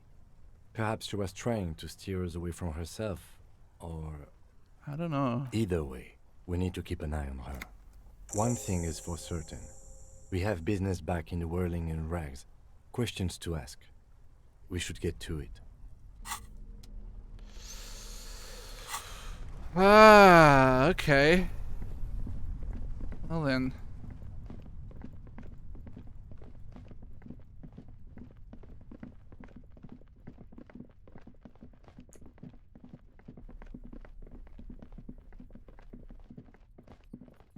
This way.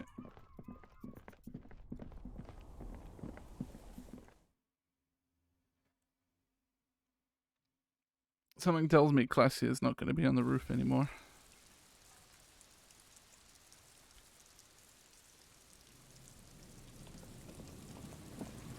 Can I still go to my communism meeting?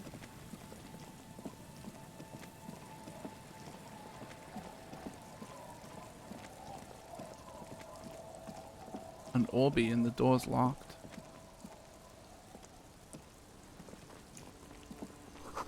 Door's closed for the day. Time to put the kids to sleep. Right.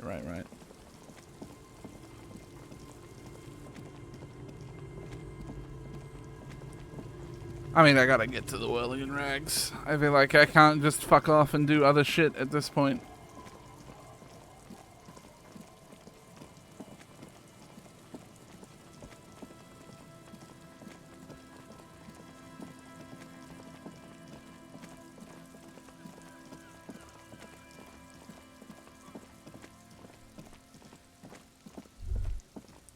Stop. Just up ahead. Danger. What you have isn't enough. You'll need more firepower. A ranged weapon. Water streams down your Kavulzun KR2 multi-tool. It looks impressive. But what can it do against military-grade weaponry? What am I supposed to do? Be prepared. Wield Ruby's double-barreled pistol. What a shitty gun. But it's better than nothing. I'm not sure I feel ready for what lies ahead. Then you'd better get ready. Whatever happens, I've got your back. Oh, am I about to die?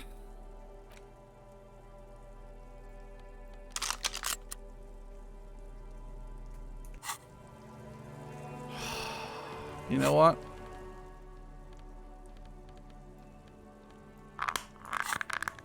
One last blast.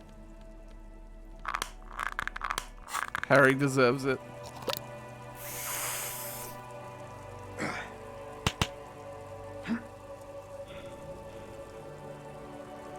Let's press this button a couple times, huh?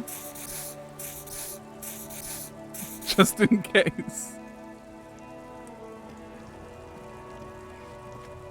I'm all out of shits to give, loincloth. Welcome to the fucking reckoning. Put your damn gun down. People are gonna get hurt. We need to talk this through. All right? Shut up. Not gonna talk yourself out of this, There's a loincloth third shit one. fuck. Is that Classy? This is the mercenary at the gates. His chest rises and falls under the ceramic breastplate. His fingers reach for the butt of his sidearm.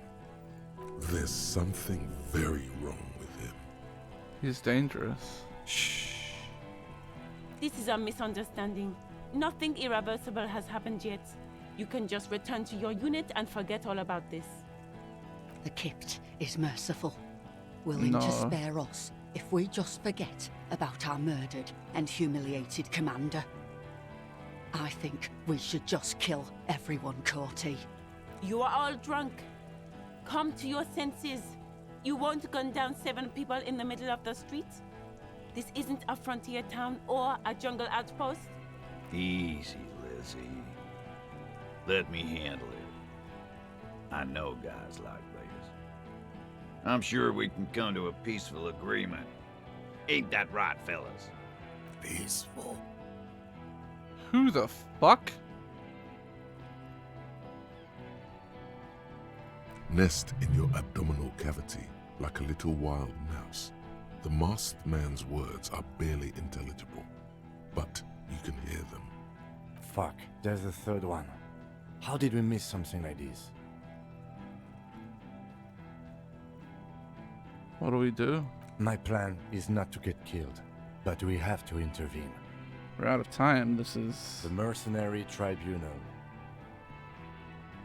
The big one is the mercenary. If this at the turns gate. into a firefight, we should take him out first. So it's either walk away...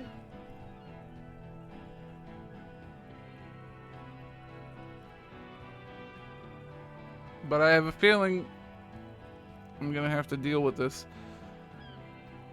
at some point. And I don't think walking away is an option.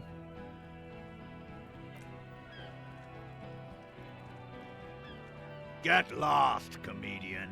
You cops had your chance. Now it's fucking time for some justice.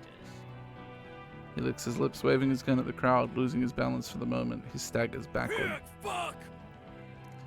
Pig fuck. Easy now.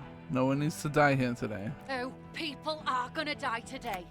We're not leaving it like this. These tribals hung him up for everyone to see. No one is going to kill anyone. Let's just put the guns down and talk like civilized human beings. With a wordless gurgle, the killer loads his long rifle. The leader gives a small nod to the helmeted man. Suddenly, your fingers holding the grip of a gun that has just taken a life tingle. Go for it, it seems to say. Shoot him in the mouth. Shoot him before he shoots you. Even if it comes to a fight, it's always a good idea to drag it out first. Get under his skin. I don't know about this getting under his skin. Oh, Jesus. What if he gets under yours? I'm barely keeping your hand from trembling here.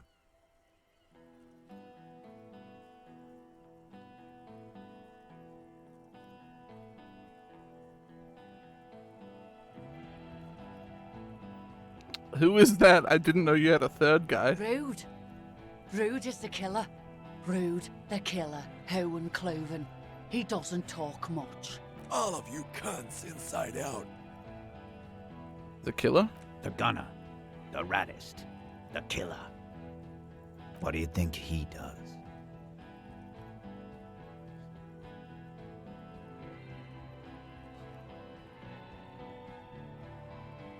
He kills? Smart loincloth. He fucks natives up. Soldier of the apocalypse style. Now is the time. Stop waiting. Listen, they didn't do it. Yeah? Who did then?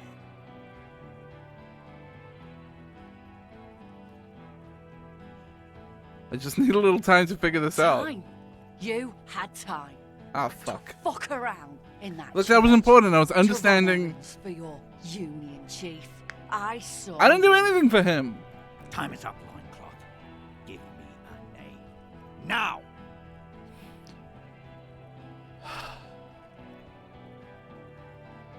It was Ruby. Yeah? Who the fuck is Ruby? A suspect. Ruby is a suspect we chased down on the coast. She was hiding. She killed herself, but I know she did it. You think I'm fucking stupid? What if I just shot one of your pals here, right now? Huh? Go ahead. Tell me about some cunt who killed herself one more time. Listen, please. This cop and this drumhead cop marshal won't decide who... He's gonna do it. He's gonna shoot her. Oh, shit. Think. Why doesn't he believe me? Don't fail! Your mind grinds to a halt. All you can see is the revolver in the man's armored hand, swaying, pointed at her. You'd move your mouth like a fish gasping for air. No, she wasn't even there. The shot rings in your ears, a low, tinny ring. Then the Hardy Boys yell something. I'm okay. I'm okay. Oh, Jesus. She's not. She's bleeding out. If she doesn't get help in 10 minutes, she'll die. Fuck this! Gene! Cancel Lizzie! Now!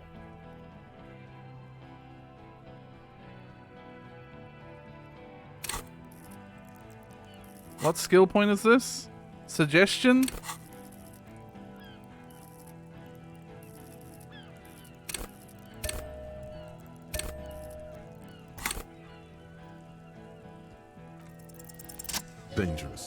Ask about him first.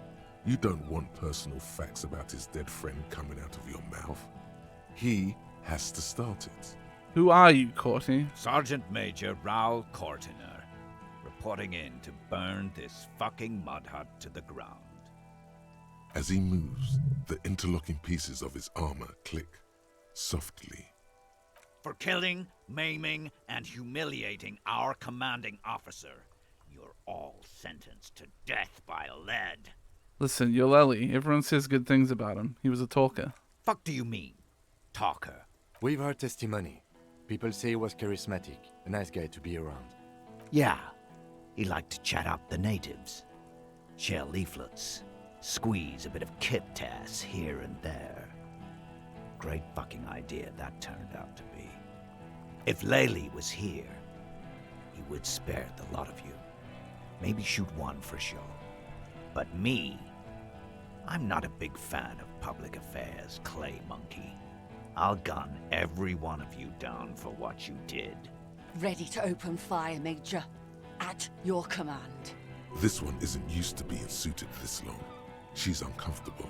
We'll open fire just to hurry things along. He had blue eyes, didn't he, your colonel? Baby blue, yeah.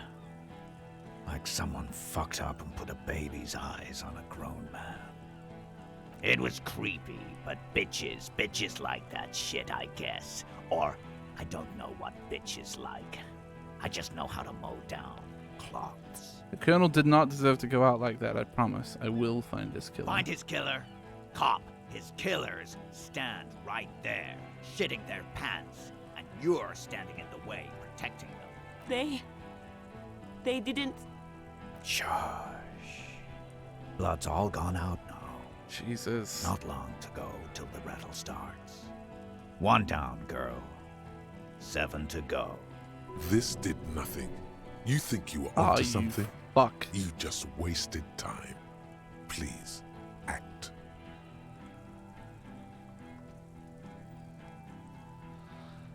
I can't beat this!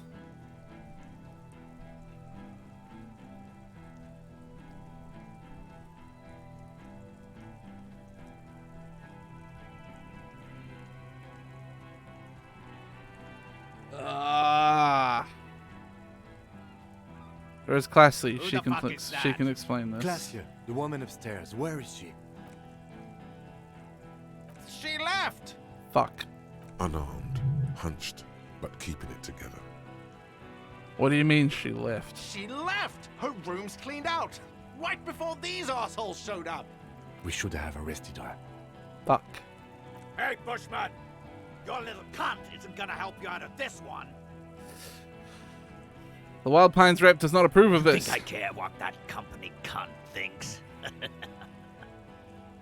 Wild Pines is not going to forgive you for massacring a bunch of innocent people. Man stares at you with bloodshot eyes, a bull ready to charge. He's not listening, looking for an opening. We're working together. She knew you're out of control. She told gone, me. You stupid fuck. Sailed Fuck. off 5 God minutes damn it. ago. She doesn't give a shit about you, Silos. Stay cool. How is she? I'll be okay. She's about to die. She'll be gone soon, too. Company bitch is gone. Laylee's cunt is gone. Laylee's gone. Fuck are we still doing in this shithole? Guys, I just get in the way. I don't even have a gun. Hold your ground. Any more of you run, I'll shoot you myself. We're doing this together. They're afraid. All of them. Trembling reeds in the wind. They'll run, scatter soon. One by one. No, the rest will stay. They would hold their ground, even if it means dying here with you. You're all drunk. Look at yourselves. Yes. So what? Yeah, so what? You should be drunk too. Or, like, drunker.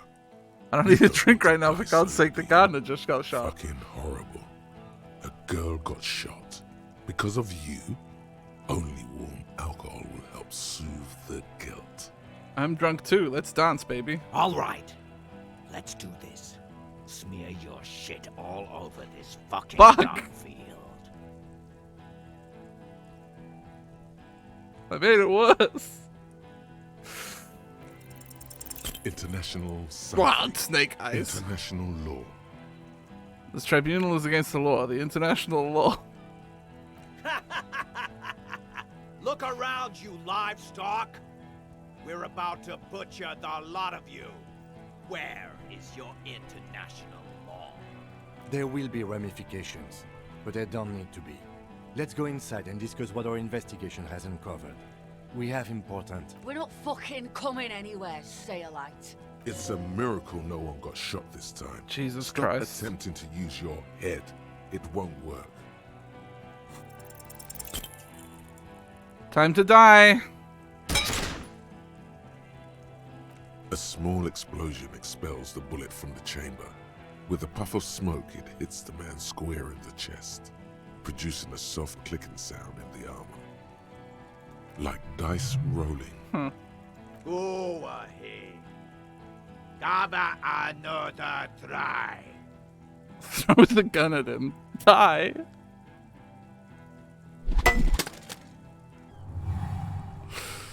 Kill him. Ugh.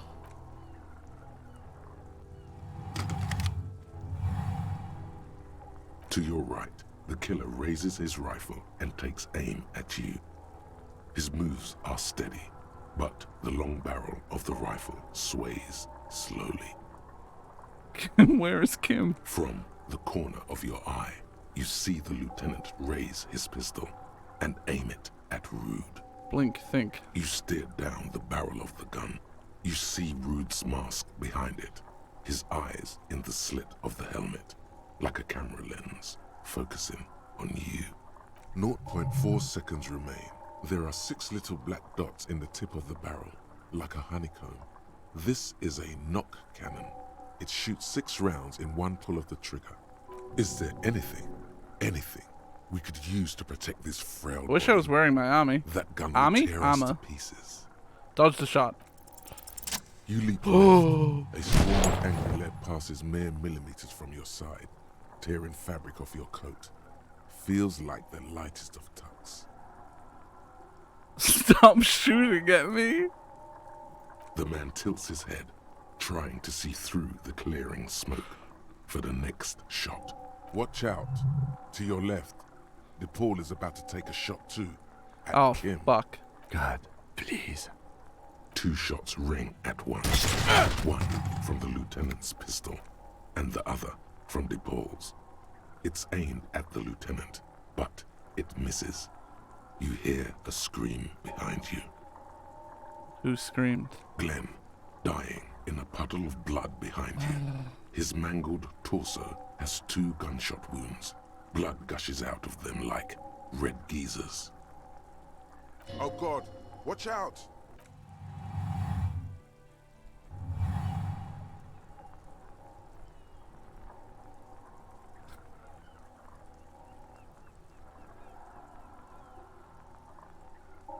See 2 cold eyes looking at you through all the smoke and the panic, and a pistol raised, aiming at your chest point blank. Then the man squeezes the trigger. Look him in the eye. A look of happiness. His eyes seem unnaturally bright, shining like stars. Something in the fear must distort him somehow. He is evil, and the end. Here it comes. Death. Time to die.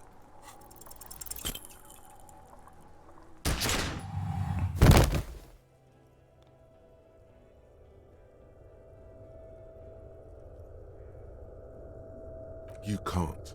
There is no time. Something inside your pelvis explodes.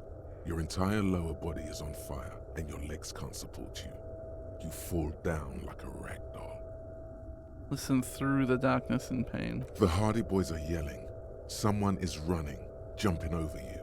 In the background, you hear gunfire shatter glass, and then a man in pain. A familiar sound. It's Titus with a splat like meat. You hear bullets rip into him.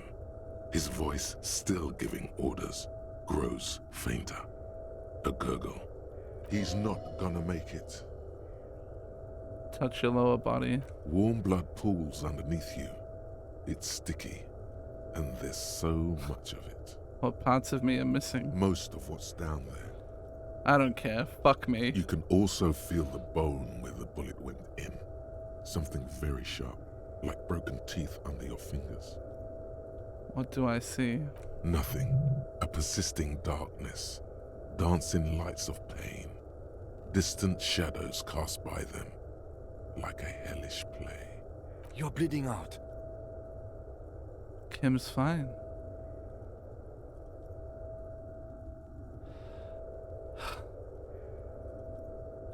Live fast, die old. Yes, keep talking. Stay awake. Look at me. But you can't. It's so hard. Your eyelids grow heavy, and the sounds ever more distant. And a cold comes over you. The lieutenant, too, is somewhere far away, almost gone. When suddenly, you sense something behind him. A shadow towering. Someone stands there, raising his pistol at him. The lieutenant does not see it. He's pushing down on your wound with both hands. No, Kim. No, you scream. Behind you, from your bloody lips, your eyes are full of fear. There is no room for hesitation. The lieutenant turns around and fires, his body falling on yours in the course of the motion. You hear a roar of pain, a death scream. The sound disappears like someone pressed stop on the tape. The hulking figure, too, is gone. And so is Kim, and the whole world. Time to die. This is death. One more door, baby. One more door. Good. I want to die. Of course. I know you do. Everybody leaves when they get the chance. Go on, keep falling. Deeper. Take the door. He's not taking it. His body is not taking it. Oh God, no. He's not disintegrating. He's swelling up instead. Over the hours. Hurting. Moaning in his sleep. And rotting. And being disinfected. And smelling of drugs and feeling saliva in his mouth. Drifting in painkillers. Thrashing in his warm sleep. There is a radio in the distance, a radio of the world, playing sounds. Good morning, Elysium. Soon you will return to the world. You're thirsty. Reach for the glass of water by the bed. The world is still there. Sleep some more. Hours turn to days. Soon we will get up again and go through it again. Finally, we know what the infernal engine was outside. The clarion call. It was him. He is the infernal engine. He never stops. He only gets worse.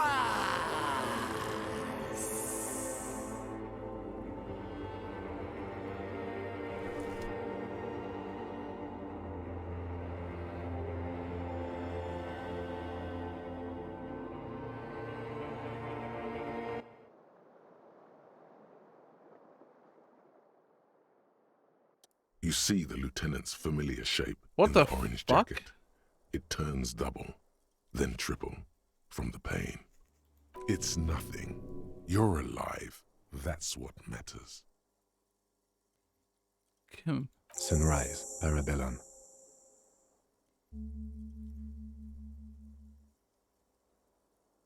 What did you say? Sunrise. Sunrise, Parabellum. Sunrise, prepare for war. It's an old revolutionary saying. Is it war today? The gates of the harbor are boarded up. The streets are a little more empty. Apocalyptic violence is yet to erupt, I am relieved to say. I think we may have held it off, for now. Barely. A pity. Pity?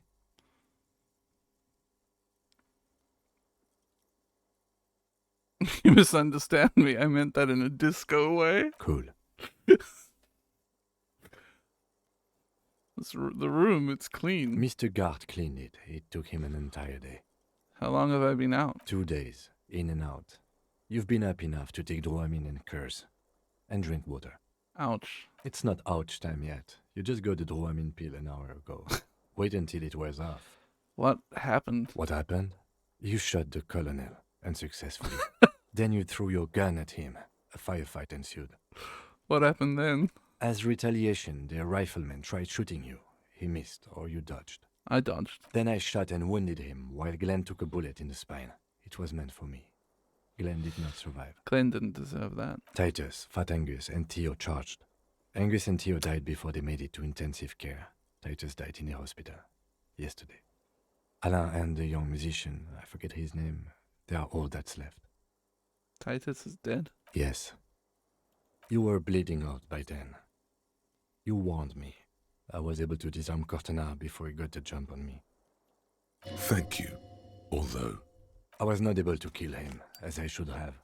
Crenel took him. A stray bullet killed the Pole, though. And that's what happened. So you only smoked one a day? This is the one. Titus is dead? Yes. And the Major? He's in a private hospital across the river. Crenel claimed him from the local butcher shop where Titus died. Turns out he's insured.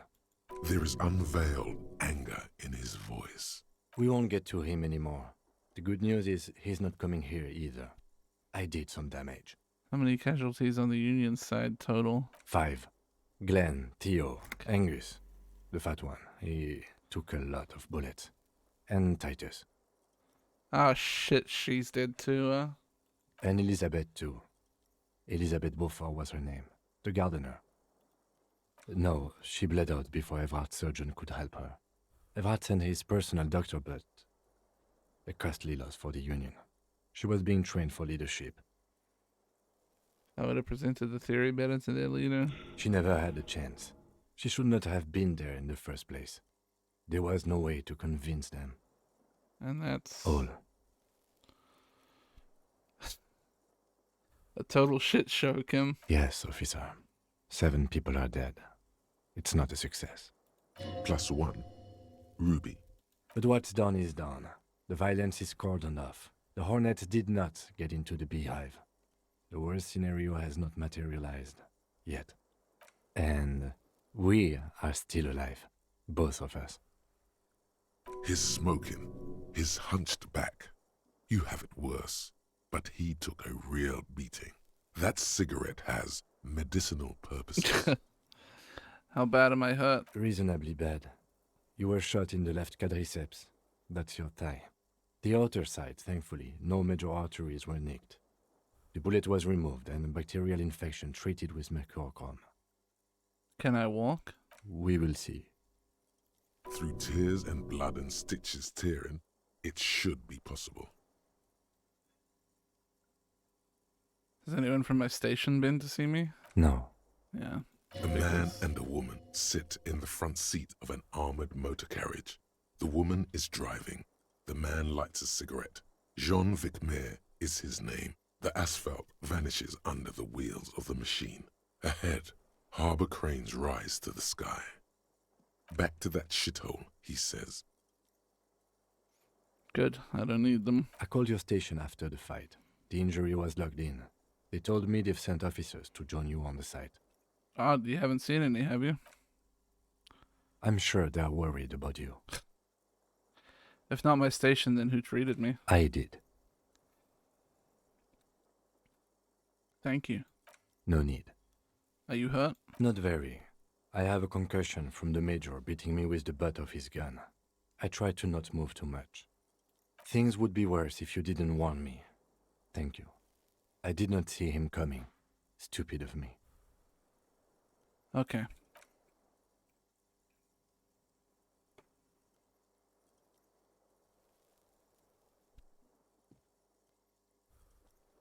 Easy now. You can take it. Just don't lean on that leg of yours too heavily. How are you?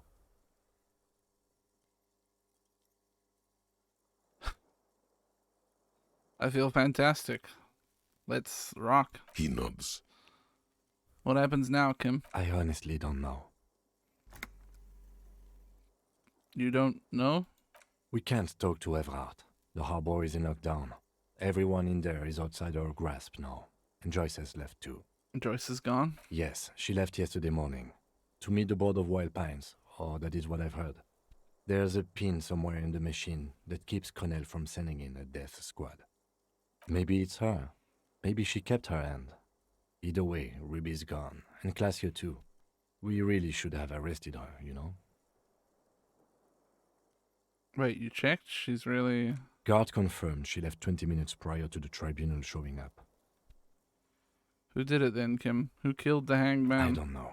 I think the dangerous theory you presented on Classio, or whatever her name is, was wrong. We have not found a motive or a weapon for her. Honestly, I think our investigation has not produced a single credible suspect. The fucking Maybells, Kim, the flowers. What?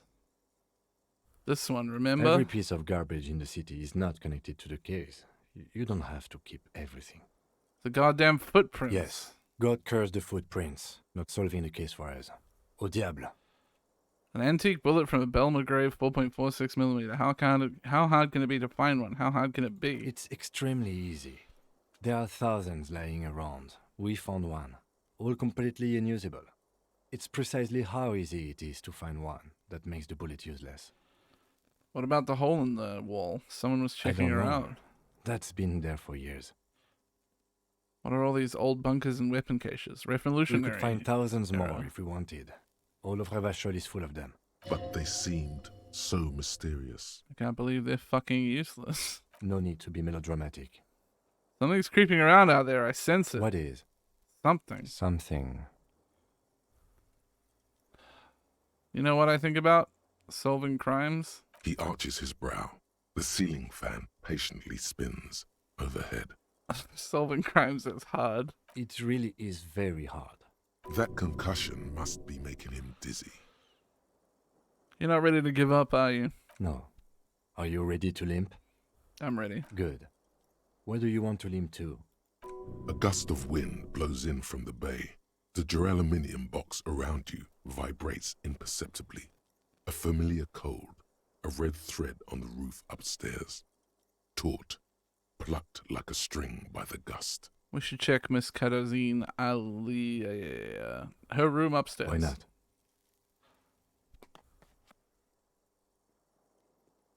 Another look at the window, perhaps? The one he was shot through. I don't know. I can't think of anything better. Fucking hell. Gleaming white enamel, no bottles inside. Something. I can't. Oh, look, the door's open. You can walk right into Kim's room. I will in a second. Stereo 8 player's been reunited with its right speaker. Newly replaced glass, shining in the morning light. You hear traffic outside, back in the world again. Can I do anything with this now? The fan stands still. Leave.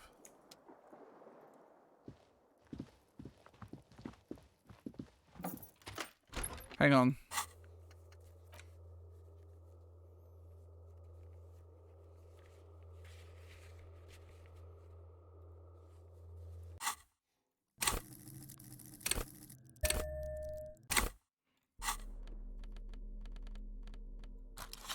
My gun. I threw it at him. It's gone. I had some encyclopedia glasses, didn't I? Yeah.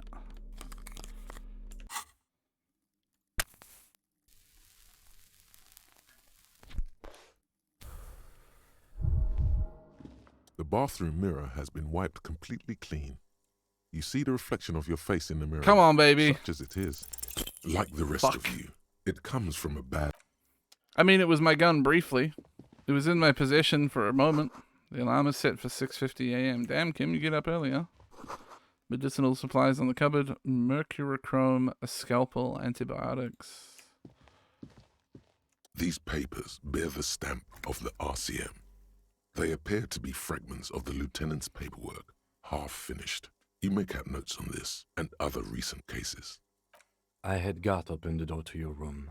You were running a low bacterial fever the first night.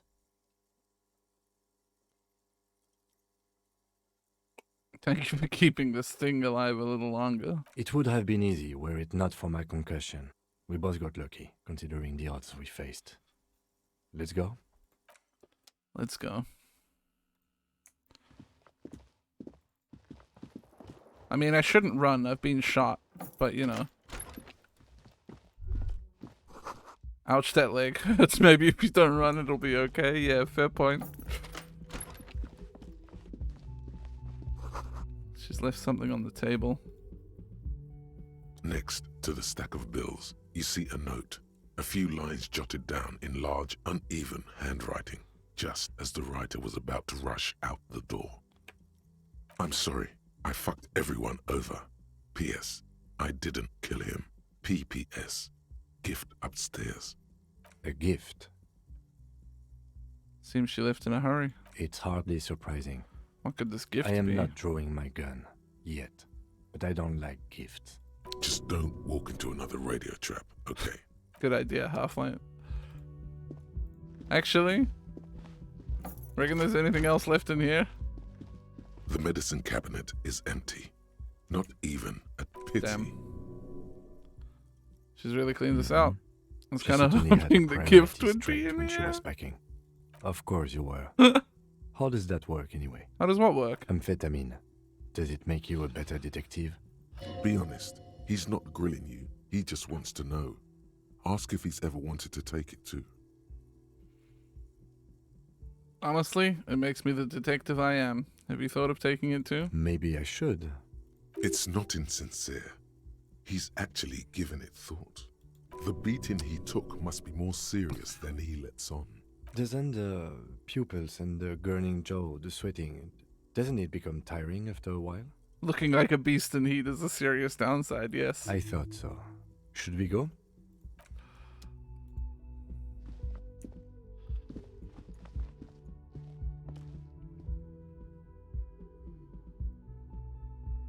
It speaks volumes that he was sincere, though.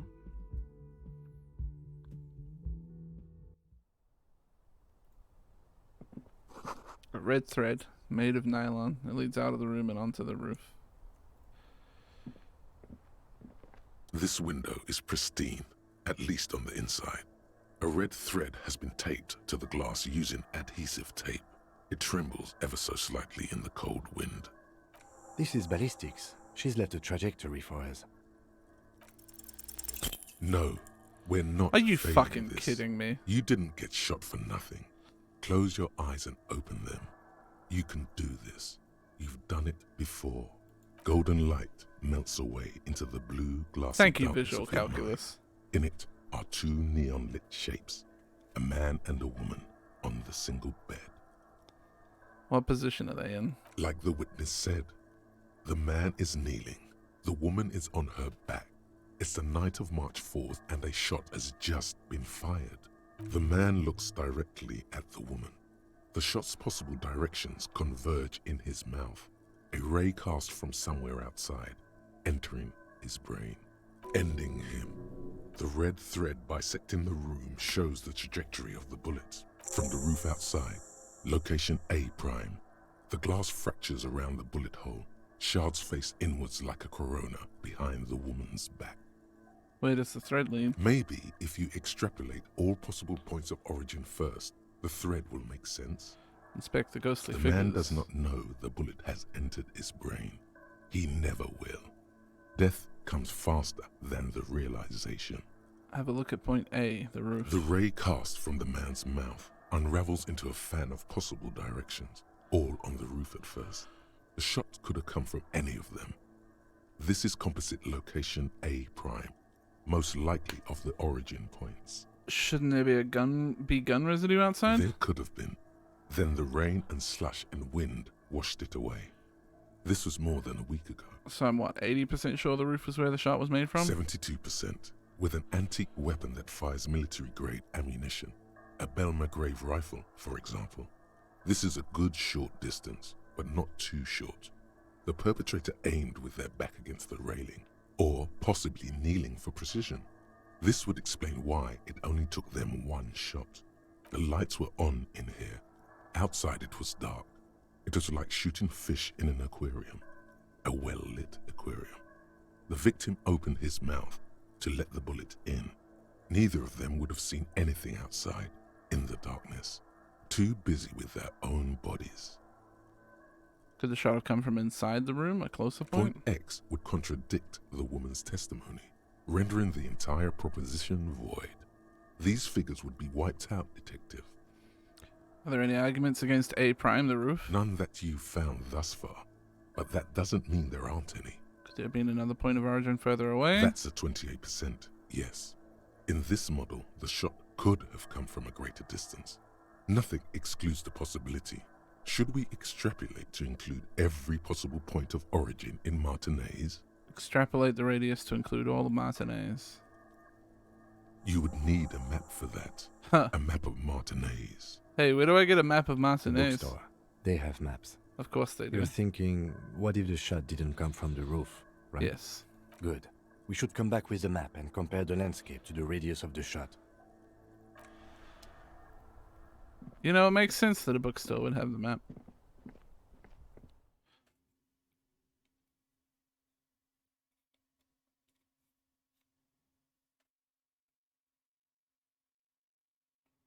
Take it, Tread.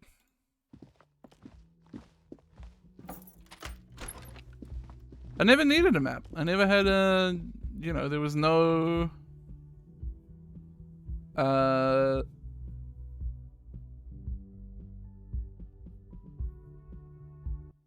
nothing ever required me to get a map.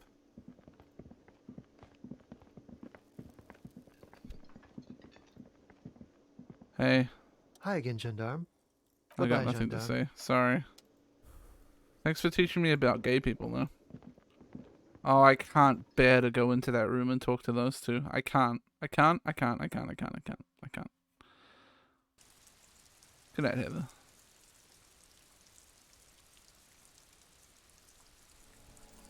What the fuck? Un jour, je serai de retour près de toi.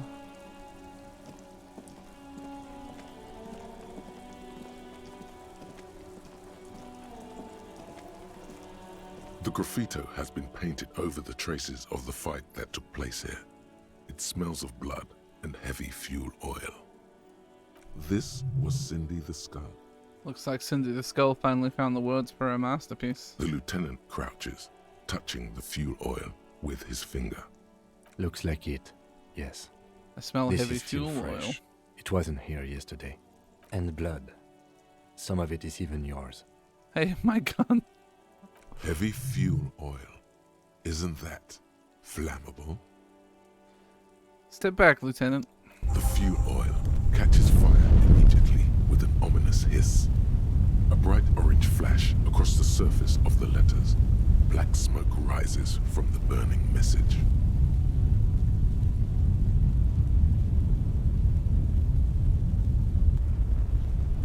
Go Elysium. The lieutenant has taken a small step back.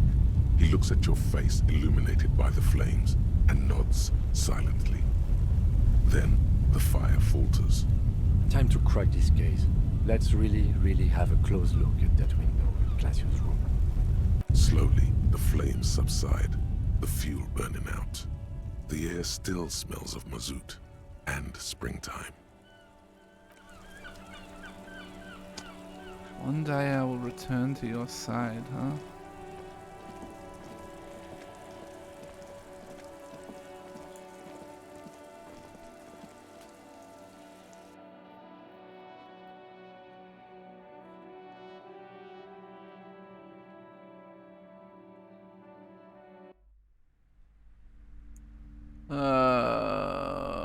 Hey, where do I buy maps from? Oh my god! Things have gotten out of hand! Oh, Jesus Christ. I thought the psychic stuff was bad, but the crime! It's even worse! I haven't been able to come to work for 3 days. The shop has been locked. No sales, gangbangers running around, shooting everyone. I know I shouldn't have bought a shop in this ghetto. And you! Oh my god! Just look at you! It looks like even the police can't take care of all this. Someone should do something about this. Maybe I should close the bookstore and open a psychic studio. Yes! It makes sense. Crime is the sixth element, you see. The darkest element. I could teach people to protect themselves against bad energies and to fight crime. Sounds like a plan. Life must go on after all. What Martinez really needs is more vigilantes roaming the streets. Exactly. It's a brilliant idea. Thank you, officer. I'm going to start drawing up business plans right away. In the meantime, do buy the books. As many as you can. They won't be here for much longer. Is there anything else I can help you with? What if I want to buy a book? You were already doing good, browsing the shelves. Why'd you stop? Don't everything is on the shelves. She smiles and nods. I'm not going to tell her about the Doom. She doesn't deserve this. Is this maps? A small mountain of colorful board game boxes. No. That was the barbarian shit. The door that we smashed. These shelves are overburdened with books. No. Oh, that looks like it might be plaque maps. on the shelf reads, "You will attain a place on this shelf one day." Or no. At this point, several maps have been attached to a bulletin board hidden inside the alcove. The maps look old and faded. Your eye catches a map of Insulinda. Map of Martinez. This could work, maybe. Angry storekeeper stare down. Look at the map of Martinez. Not really a map. It's a tourist still. Yeah. I want to buy the map of Martinez. For your brave efforts against those thugs, you may have it for free. Oh, thank you. Fail safe in case you don't have any money, I guess.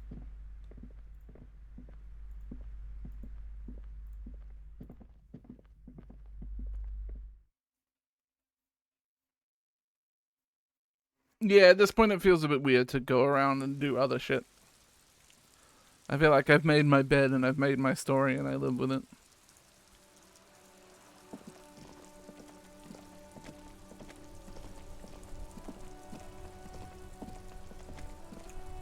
I'll never touch that gun again, I guess.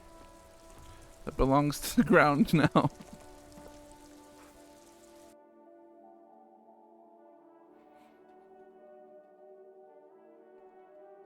Police work is tough. Take breaks. Talk to strangers. Explore. I definitely feel like I got on a path there that led me to the end of the game faster than I probably should have gone. But Shivers basically cracked it open and told me what to do and where to go. And I couldn't stop.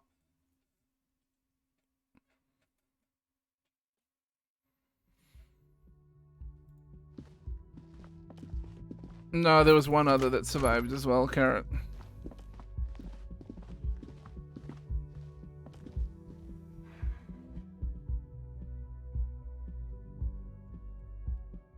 I mean, if you call, you know, a description of pain or something as the game warning you, I don't agree with that. But, you know, that's okay. The same two neon-lit shapes, a man and a woman. According to your map of the district, this shot could have come from a wide angle of locations, starting with the northern edge of the abandoned boardwalk, ending with an islet in the bay. Let's call them B prime. More precisely? B prime for boardwalk, B double prime for Land's End, and B triple prime for the islet detective. There may be smaller points in between, but those are too fine to zoom in on. Have a look at B prime, the boardwalk. 700 meters away. The likeliest of these B positions, 20% chance. A skilled sniper could have made the shot, provided he had a safe sniper's nest. Even with the light on inside, we're talking military training. At that distance, the perpetrator would have had to take wind direction into account. Have a look at point B double prime Land's End. 1.2 kilometers away. The least likely of these positions. Let's say 3%. A truly skilled sniper could have done it, possibly from a tent. No, too far-fetched. The islet. 1 kilometer away, a point beyond the docks, on an islet in the bay. The fort is ruined, but the perpetrator may have found a stable spot on the beaches surrounding it, where the concrete crumbles into the sea, as you saw in the coin-operated viewer. The shot would have been a small miracle, 5% likelihood. There is an extremely narrow field of view from the bay to the window, between Rue de Saint-Ghislain 8B and 33A. The angle would have been extreme and access to the islets is questionable, but it is a possibility. No, the only thing that I got close to a warning was telling me that I felt... Then there's the thread the witness left. Something. She did. But have the a game has been first-hand doing view that to me of all the game, event. so... Perhaps she found something in the outer reaches of her memory of it. You need to inspect it again. It suggests the bullet came from the extreme upper quadrant of possible angles, from a point beyond the roof. B triple prime, the island in the bay. She trying to tell us the shot came from the islet? Unless she thinks the perpetrator was standing on the ring antenna. That is where the thread seems to point. There are ruins on that islet. A sunken sea fort. I saw it through a coin-operated viewer. I remember. How did she know how to do this? She was there that night. She would have known precisely where the bullet hole was in the glass. She had a long time to think about it after, standing on that roof, staring at the glass. It also looks like there may be more to her skill set than we know. The question is, should we trust her? I just don't know. Indeed. Neither do I. It's one of the few places in Martinez we haven't been to. Is. For a second he seems tired. You seem unenthusiastic. I just haven't gotten a lot of sleep these past few days. He doesn't really believe this will yield anything. Maybe we need to go to the island? The wind blows in from the open window. The lieutenant sighs, looking into the cold distance across the water. He is trying to justify it to himself. He sees danger. Another trap, perhaps. He must be cautious for a reason. This man has decades of experience. I don't have anything to say. This is just something we have to do, Kim. I understand. He will. He has it in him. I'm going to the island. Are you in? Of course, of course. I mean, how do we get there? Joyce Messier had her sloop, but she's gone. Lillian, the nitpicker. She's tarring a boat. Ah, yes, of course. The village. Let's go. So I guess now that I have a map, I can fast travel, huh? But I don't know how to do it.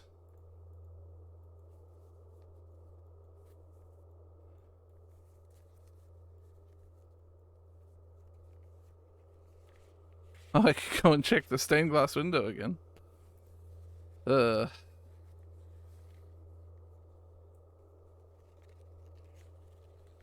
Map wall? Oh yeah, I know that.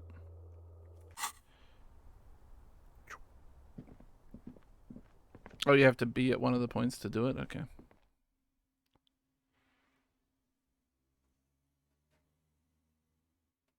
Sad I missed my communist meeting and didn't get to become a communist. At the very least, I should have, walked back and gone to that.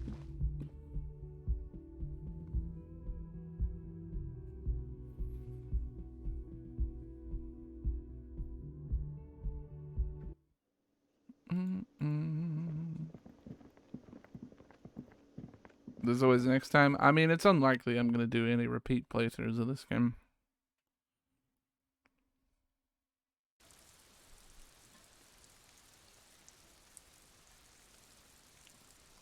No, I think Rose is saying, can I access it now? And the answer is I don't think so. Ah, yeah, okay.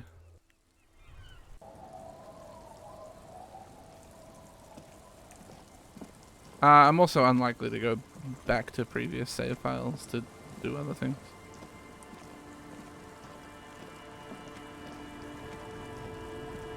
Officer, what happened? You're limping. Why are you limping? You look terrible. Some people hurt me. Is this from the shooting in town? We heard gunshots. Not that we don't hear gunshots all the time, but they were closer than usual. There was an exchange of fire on Rue de Saint-Guylaine. It's nothing to be worried about, madame. I have a question for you. Of course. Can I help you with You something? want to go on a date? We need to get to that island. That won't be a problem. It's wind still and the tar just dried. We've got 2 days of relative sunshine ahead. Can we borrow your boat? If you promise to bring it back, and no scraping the hull. I just got it nice and yellow. And no drinking on the boat. And no joyriding either. Okay. Of course, ma'am.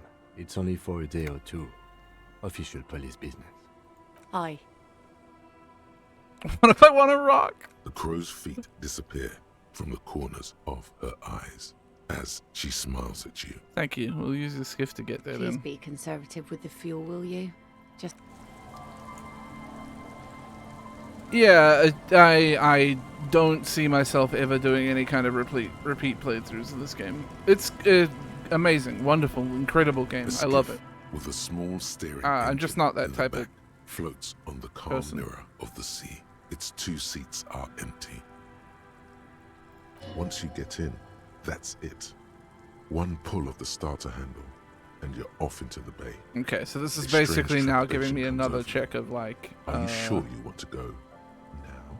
Am I sure? Have I you guess. made all the necessary preparations? Closed all your accounts? Remember what the net picker said. It's a small tank.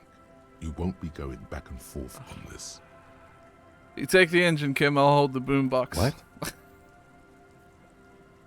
What? What? How do we blast SAD? How else do we blast SAD FM on our way to the island? Fine.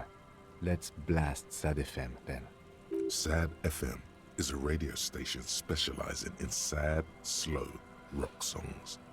You seem to know its frequency by heart. Get in and ride to the island.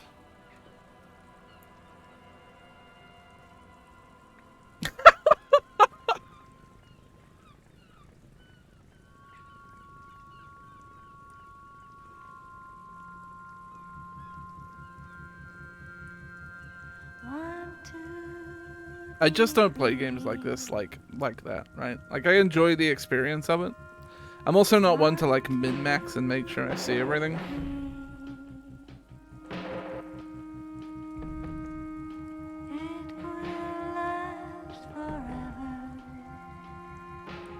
I kind of like this experience being organic, and we certainly had an interesting playthrough. That can't be denied, I think.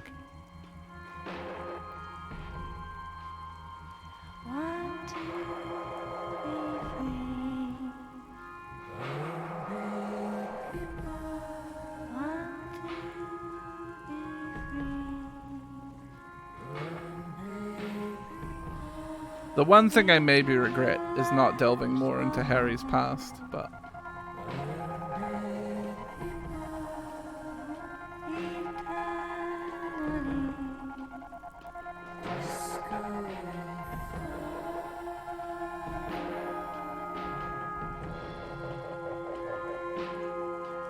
This is a cool scene.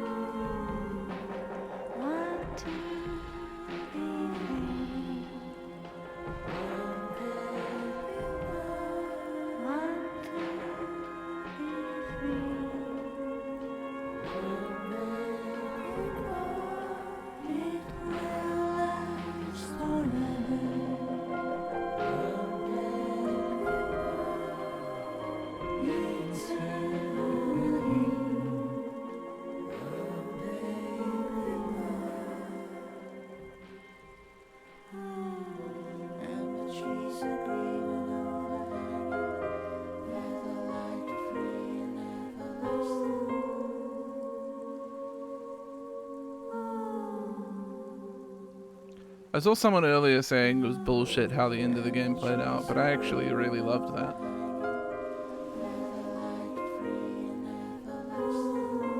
I love that the game said, "Fuck you, idiot. You don't know what's going on here."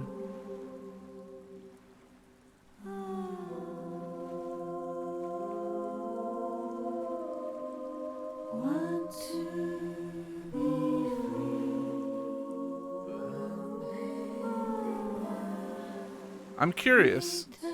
If you wait a couple days, can you take this boat trip? Like, if you know the details about B triple prime, can you do this boat trip outside, like, before the confrontation? The boat comes to a slow stop. The lieutenant You always turns have to go through the tribunal? off. Okay. Then there's silence. There is very little wind here today. The ghost is standing still. So that paints how I You feel look at about your this arms, section. Then the cliffs above you. In terms of how I'm going to play through it. Let's go.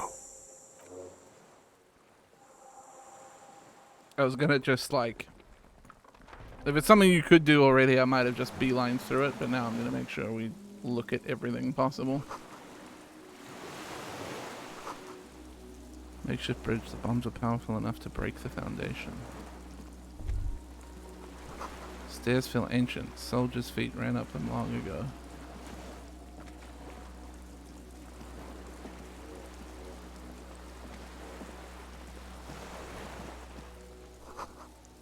Attention. Inflammable.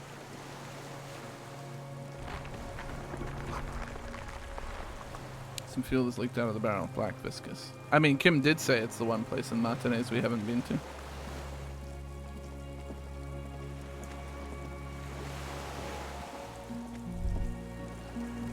Warm air from the inside of the building. It's warmer there than out here.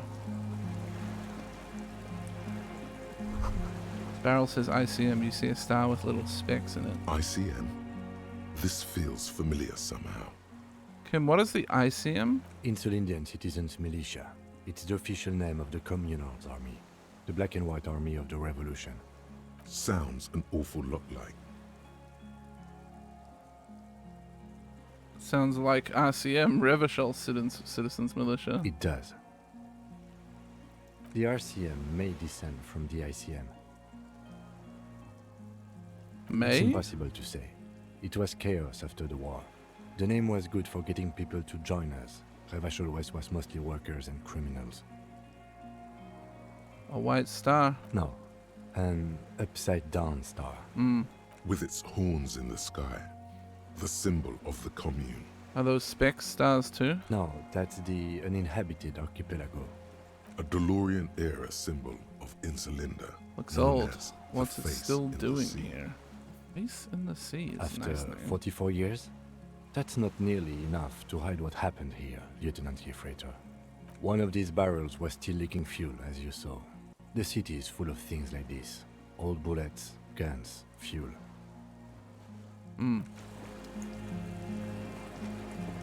Bunch of different doorways too. Little birch from the coin-operated viewer still holding on. No way to get up there. The stairs are gone. Can we see over here? No. I guess we go in here.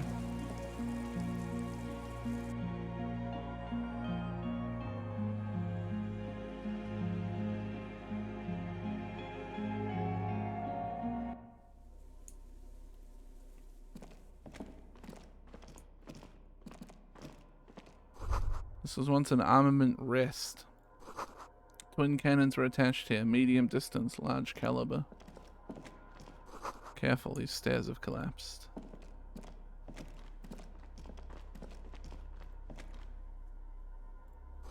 Books, mostly fantastique and historical fiction. Dishes stained with sauce and fire, a survivor's kitchen. You see candles planted on a broken rangefinder. A moth-bitten bedsheet keeps the wind out. I mean... yeah, take the scarf. What's wrong with more clothes, huh? Books and magazines lie scattered on the floor and on a makeshift cupboard. They are not particularly well organized. Most are soft covers, serialized fantastique and detective stories from the 20s and 30s. This disparate digest includes the classic Animal Adventures. Popular depictions of man versus nature by amateur naturalists T&T Harpin, husband and wife. Widely read by people from all walks of life. Who doesn't like nature? Who doesn't want to survive? Among what is mostly commercial fiction and serialized stories. You find a magazine cathodique for electrical engineering. Then it's back to pulp. Light erotica, an international thriller about circuit benders. Someone's made themselves a home. Oh, Jesus Christ. Hang on. Time to look for conceptualization and smoke a cigarette.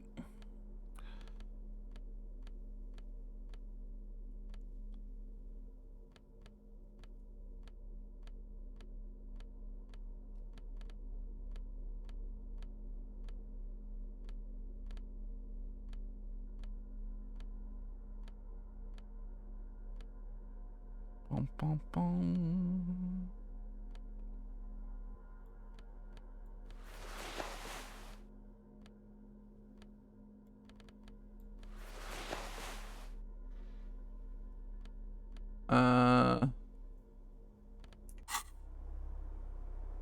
I'm already under the effects of cigarettes, I guess. Soft covers, serialized fantastique, 17% stories, animal adventures. Just don't fail. A magazine for it. Not that you can tell. This is a digest of someone who's dead bored. Most of it is for entertainment purposes. Fittingly right next to the radiola on the floor. Nothing out of the ordinary. Maybe it's a little old-fashioned. There's a nude mag.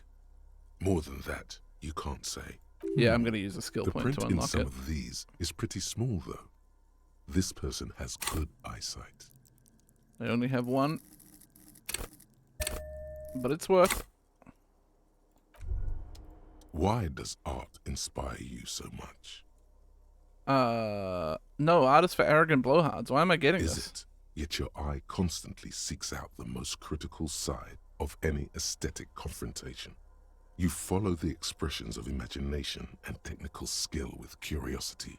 In short, art is the highest form of human communication, representation, narrative, emotion, and agency intertwined. Would I fit into the art world? I Have you mean, looked in the mirror lately?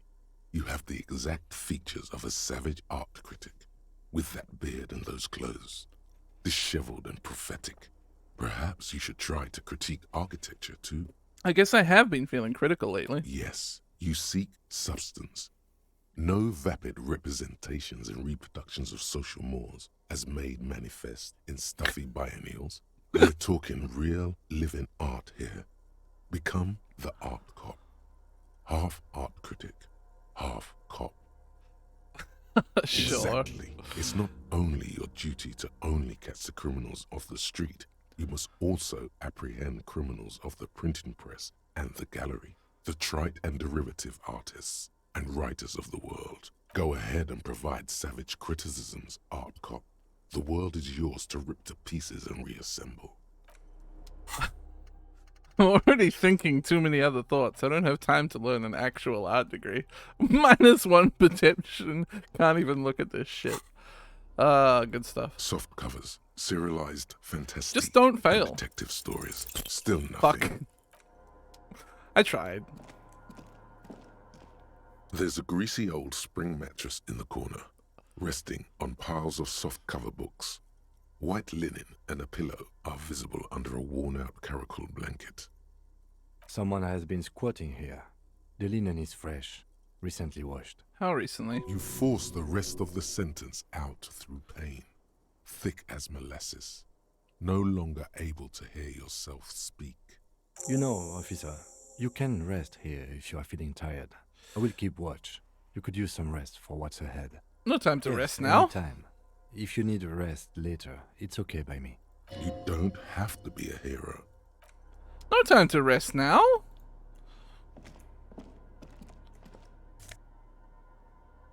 Oh my god. Hold on.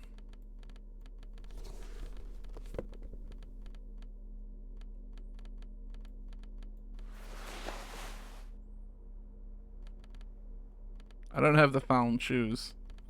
These will have to do. Drip, baby. I'm keeping the Ushanka on. You can't stop me being communist.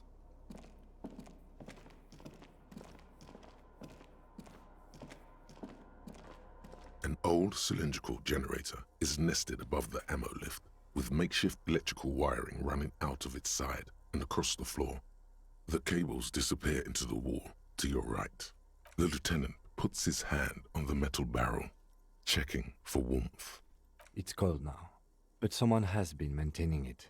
The wiring has been repaired. Where do the wires lead? Downstairs, somewhere. What kind of generator is Liquid this? carbon. I would imagine it takes mazout. The kind that's favored by vagrants and fuel thieves. It's been a long winter. Tap on the The side. hollow ring. The canister is empty. Dust falls from the generator and down into the ammo lift. What does this mean, a generator I here? don't know. I'm not a philosopher. I mean, why is it here? Someone with basic electrical skills has restored it in order to keep the room warm. The wind outside picks up suddenly with a faint howl. Inside, it's warm. Inside it's warm. Okay, so I guess I gotta go over here. Because we can't go down those. Those stairs are broken. I could take a rest and fix my morale and health. Yeah, fuck it. We'll take a little rest. The greasy old spring. The offer still stands. The bed is quite... You Just a face little the sleepy concrete wall. There's less light there, in the dark corner. Like a dog, you lie there. You didn't realize how tired you were. Your body is still nowhere near healed. Curl up with your knees close to your chest. The blanket feels cold. The entire room does. Concrete and cold. Minutes pass. Half an hour maybe. The sounds of the sea beyond grow distant. Your eyelids close. Until? You feel yourself standing up in the darkness, right next to the mattress. Slowly, the world begins to hatch from the blackness. It's evening. Oh, it's evening now. A lot of time passed, huh? Actually, I don't know what time it was when I went into bed.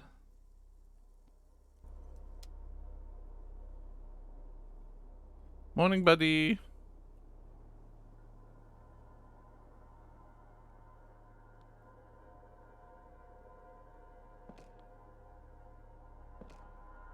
Hey, Kim, I'm good.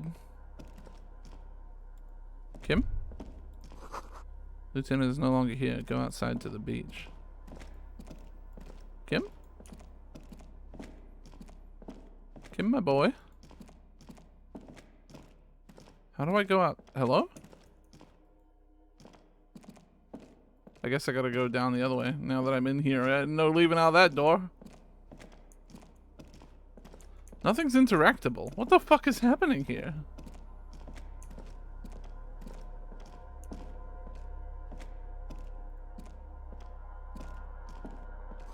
Door is still here, closed. Feels strange somehow. You can't get in. Help?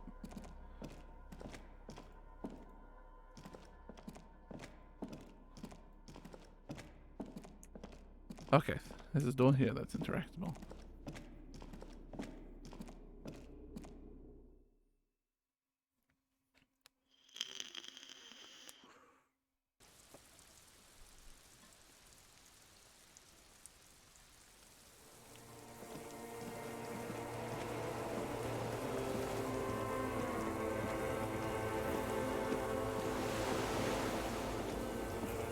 Keeping up with the RP walk. My leg is very sore, you see. Honk honk. Over to my left somewhere. Go down to the chain. There's something there. The chain? Might be back the other way, huh?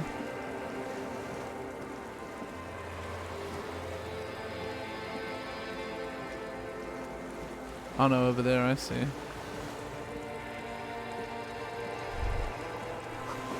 Walk into the water now. I don't want to walk into the water.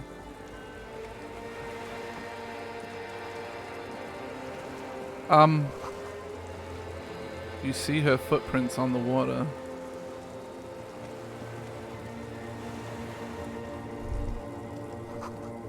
Further.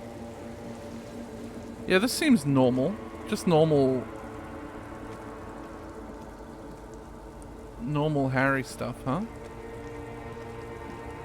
Dolores Day, the innocence of humanism, internationalism, and the welfare state turns around to face you. She has an airship airbag in her hand. She seems to be in a hurry. Okay, don't say you need to talk right away. Melt the ice first. This way you're already talking. You may not be able to take this. Not this time. Not anymore. Hey. Hey. Hey? That's all I get? I mean, hey to you too. How are you doing? I'm doing really good, actually. Both professionally and romantically. I've come to a fulfilling and peaceful period in my life. Well, how are you doing, Harry? I'm not doing very well. Don't say that.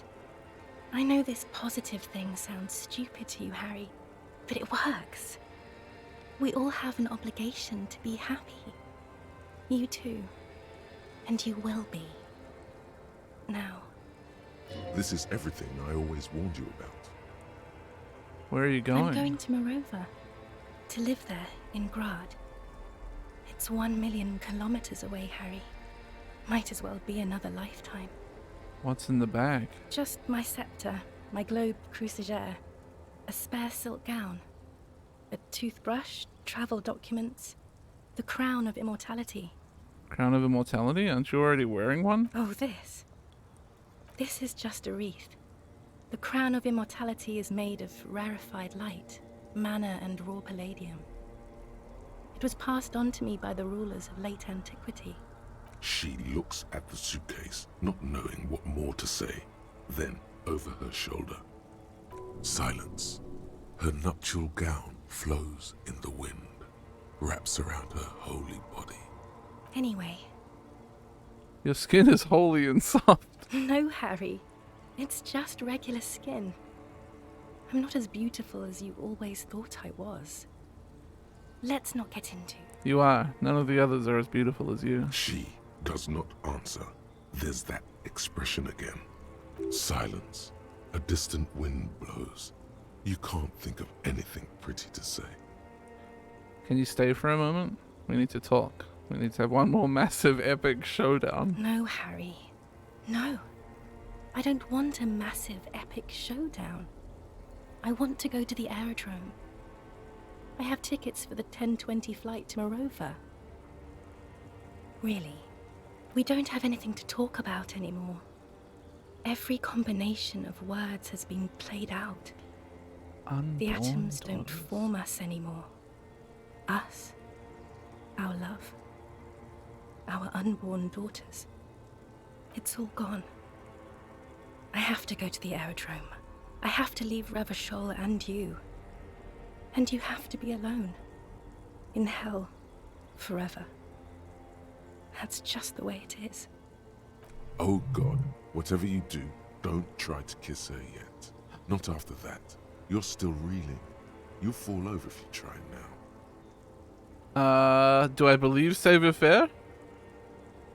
I get the feeling you're not really Dolores Day. I don't know what you mean. Dolores Day? You're the morning. The morning? I don't understand. No, I meant mourning. I'm grieving. You're not even dead. Oh my God, Harry, stop.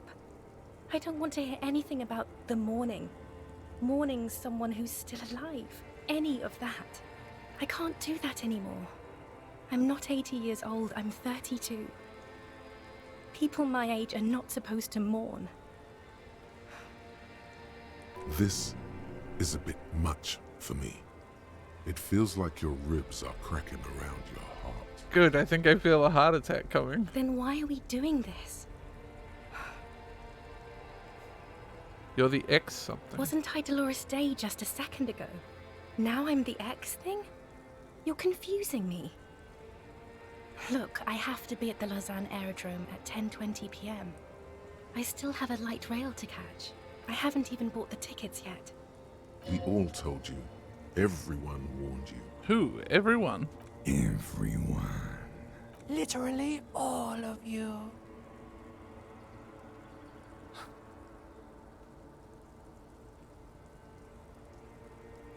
I'm glad we're having this conversation. I'm getting so much closure. I'm glad too, but I have to go. My friends are waiting for me on the platform. I can't let them wait. It's impolite. This is so grotesque. It is. Useless. 1,000 times you beat an animal. 1,000 times you've raised that fabric. What is underneath has always calmed you, centered you, made you sane. On second thought, you're Dolores Day, Queen Regnant of the territories of Mundi and Insulinde, and nothing else. Yes, Harry. I am. Things have gotten much better for me, now that I am the ruler of the known world. Oh God, it's already so late. I have to go, Harry. I know you still love me. Yeah. I'm guessing that's designed to always fail.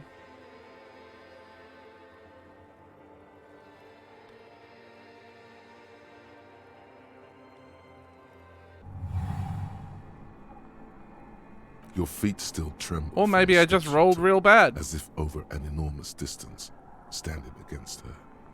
Her body close to you, radiating more. With your eyes closed, you move your lips on her mouth.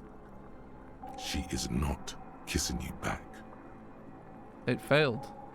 This was not about failure or success. This was always going to be horror. I should not have suggested it, and you should not have listened to me. I feel her breath. Her chest rising like a pillow. Warm exhalations against the side of your mouth. Her tender soul moving through her lungs. Hidden. I have an idea distant, of what's happening here. Kept safe from you. I'm letting it play out.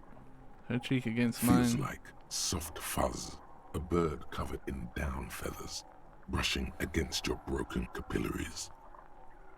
Cold silver against my forehead. A delicate wreath on her forehead, pressing into your temple. The silver is cold from the spring evening air. Squeeze her wrist. Her hand does not return the grip. Her body is rigid. A current of unease courses through it. Move your mouth. Nothing, just pillows against you. Unresponsive, but for the taste of apricots. You're not kissing me back. The moment is ending. She is going to move her face away from yours, trying hard not to look at you. When she withdrew and you held on to her hand, she tried not to look at your face and see the expression there.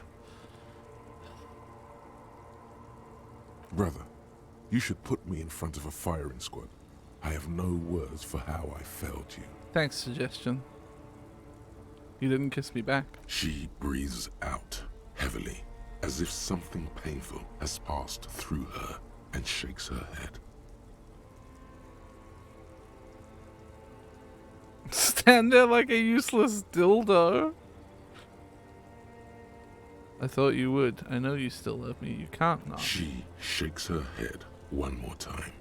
The evening wind rustles her hair, blowing old newspapers and fast food wrappings down the street. Why didn't you kiss me Why back? did you do that to yourself? You know I don't cheat, Harry. I never cheated on you. What? That's it then. No, Harry. Not yet. There is one more thing you have to see. I'm pregnant.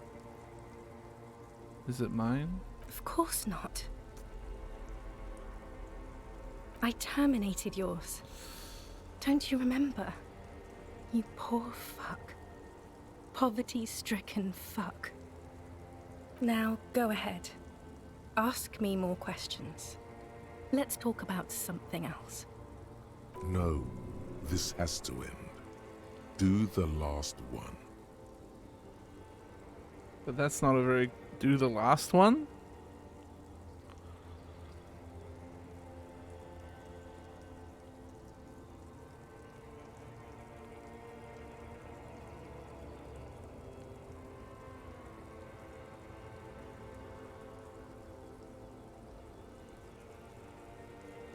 I'm gonna listen to Pain Threshold. I'm gonna listen to my brain.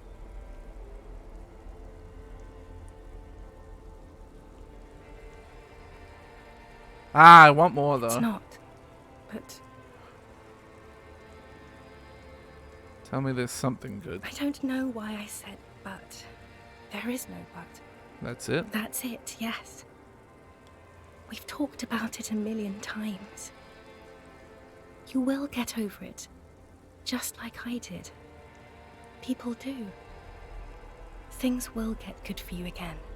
I'm not getting over it at all. It just takes some time. For you, I think it will take something like 20 years, maybe? Jesus. It was hard for me too, you know. I used to think I couldn't live without you. But I can. It's not. It's just not possible. It's like eating rocks. You just can't do it. 20 years? That's so much time. Yes. It only took me 1 year, maybe 2.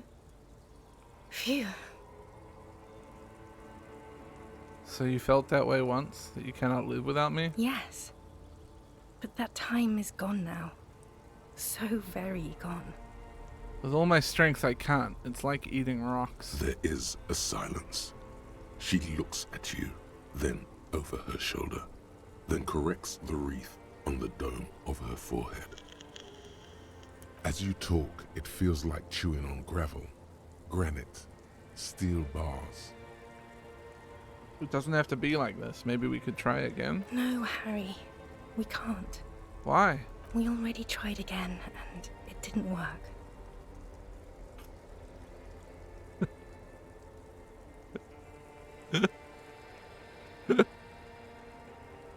Let's try building communism twice, and if it doesn't work, let's abandon it and be slaves forever instead.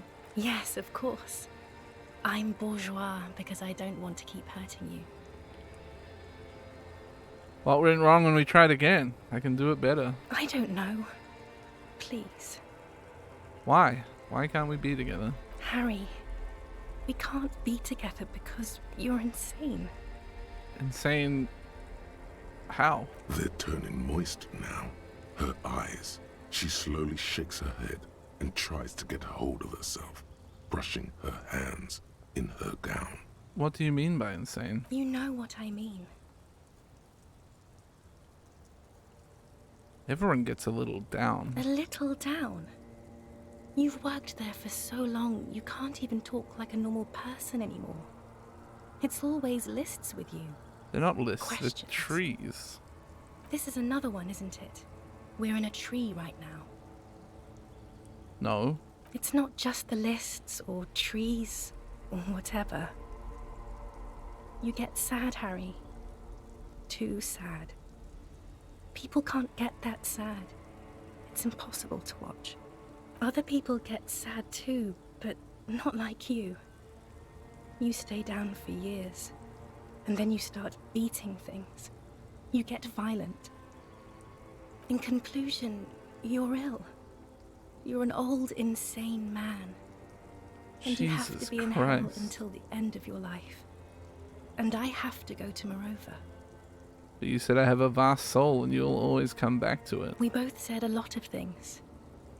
We were very young. Actually, you didn't say it. You wrote it in a letter, a handwritten letter. I kept it in my paperwork. As Queen Regnant, I write a lot of letters.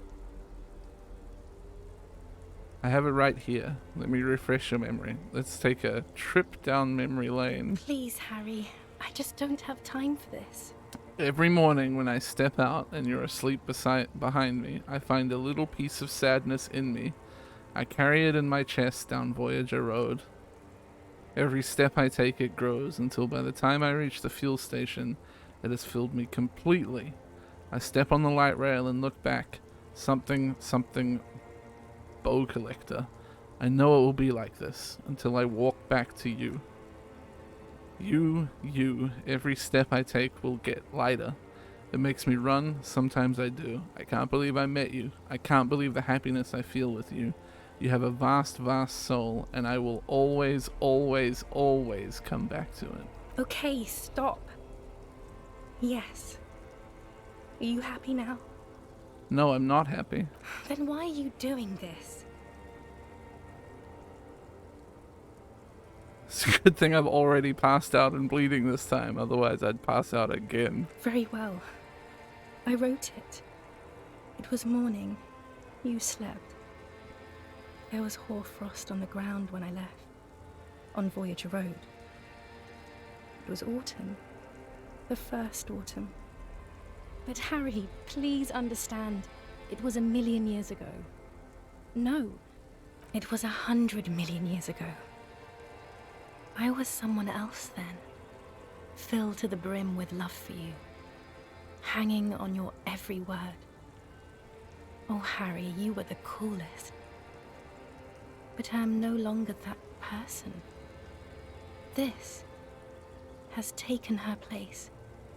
It will devour you. Harry, I will eat your mind. Can't you turn back to the person you were? Can't you think I'm cool again? No. You scared it out of me. With your crying, your hysteric, the awful time we wound up having, and the cheap rental flats you could afford. Can't you see? I can never think you're cool again. I can only think that way about new people. Where is this Voyager Road? It's here. We are on Voyager Road. At the end of it, 300 meters from the stop. We used to come here to rent videos. The house. There. You could not pay the electrical bill. It became a lightless tomb. The years you spent training for the militia, my parents' money, it was not good. What now? What happens now? What is the next thing we talk about? Is there really anything left? If not, we can always repeat one of the things we have already talked about. Talk about it again. If you do not feel like doing that, you should let me go to the aerodrome. Don't go. I have to, Harry. Really, I've already missed the 8:30. I'm gonna go now. Can't we sit down and have a coffee first? There's a cafeteria on the corner. No. That would only be painful and dull. At the aerodrome, life, love, and laughter are waiting for me. At the cafeteria, dust, hell, and tragic comedy. What is there to do in Morova? Light, life, culture. It's so much better than here. Everything here reminds me of you, and the horrible times we had. The nights we stayed up fighting for our dying love. I have to wipe it all off me and be clean again. I want to be a good person again. Not this. Not what you made me into. You don't want me to let you go. Not really. You asked me not to. That was someone else. I betrayed her, overwrote her, and I'm happier for it. And I'm really going now. The time is up. I must be on the 10:20 flight. No. Yes. Will we ever see each other again? I won't see you, but you will see me. How can that be? Oh, Harry. This is a dream. Can't you see? I'm already in Morova by now. Who knows how long ago this happened? A year? 2? 5 years ago? How will I see you again then? Right here, tomorrow night. Once this dream starts happening, it keeps happening. Fuck. 3 times a week, at least. And Harry, it really, really looks like it started happening again. There's the video rental. I'm suffocatingly beautiful and young. And I smell of tutti frutti chewing gum, like I did that time when I asked you for forgiveness. After leaving you the first time, so long ago. But this is intolerably bad. Oh yes, this is real darkness. It's not death or war or child molestation. Real darkness has love for a face. The first death is in the heart, Harry. See you tomorrow.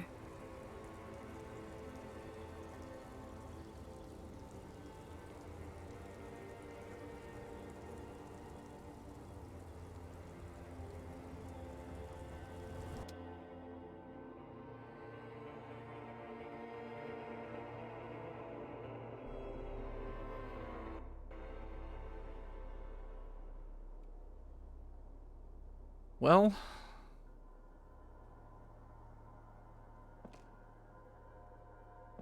You're up quick. How was your sleep? Actually, it was total annihilation, Kim. I did not want to wake you. Perhaps I should have? Was it a job dream? Fuck it. Of course. You ready? Let's solve the fucking case. Are you sure you're okay? You thrashed around and you bolted up, half covered in blood from your wound. Swallow the blood and conclude. Let's comb the entire island centimeter by centimeter. That's the next step in the task chain. Okay.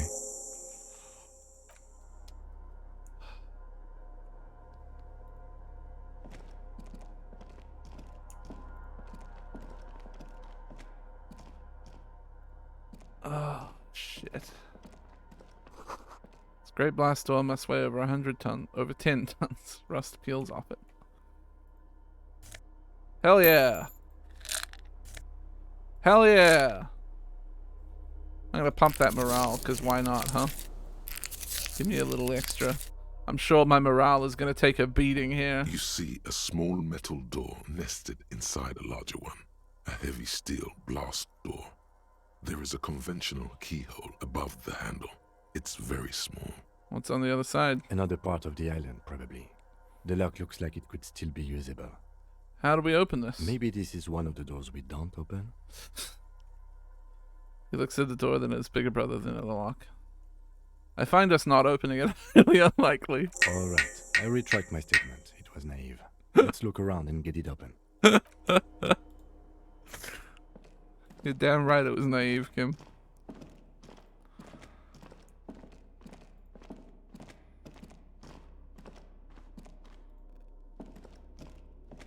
Green paint flecks off the monoblock aluminium cabinet. There are rows of switches on the front panel, a frequency band, and even a keyboard. Run your fingers across the keyboard. The keys rattle like teeth. This keyboard hasn't been functional in decades. What is this then? The console of an anti-computation device. The generator upstairs, with wires coming out. They terminate here. Could this open the blast door? Possibly. Urgence, ouvert, allumé, radio diffusé.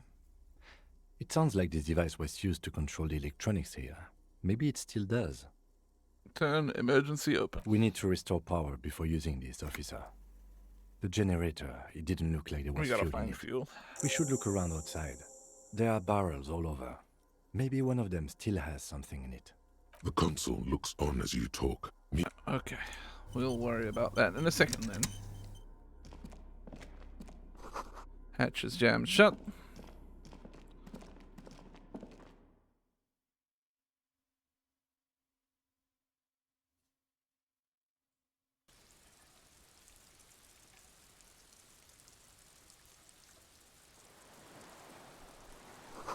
A firing slit. You can't see inside. Fuck it. Let's run.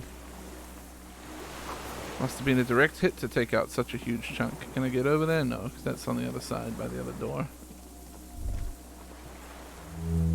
Distant sound of cargo ships. Signal horns echo on the water. You think I can just walk out on the water again?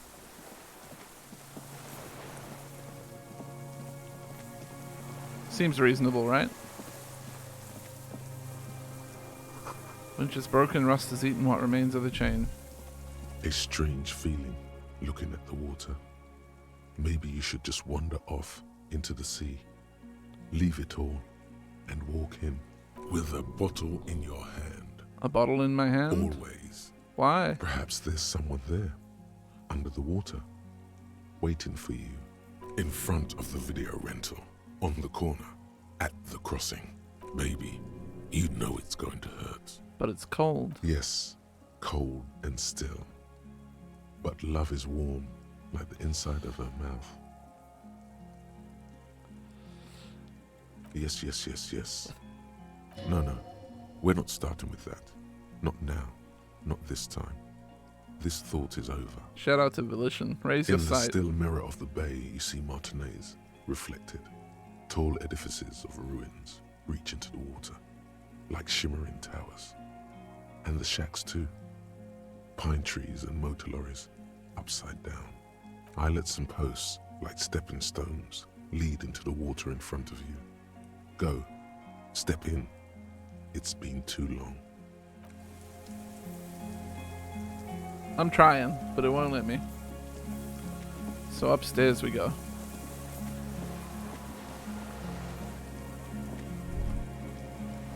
The pain in your pelvis makes you wince, then you continue. Probably from all the running I'm doing, huh? Inside of the fortress, you make out the console and the blast door. Music here is nice. No way to jump down here without breaking a few bones, okay. Yeah, some gas. A weathered artillery map showing coordinates in the Bay of Revachol. An old medicine cabinet newly stocked with druamine. Take it! That's yours, baby! There's a rain-soaked mattress on a concrete slab, only half covered by the crumbling roof. At the head of it, double embrasures, firing slits like two eyes in the wall. This looks like a good place to aim from. Inspect the mattress. A single-person mattress, modern, civilian use. Brand name, Marjorie. There's a fuel stain on the cover, along with cigarette burns. A good place to hide. Cozy. Relatively safe from the rain. Inspect the wall. There's a firing slit in the wall in front of you, like a little window. Touch the concrete Quite old first. and grimy, from years without cleaning by anything other than the rain. Look through the hole in the concrete. The springs screech as you lean on the mattress and crane your neck to look out. Trepidation, a tingling feeling in your stomach. A small piece of Martinez coastline. I mean, it's the same difference, in the right? Square in front of you, like a tiny landscape painting. 1 kilometer across the water. The ruins look familiar. On the left? A towering skyscraper, its top floors shaved off by artillery fire. Capeside apartments. Rue de Saint-Ghislain, 33A and 33B. On the right? The red chimney and collapsed back of the 4-story tenement in front of the whirling in rags. Rue de Saint-Ghislain, 10. The doomed commercial area. And between the two? The box-shaped silhouette of the whirling in rags.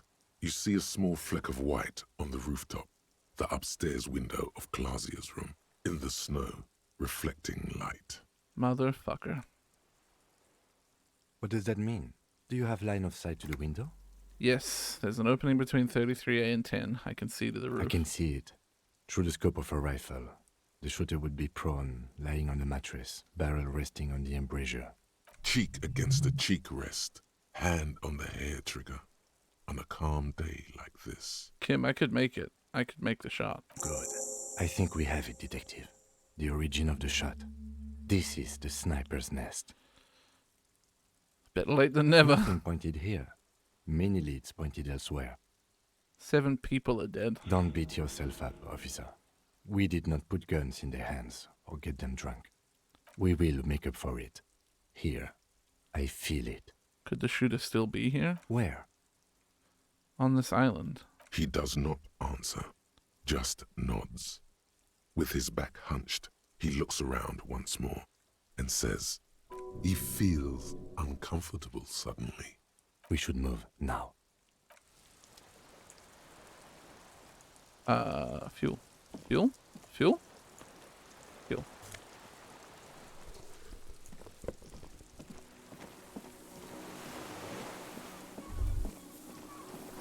You feel eyes on your back. Someone's watching, but you can't say where. Oh no. Uh-oh. Uh-oh. I don't like this.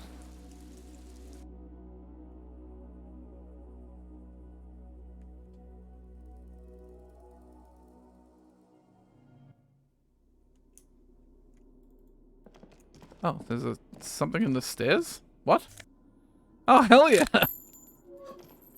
Magnesium, baby! I'm a magnesium-based life form.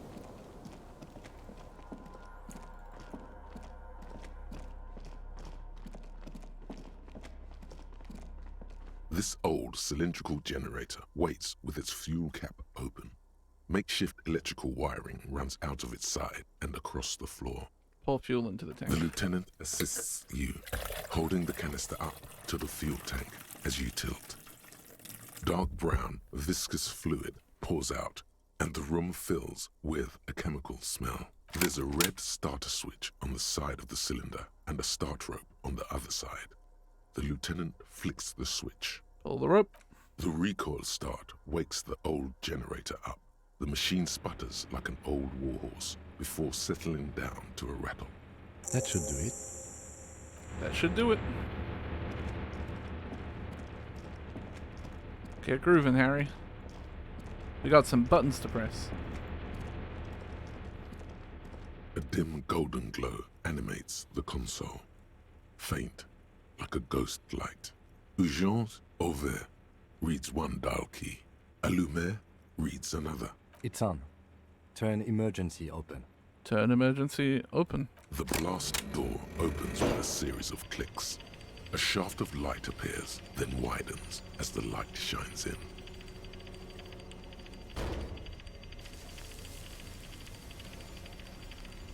Big door. Really? I mean, I get it. It's dramatic. A sudden wave of anxiety makes your skin crawl. No, it's more than that. There's something there, waiting. After you. Before outside, when we were walking across the sand, I felt someone watching me. So did I. Not back there, but I felt it since we came here. What's there? I don't know. A thin wisp of smoke rises from a charred black fire pit. The wind picks up, then dies down again. I'm scared. Don't be. I have a gun. I don't have a gun. Extra good that I do. Let's go.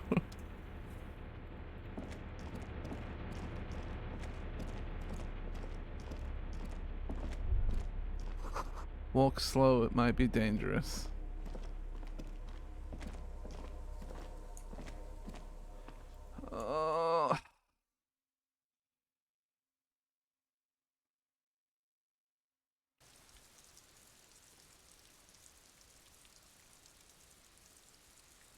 At least I'm dressed in the drip for the moment that I potentially die, huh?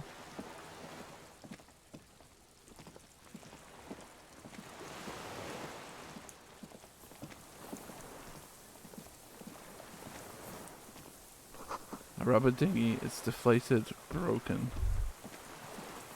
Small white flowers blossom all around you. And there he is, huh? Our killer.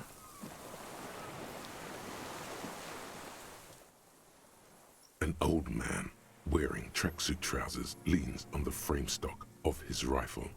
He gathers a big ball of spit in his mouth, then spits it out into the extinguished fire before him. He raises his black eyes, hooded by creased eyelids, to meet yours. Nice gun you got there. It's not nice. It's a piece of shit. But it gets the job done. Is that a Belma grave? It's a 3 Angong 446. Southeast Samaran made, exotic, must be defunct too. No modern rifle manufacturer of that name springs to mind. A Samaran rifle. How did you get hold of one? It was sent to us by our brothers in the Sinyao commune. Military aid. It has stayed true to him. He can still make it sing. Did you close the blast door? I did. And you opened it. How? I fueled the generator, then used the console. I should have burned that console down. How did you know I was coming? Reactionary rock and roll music. Playing on the water. Told you we shouldn't play sad FM. But you didn't say that, Kim. I did. It was not rock and roll. It was sad FM. Sad FM, huh? I always hated that station. Phlegmatic, counter-revolutionary dirges. Sadness is a mental illness. A weapon of the bourgeoisie. The fascists were right about rock and roll. It is degenerate. Hip gyrating, mental illness music. The Sinyao commune? You heard me. It's good now. Like chalk, white from the ball. Sir, I need you to put that gun down so we can talk further. We're with the police. Or... I'm with the police, you can keep the gun, but keep it down. Not one move. No. Put it down now, sir. Or you're gonna blow my brains out before you question me. To hell with it. It's a walking stick anyway. It's out of bullets. Like an amputated limb in the sand. His gaze follows your motions. The rifle feels surprisingly light in your hand. Frame stocked and patched in places with tape and wire. The rifle's in a shabby state, like a crutch that's seen too much travel. Hieroglyphs are embossed into the forearm, made of walnut. On the butt, you see Vespertine writing, burnt into the wood. Triangong, 4.46mm, made in Sinyao. As you said, it's a Triangong made in Sinyao. No one said it has to be a Belmagrave. We were just guessing. From ballistics, it could easily have been a Triangong, too. It doesn't matter if it was made in Shanti Shanti. All it has to do is use jacketed ammunition. And it does. Well, there's no point in saying that because he's already Old said it, huh? keeps following your motion with his gaze. Who are you? My name is Josef Lilianovich Dross. Political Commissar of the 114th Anti-Aircraft Division of the 4th Army of the Commune of Revachol. I am a deserter, a partisan, and a prisoner of war. This is my termless surrender. The Commune of Revachol? Do you mean the ICM? You're a holdover from the... From the Insulindian Citizens Militia, the army of the revolution. I was recruited in Jamrock in 07, trained in the École de Contrôle Orient, and consigned to emergency defense duties in 08. I left my unit on the eve of the landing. When I returned here on May 14th, the commune had fallen. Still armed and ideologically trained, I wrote a criticism of myself and resumed partisan duties. How long have you been on this island? 43 years. No. I've been on other islands too. I was an Resurrection until they turned it into a spa in 18. Then I was an E-48, a nameless sound, until the sea washed over it. Then I came back here. That was 22 years ago. You've been hiding here for 43 years? 43 years and 10 months. That's steadfast. It's not how a human being should live. But I had to. I couldn't just forget. I couldn't just forget what I saw. What have you been doing during all this time? Hiding, fishing, waiting. Where the afternoon grows late, on Rue de Saint-Ghislain, people walk home. Street lights will soon be lit.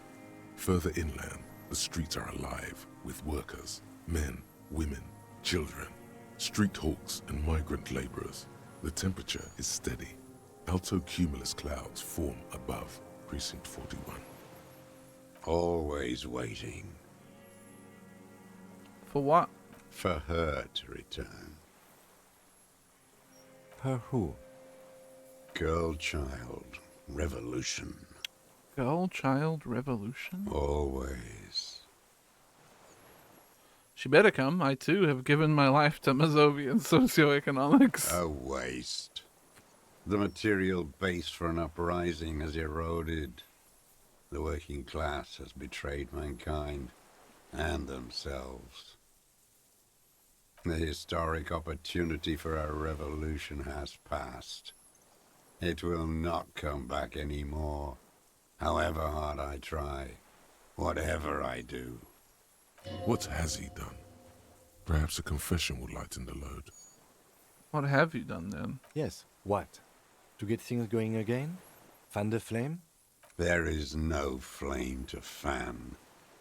There is nothing left of the world, of our dreams.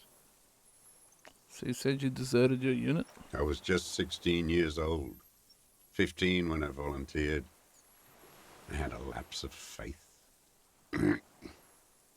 And of courage, too.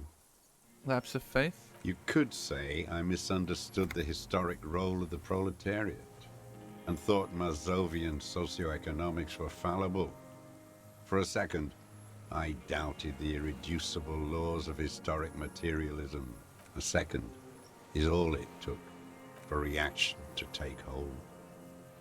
What's reaction? Petty bourgeois terror. It's in all men. We all have a tiny bourgeois person in us trying to run away. He does not seemingly react to what you said. Only his right brow moves a little. And this was when? May the 13th, 08, 44 years ago. The horizon was black with coalition airships. Their petroleum rose to the sky, and it looked like it formed the clouds, storm clouds. When they started shelling, it was dark magic. Dark magic? The combined might of international capital. All at once, all the greed and terror in the world tore into Revachol. It lifted streets from the ground and turned houses into ghosts. We were in the flak tower, huddled on the floor. The artillery was 80 kilometers away in Ozon, but I knew the commune would fall. We would all be turned into ash.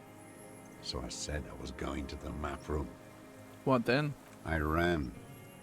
I climbed the chain link across the water and hid inland, in the bunkers underground, like the weakest of the weak. A mouse. Frightened of the ordnance all night, and the sound of the rotors in the morning, whirring.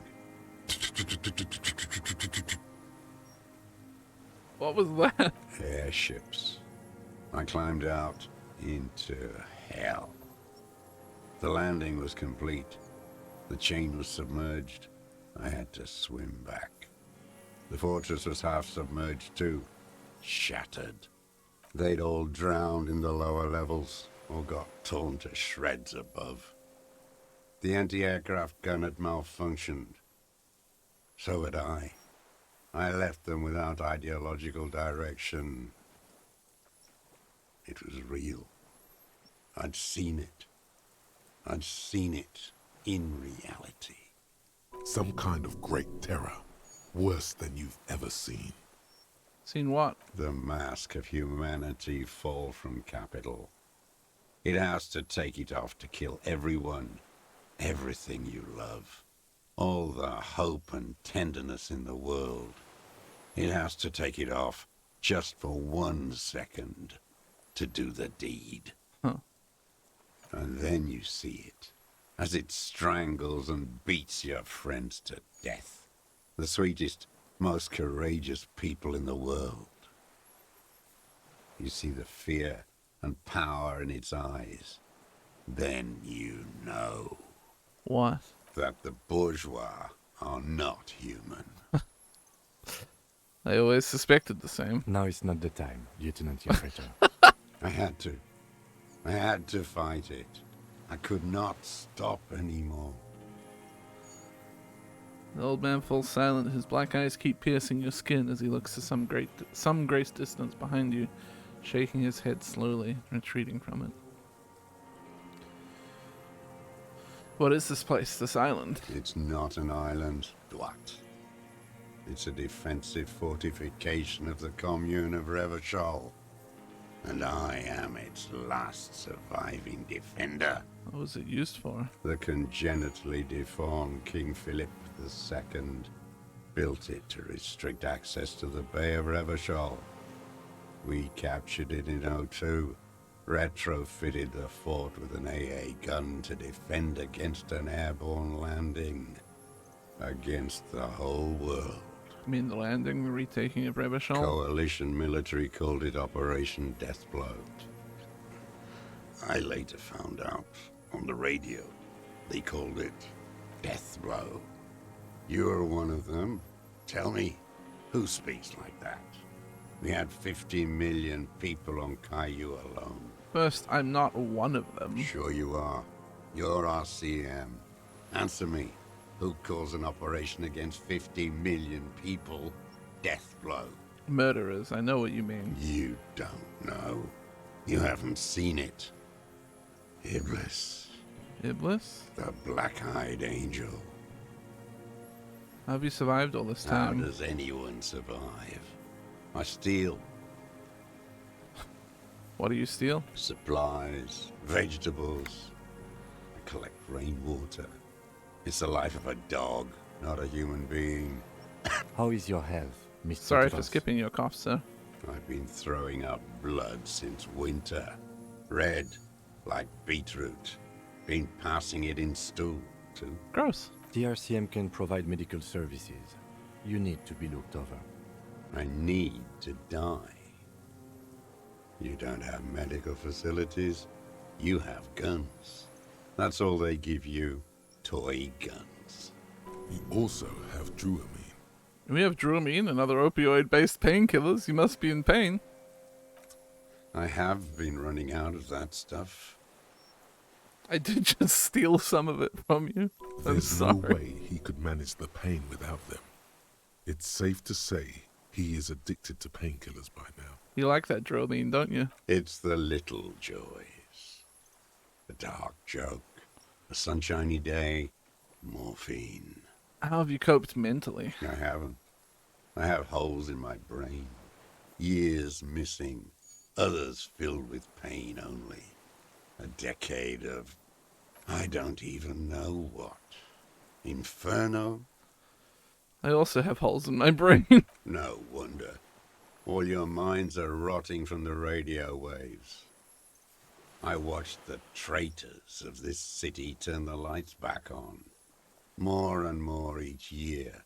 Ruins glittering in the dark like a fucking merry-go-round. It's disgusting. How have you concealed yourself all these years? It was hard in the Thames. I didn't have partisan training. They were searching for stragglers, those bloodhounds. Floodlights on the water at night. There were posters, campaigns. We communards still hoped, and they needed to snuff that hope out. Yeah. The East capitulated. Martinez and Cold City were turned to dust. But Jamrock, Forburg, even Coron, and Boogie Street, of course. Those fucking kips had Marsov coursing through their veins. And others too. Some cordons of Revachol was still fighting. There were cells. I tried to contact them. Soon they all went silent. The frequency's dead. How'd you get here between here and the mainland? At night, I used a dinghy. I only went after dark then. When I got to the city, I stayed underground. Patrols, you lot, the commons too. They'd started snitching. In the city, you move underground?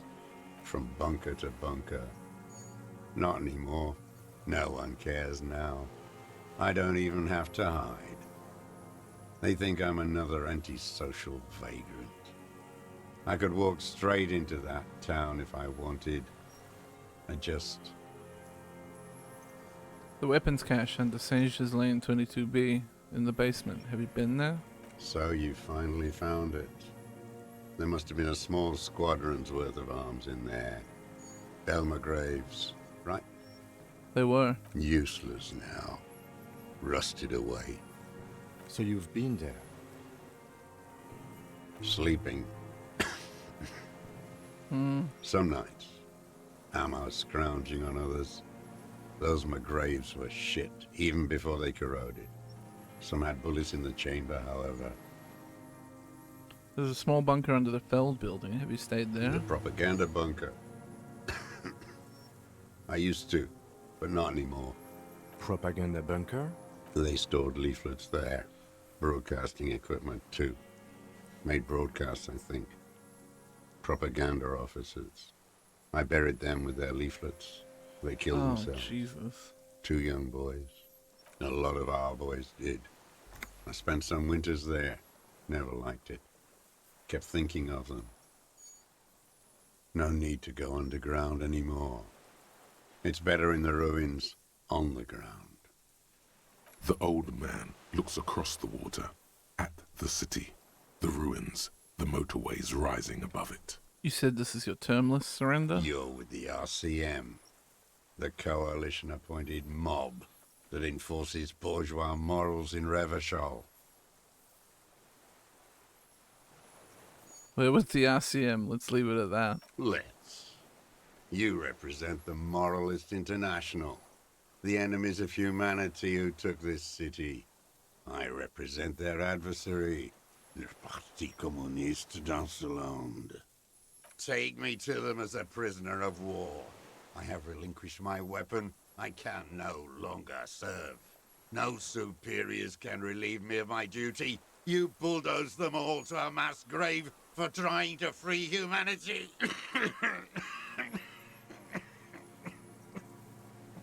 So you're a communist soldier from the communist army? No, I am not a soldier. I am an ideological officer. I belong to the party, not the army. But you said you were trained and assigned to the Defense Corps. Trained in historical materialism, then assigned as a political commissar by the party. These things used to mean something. What does a political commissar do? The old man does not answer. He tilts his silver head and looks at the reeds. You see a small tremor pass through his legs. His job was to assure the army answers to civilian control and follows the ideology of the Commune. Scientific communism. A commissaire politique is a knight philosopher of the revolution, a future human. He was like a cleric, a shepherd. Huh. So you were like a priest? No. The opposite of that. A future human, not a human of the past. That means you're a trained communist, right? He nods slowly. Then another tremor. I'm also a communist. No, you're not. You're a liberast. Liberast? A liberal and a pederast. It's what most liberals are. I'm not a liberal. I told you I'm a communist. Detective, we have not come here to discuss ideology. We have come to ask questions regarding a murder investigation. The old man spits into the fire pit. He does not say anything more. A jitter passes his lower body. There's definitely something off with his body. Something more than just metabolism. I have another serious question There's for you. nothing serious in this world. It's a farce. What have you been using this gun for? I've used it for killing people. Here we go. A trail of blood. The lieutenant smells it too. Killing people? It's a gun. That's what they're for. You want a moralist euphemism? Defending your family and your property. I haven't done that. I've used it to kill people. Interesting. During or after the war? There is no after the war. Huh. Class war is never over. Be careful now. Slow and steady does it. Make him repeat it first. Don't mess this up. Remember, he wants to tell you. Get personal. I know you want to tell me. Have you killed anyone with that gun in the last week or two? I don't want to tell you anything, you grotesque murderer. And why did you think that was a good idea? Don't listen to me. I'm wrong all the time. So you're saying you killed people after active fighting stopped? What did I just say? Oh no, you were wrong. Don't listen to your hands, for God's sake. You're too close. Did you use that gun to shoot and kill a colonel of the security contractor Krenel? The who now? The fascist death squad who took a bullet in the mouth on the night of March the 4th. Oh yes, that one. Ugly piece of work, that boy. Did you kill him? I am a son of a welder and an officer of the commune of Revachol. I do not collaborate with murderers and pederasts of the liberal regime. Stop calling us Tear into pederasts, him. dude. Pile it on him. Everything you got on him. The more, the better. The gun. The murder weapon is the perfect opener. The scent of blood in the air. But what else? There was something you can't remember. I don't need your cooperation. I've got this. I've got this, the murder weapon. Not a lot of guns around that use military-grade ammunition, are there? It's a real gun. Not like your musketeer pistols. You look like imbeciles. Why don't you ask them to give you real weapons? Going against automatic rifles with these toy guns. Of course you got those boys killed. Damn, he saw you. He's watched it happen. So he saw you. Okay. So what? Don't let it divert you. Stop changing the subject. We have the murder weapon. You know what? You're right. I'm convinced this made the shot. Should we call it? You think we have the murder weapon? 4.46 jacketed ammunition, modified for range.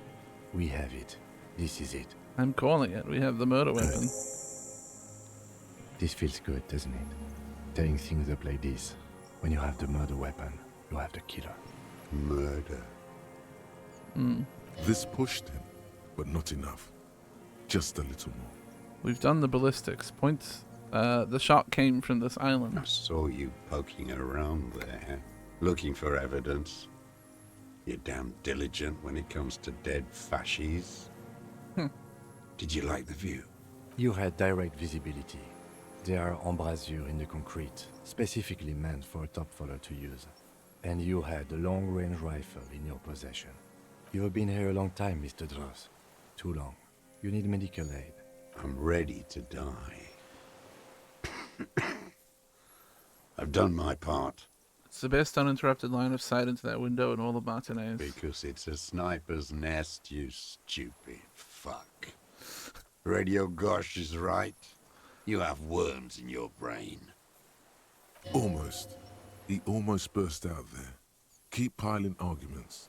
Anything. Come on, what am I forgetting? Smack? Wait, here it comes. The goddamn Maybells. The dried Maybells on Clausia's roof. Oh, yes. There were Maybells in the grass when you got here. They're revolutionary symbols from the war. Wait, don't forget the footprints. The diagonal prints in the dust in the secret space behind Clausia's bedroom. Now, they're gonna come up. Someone organized this. You got it. Remember? The boot prints were like no modern soul. Maybe don't beat yourself anymore, though. You're not immortal. There were Maybells behind the victim's window. Damn Maybells. The whole island is turning white with them. So many this year, too. The spring is coming. No, it's already here. Wash the filth away. I haven't seen these flowers anywhere else in Martinez, only here. They blossom on the islets before. We fertilize them with our blood. Resurrection was snow white in May, before they ruined it. South, the Bay of Martinez is dotted with little freckles of islets, turning green, with white flowers in white snow. The coast, too, before they piled their containers on top of it, filled with broken, useless trash for fat-fingered bourgeois children to play with. You must get around a lot to stay undetected all these years. Do you know any secret paths? Pinball workshops? I may. The young woman named Classier, ring any bells? These dried flowers were behind her window. Classier. You know her, right? She had intimate relations with the victim, the mercenary. With the victim?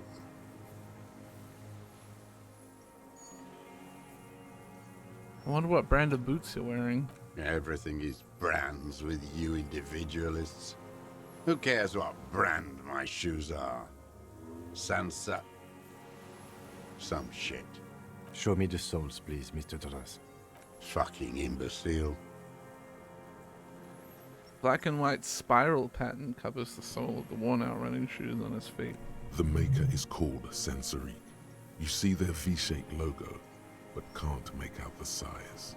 These are not the unusual horizontal patterned soles you saw in the dust on the floor of the hidden room. They do, however, seem to be about the same size. The size fits, but not the sole. Wait, maybe it's simpler than that. Simpler? Fuck! No. This is another loose thread you will never connect. Goddamn footprints everywhere, I hate them. The lieutenant raises his brow. What are you doing? He's thinking. We almost got him here. Not now. Stop yourself. People change shoes, detective. It was you. You were there, weren't you? Crawling and whirling in rags. As punishment for all my good What rolls were you early. doing? Some kind of reconnaissance? Preparing the scene? Listening in on her? Trying to rack your brains. You're desperate to report something back to your masters. They must have really loved that dead fuck. The old man stares at his own prints in the ash around the fire. Silence suddenly, some strange process within him. A gush of wind. Seagulls in the distance. You know who he was. A coalition-trained murderer. Armored and armed. He wasn't human. The blunt end of a hammer. Dripping with blood. He was a rapist. I'm not saying he didn't deserve it. Beating us to the ground. Moaning with joy. You hounds get so thorough when a company-trained killer dies. I haven't seen you on this coast for 40 years. You know, maybe I should have killed one sooner. Got your attention. Now you stop beating druggies and prostitutes in your basement. Now you come to investigate. Not when they die by the hundreds. So you killed him. Oh, the inhumanity. One paramilitary less in Revachol. The lieutenant raises his right arm to hush you. Hush. He does not need to be pushed anymore. The ball is rolling. Just nod. I had them in my sights. Both of them. Him and the whore. I was breathing with them, in phase, and I pulled the trigger and flew on the air until I landed in his mouth. I didn't think I had a shot like that in me anymore. I did. I saw him kneel there with his mouth full of death, and that stupid look on his face. And his dick still in her. Then, a hot flash of rage almost carries the smile away. Some dark peace. Then what? Nothing. I went to sleep. Next morning there were Maybells everywhere. The world was white, or what's left of it anyway. My last spring here. I knew the fascists would come to avenge their own, and so they did. Mr. Dross, are you aware you're confessing to murder? Yes. And you were looking at them, the victim and a young woman, having sex, through the scope of your rifle that night, before you shot him? The old man nods. Why? Because that's what they were doing. I don't understand. Do you, detective? Why I were don't you understand looking this at them part. that night? I'm always looking. Are you always looking through the scope of a rifle? I'm just trying to understand. A rifle scope has the best magnification. And if you don't like it? Click. You pull the trigger? Yes. Think of it as a form of critique. Start with when he first saw him. It will give him a chance to ramble. When did you first see the deceased? 3 weeks ago, when the rich hag came in on her galley. Her honor guard came in tow. Joyce Messier, yeah? Wrinkled up whore. What is it with these whores and pederasts? Aren't you a communist? Black sexual morals are a bourgeois ploy. As to pederasty, the party legalized it in '04. My party, not your liberal masters. Your party legalized pederasty? So don't you sermonize me, you racist shithole. It's still bourgeois when the bourgeois does it, fiddling with their sexual organs. Some strange glandular process takes place in him at the thought, like yeast rising. And anger too, in addition to loneliness. I agree. Moving on, the victim arrived sometime after. They moved into a deserted apartment above the roundabout. Radio equipment out for all to see. Reactionary radio playing, sloppy and drunk. I've seen their kind during the landing. Those Occidental and Mest phalangs weren't conscripts. Boys like us. They were whites. All they know is to destroy and hurt. Whites? Barely alive. They like to kill while they're on their drugs. After the landing, in the burning years, I would take shots at them. End them. The worst ones, if I had a bullet to spare. I could see they've returned now to show their real face. The face they don't dare show their bourgeois voters back on Mundi with their families and polyester clothes. What specifically did you not like about what you saw the night of the murder? Them. Fucking. I didn't like that. So you were jealous? Jealousy is a reactionary concept. I didn't like the Reaver enjoying himself. Drugged out, soothed in the arms of a young woman. I wanted him to die so he could not enjoy life anymore. And I wanted to see his head explode. That too. It's not really words changing. It meant the same thing when used against gay people. Thighs. I knew he'd be there for one more second. Writhing. The claim was always that gay people were, like, akin to pedophiles, right? It still meant the same, just used as a slur directed towards gay people. That's all it takes for the bullet to reach his head. Now that I think of it, I wasn't aiming for his mouth. I wanted his brains to spill out on her. But you can't have everything. Jesus Christ. Her body sweating from the drugs, slick from cerebral hemorrhage. This man has seen past her, like you did. And now he longs to see her covered in blood. To punish her. How long had you been watching her? Since she came to Martinez. I saw her sneaking in the reeds early in the morning, behind the Fell building. It was dark, still winter. She didn't have her skimpy outfit on then. Just a spot in the night, moving. Past the Fell building on the coast? What was she doing there? Hiding something in the water. She had a fag after she'd done it. I was up in the ruins there. She couldn't see me, but I could see her, smoking. She was nervous, but not scared. And beautiful. What do you think she hid there? Her passport and ticket to Villiers. And from there to Cachet Brut. In the free state of Seminine, hidden away at the edge of the earth, near the Pale. This is the hidden boy she told us about. You looked into it? After she was gone. Did you keep what was in it? When we found the submersible, it was empty. No. Why would I do that? I didn't need tickets to Villiers.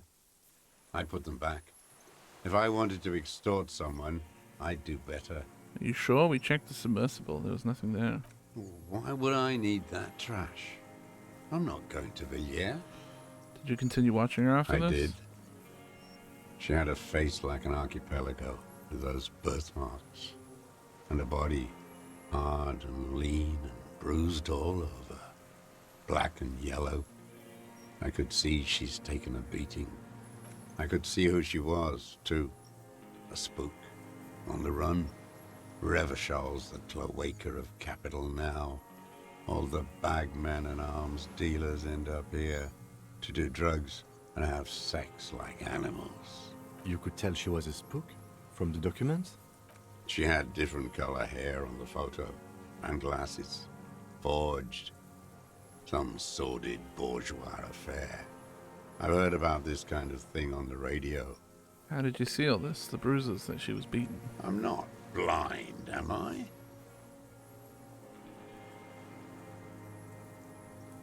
How does he know those minute details about her body? It quickly comes to you. Bruises on the body. Any chance you've seen them through a hole in the wall? Oh, yes. Cutting those drugs of hers into little lines with a knife. Masturbating. Everything in him fills with impossible longing, all at once. Did you make that hole? With a clip point knife. Ever see her through a window on a roof? Like that, too. Yes. Bending like a bow against the glass. You've been through the secret route behind the whirling in rags. Those were your footprints there. You just changed your shoes. I've been through all of Martinez. Every nook and cranny. And that too. Yes, that too. The things they did in that little room. What she'd do to feel good. Funny the way light works. This guy fucking sucks. You turn it on inside, and it gets so dark out, you can't see a man looking in. I learned that in the 20s, when they were still hunting me. I've seen people do some shit, but... You hear the familiar scribble of the lieutenant's pen. A quick glance at you. One more loose end down. We're doing this, detective. Fuck yeah, How Kim. did you get in there? The hidden pinball workshop. I can just walk in there now after a good wash. I told you. No. They think I'm an antisocial. How the fuck did you get in the Closing door? hour is a good time. The kitchen's empty. You had to open the steel door in the kitchen? How? I got that open a long time ago. Some bourgeois game merchant lived there. I don't know, 15 years ago. He left spare keys all over, and I took one. Then I saw her turn the light on one night in my scope. You wanted to punish her, so you killed him. She practically breastfed that man. Jesus Christ. You wouldn't believe the things she let him do to her. You stare at them too. In your mind, her innocence day still turns to leaf. Airport bag in hand. Oh, Silks fuck. flowing in her wake. This has nothing to do with that. See you tomorrow, Harry. Her voice rings in the evening air. Burning. Men are insane. The world is insane. You had feelings for that woman. There's nothing to hold on to. Only this. It's not enough. Man needs to feel something else. In this fight, it helps if you have your eye on something there. Fucking hell. It's weakness, I know. There have been others? Yes, over the years. It's not unproletarian to feel something. Is that why you left the dried flowers behind her window? No, Why then? I don't really know. I was there one night and she was crying, like a child, in the corner of her room on the floor, like she does sometimes. When was this? The day after I killed him. You brought her Maybells? Yes. I don't know why I do the things I do anymore. You wanted to manipulate her. Maybe. I told you. I have holes in my brain now. I wouldn't just sit here waiting for you. A sudden pang of rage. If you came 10 years ago, I would have killed you. In the silence, the lieutenant draws a line in his notes, then nods at you once more. One more down. So in conclusion, it wasn't about him, it was about her. Her. The lieutenant nods at you in acknowledgement. That's it. Motive. Where is she, that Clasier? I haven't seen her there for days. She got away, but she let us here first. She figured out someone was watching her from the sea fort. Gone. I knew it. She kept staring into the scope this last week, at the island, like she knew. She'd look, at night, crying or smoking on the roof, staring right into me. It doesn't matter. Midtown, across the Bay of Revachol. Cold rain falls on 40-story towers. Above them, Lucerne Central Aerodrome, a cocoon suspended in the grey sky by a web of suspension wiring encircled by hybrid aircraft. Look north. On the platform, a young woman is withdrawing from amphetamines, barbiturates, and alcohol. Yet still, she smiles among the crowd, among the great ghost of the city she's leaving, for another, far south. Smaller, distant, hidden, not like the great chandelier she sees sparkle in the night below her. Streetlights, towers, tenements, and water, and across it, a dark strip of ruins, barely visible, if she didn't squint her eyes. We could get more. We've got him talking. You could get more out of him. He likes talking. Enough. Take him in. Bend his arms behind his back and end this. Been looking at anything else you haven't liked? A tragic comedy. Druggies, prostitutes, and rentiers. Detest pushes the cobwebs out of his eyes, pushes the melancholy aside. He relishes it. More specifically? Specifically, the whole city is a charnel house, stripped clean and draped in neon. But Martinez is the worst. How come? Because of the racists. Everyone is a racist in Martinez. It's their favorite thing to do in the whole world. Listening to race-themed radio shows. In the ruins, in their lorries. Pumped full of steroids and Radio Revachol 92. Race this, race that. It's all sanctioned by that Social Democratic Union and the farce of a Social Democrat who runs it. It did meet a lot of racists, yeah. Yes, the fly larva in his container. I never went back to some Everett, Claire. nihilistic advertising yuppies erect a statue of Philippe III, a syphilitic murderer, on the town square, to spit on the working class. Anything more? Not since the serfs of ancient Pericarnassus has history produced a more inert social class than the Martinez proletariat. The rest of Revachol at least pretends to rebuild. These people still live in ruins. In tents, like animals.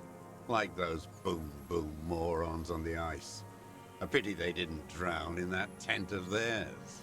That all? The worst of them is the blood-drenched Sucrion on her yacht, licking her lips. The old whore's gone now. Her gun-toting porcelain men are dead. So, actually, no. The worst is that old cock parading around in his uniform, throwing balls all day. It's not enough that the racists and liberals are dancing on our graves. The old loyalist ghouls still parade the ruins too. Every morning he's there, while the parasites he fought to protect are off in Ozon, or Coyamoran, or some other island they built their palaces on, feeding on drugs and having sex with their own children. That's all the rich really want. Sex with their own children. Throughout history, even the royal bloodline of the suzerain, it's all just an excuse for them to have sordid sex.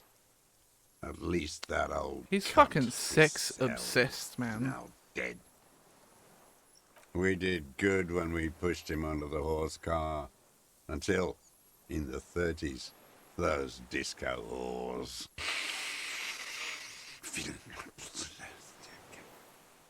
The disco whores are too much. Hatred shuts down his brain's language center, leaving only a nonsensical sputter. What was that about? Steroids? It piqued your interest. Disco whores? Whores. And the racist on the gate's pumped full of steroids? Yes, steroids. You mean A Measurehead, racist right? on steroids. What's your opinion on Measurehead? What is my opinion? You think the rich man has an opinion on this idiocy? Is the rich man on the radio telling you his opinion? No. The rich man's looking at real estate and fiddling his kids, wading through the corpses. Everyone do have an opinion on Measurehead that people need to hear, and it's not positive. You moralist types are all Fuck off. crypto-fascists, eternally fascinated with lurid race topics, helping the ruling class conduct their swindle, keeping the inane conversation going on Channel 4. The rich man doesn't care about complexion. He rules the world, and he laughs at your moral soliloquies. You know what? I don't need to hear him talk about all these people. He's not telling me anything of interest. It's all gone. I am going to try and pass this composure check, though.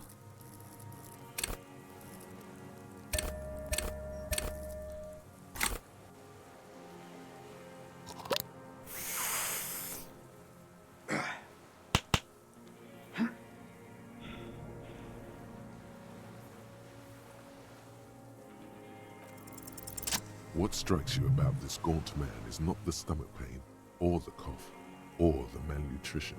For a man who's spent 44 years hidden in the urban wild. He's surprisingly okay. Indeed. He speaks fluidly. His movements are rapid, if erratic. His voice, despite the cough, is there. It is capable of expressing complicated ideas. I believe it was Above a red all, check. He seems animated. It might not have been, but I thought it was. It's a mystery. This animation comes at a cost too. Erratic hand gestures, thought processes cut Maybe off I'm like just used to threads every as fucking he check just in stares this at the end loss game of being the a red reins. check. He also suffers mood swings, bubbling to the surface, unconstrained by his nervous system. Dementia? You've seen demented people before. This feels similar, yet different. When his thoughts move, they are lucid, keen even, not senile. Is it some kind of substance damage? Like he's addicted to something? Not only the painkillers he's clearly on. Mr. Dross, are you on some kind of a psychoactive substance? No. I won't be stuffed full of shit like the rest of this city. You said you take painkillers. I take them to cope with pain. The people of this city use painkillers because they have pain. Untreated illnesses. Not enough money for a greedy doctor. It's not a downer, rather an upper, judging by his snaps. Are you on amphetamines? Like some kind of decadent rock star. Mr. Dross, are you okay? How was your memory? No, I'm not okay. I shit blood, and I'm surrounded by insane people. There it is again. Erratic hand motions, bouts of rage, and the stomach thing too, of course. Could it be a symptom of overdosing on something? Something even you have not tried? Keep your eyes peeled. I gotta find the new secret drugs. Josef Lilianovich Dross, you're under arrest for the murder of the Krenel Colonel here in Martinez. What? But you said I would be taken to the... The wind picks up. I can't the see. The silence on the water is broken all around you. Little shivers of waves appear. The lieutenant because I took continues, drugs. Like an incantation. Your wayfarer rights have been suspended. Information provided to the officers on the scene will be used against you by the prosecution. You will be given legal counsel within 1 week and must face court in 44 days. Do you understand? Do you understand? But... Do you understand, sir? No, I don't want to. I have to stay here. He's sweating. Beads are forming on his forehead. Pupils are dilated too. Eyes getting blacker and blacker. Your confirmation is not required, sir. Now on shit. to the boat. This is a red check.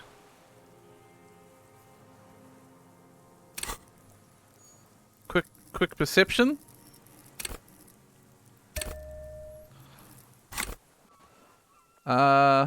Let's do this first. Does it have room for 3? Not really. We could escort him to the pier, then either one of us can take him inland while the other stays here. But there's something you're not getting here that he's realizing. Fuck. Who watches over him there while I come back for you? Maybe I can just ask that nitpicker to watch him? This is no harmless old man. This fucking world. This world. What is this? No, listen. Listen now.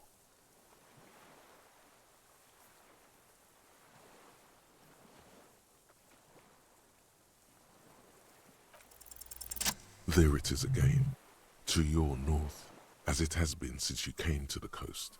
The reeds whisper, stalks rubbing against each other, but then, in the middle of it... He said listen now, I had to press the button.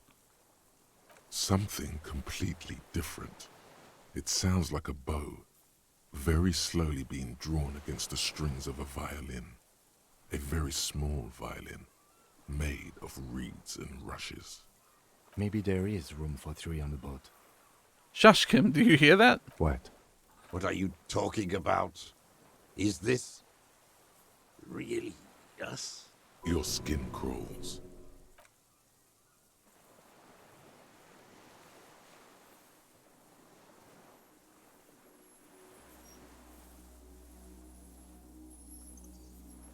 Oh my god.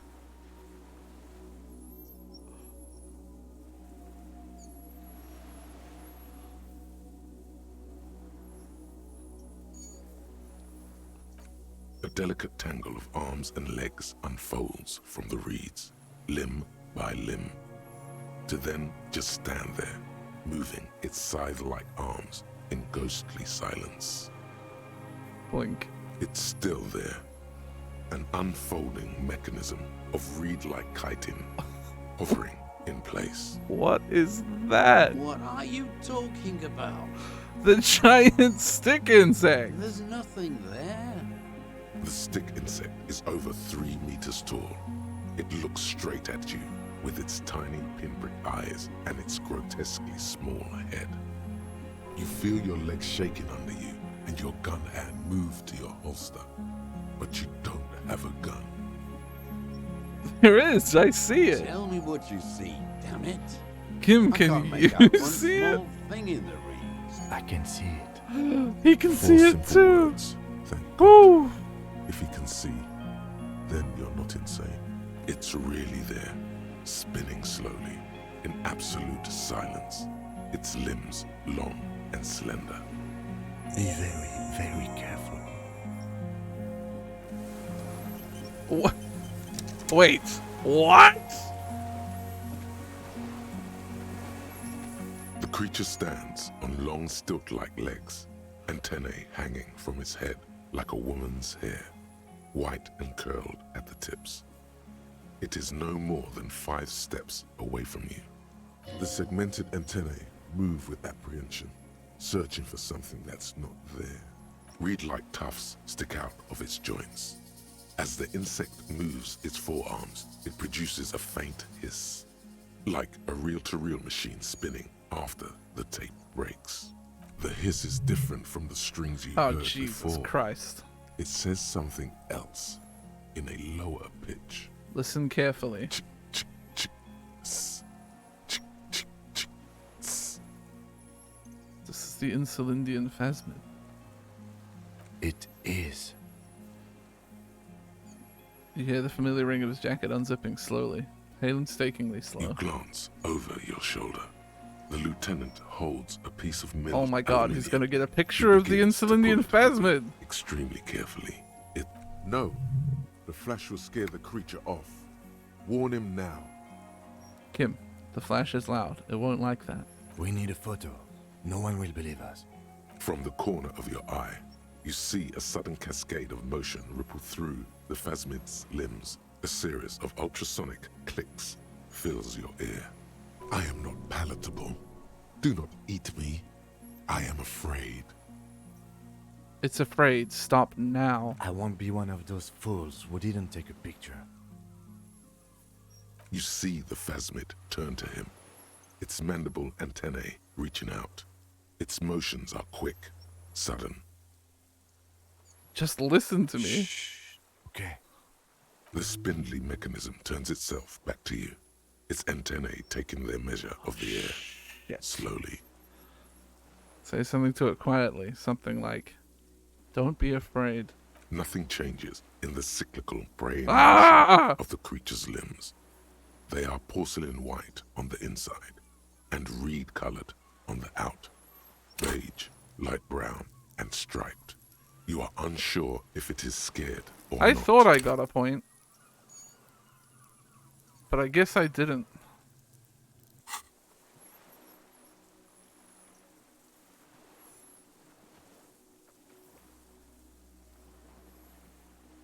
And I don't have anything that's going to increase. We can't just leave it standing Yeah, I there. thought that we wouldn't have to work. do something, detective. It could be connected somehow even. Well, I'll press this button, but I don't think it's going to help very much. The only thing it's going to get me to is like 10% maybe.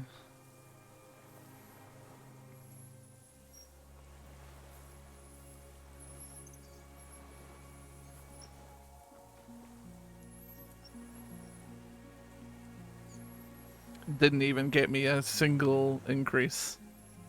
This is just a super hard check.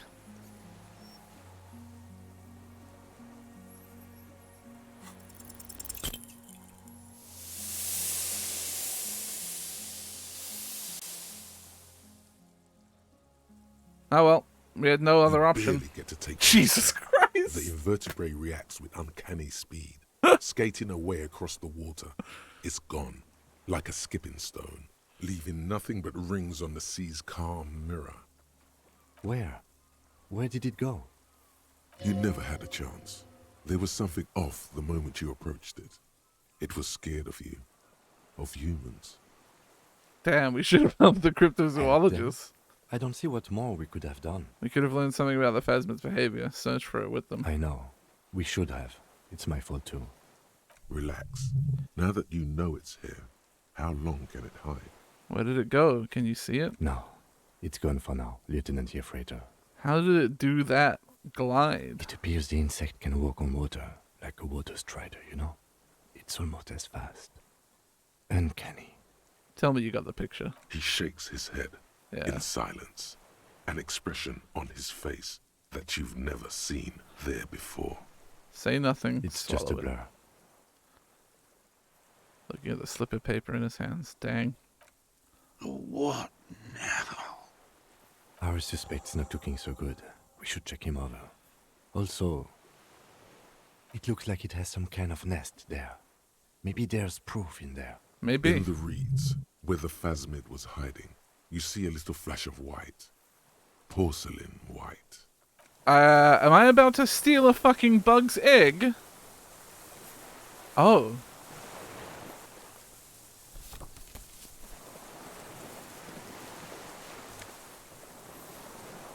What the fuck?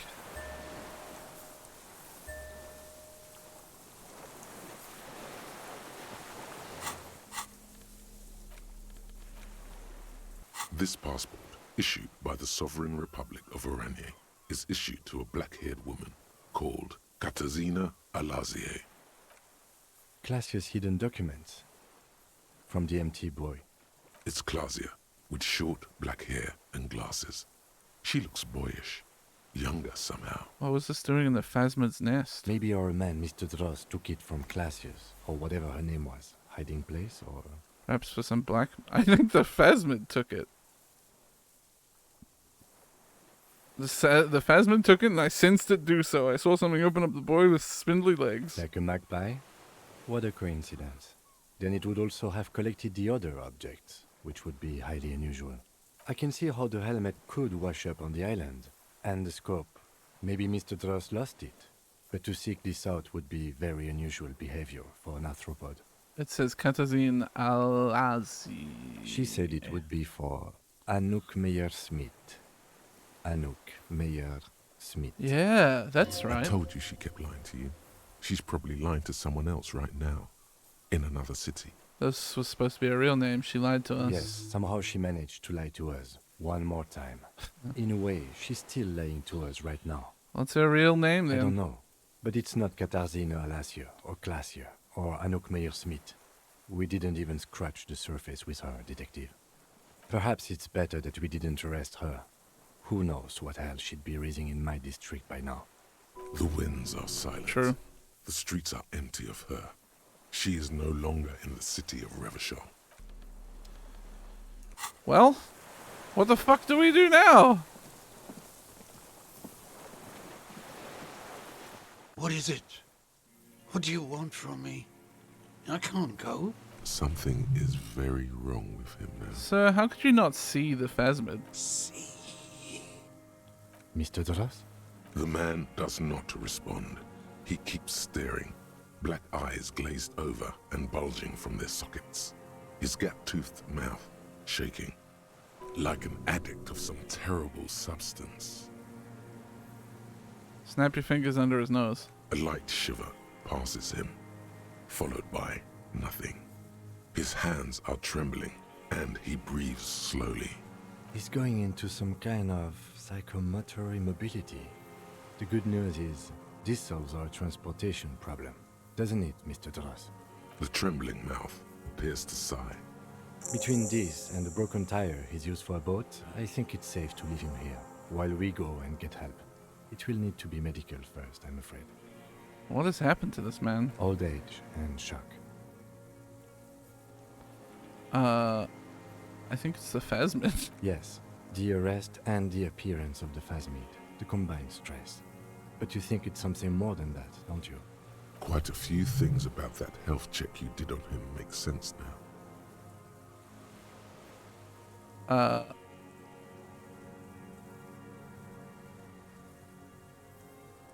He couldn't see it, Kim. It's just the reeds for him. That could be part of the shock.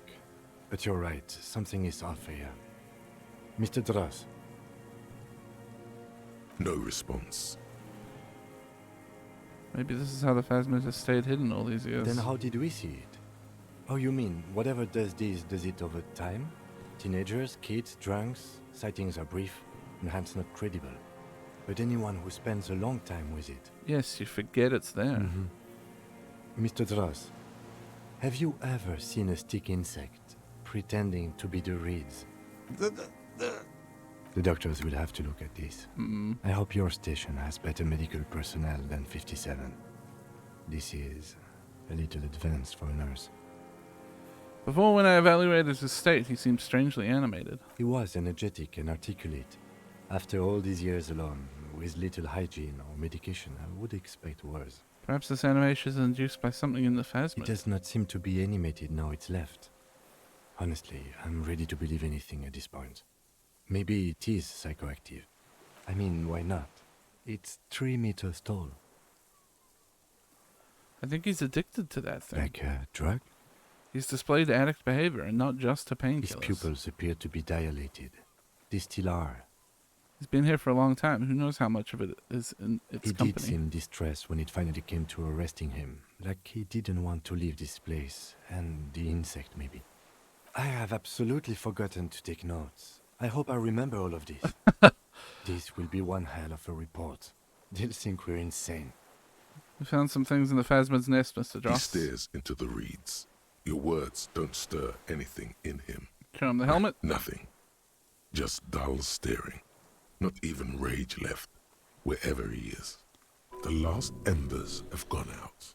The war seems like a pointless endeavor then, huh? If Kuno kicked it into the sea, as he said he did, Diab would put it back here. This makes sense. Mr. Dross could have picked it up. Or the Phasmid even. If it did, this is incredible. Show him the passport. No reaction. His breathing is slow, and he appears very old all of a sudden. Around 80. This is an old man, at last. No longer a tin soldier, but the broken down remains of a man. Did you take this passport and other papers from a boy on the coast? The spirit. He hears us. The spirit? No reply. He's gone again. Try something else? We got him back for a moment. The scope. I lost. You lost it, Mr. Dross? He turns his eyes to the reeds again, as he's done so many times. Take care, Matt. Beige and white stripes. He lost the scope. Then it somehow made its way over there. With the help of a Magpie Phasmid. This sight is a T9, Mr. Dross. Was it attached to the rifle when you made the shot? Silence. Not even a sigh. Gonna let you rest now, a Mr. plastic Dross. cape flaps around his face in a gust of wind. His back is slouched and his mouth open. The strength has all gone out of him. Just frail old bones in a sack of tracksuit trousers and a windbreaker. We should think about getting back to the mainland. To get help. He'll be safe here. If we don't take too long. Wow. You know, I didn't expect it to all come down to being addicted to a bug. But here we are.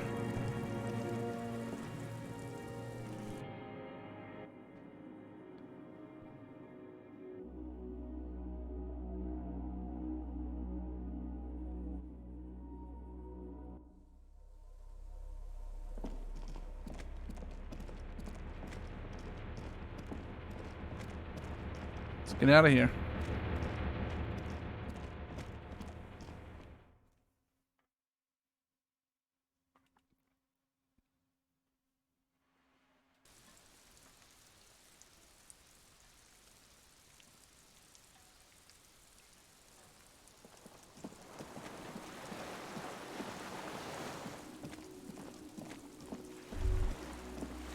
The chain trails off into the ocean, connecting the island to the supply depot on the coast. This leads to the depot in Land's End. Ah, yes. So it seems. What do you think it was used for? For bringing munitions to the island, maybe? And supplies? You could also lock the bay when you raise the chain. Lock it from whom? From enemies. Enemies of the commune of Revachol. This sea fort was a revolutionary fortification, I believe. Cop of the apocalypse. Oh. It's not fire. It's not ash. There will most certainly be a sea of corpses leading up to the event. But it won't be war or pestilence that causes it. Oh no. The event will belong to a genre of cataclysm no man has dared to suspect would ever come to pass. You can only sense the shape of it, like a cavity, a pit opening up in your stomach, a throat into which the world will vanish. The streets, the grass, the stars, all will be rolled back. By whom, by what, and how, you don't know. All you know is, you're not joking around. Top of the apocalypse. The skiff is swaying on the waves. Return to the mainland. We are done here. The skiff rocks gently under your weight as you get in. The ride back is uneventful and quiet, but for the sound of conversation on the water, there is someone inland waiting for you. 2 men and a woman stand on the concrete square of a nameless village, looking at a small yellow boat as it draws closer. The sea is calm. 2 men You and reach a woman. the jetty and climb out of the skiff.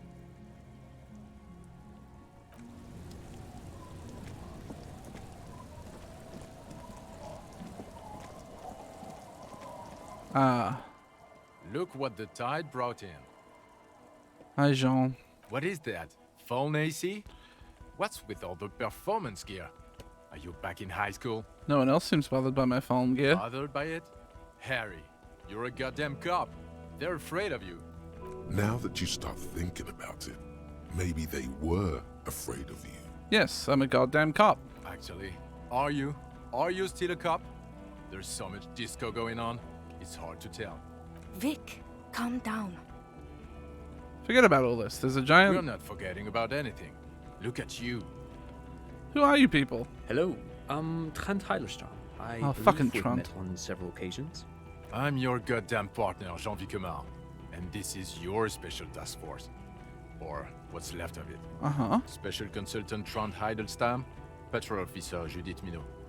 Hi. We've come to scrape what's left of you off the pavement. I'm chilling, man. Lieutenant Kim Kisuragi, Prison 57. We've just come from the island, where our investigation led us. We might need your help with something later. As if he recalled that he's in fact a decorated police lieutenant and not a naughty boy. But this is clearly a departmental matter, so I'm going to leave you to discuss it among yourselves. Thank you, Lieutenant. It's good to meet you, Lieutenant Kitsuhagi.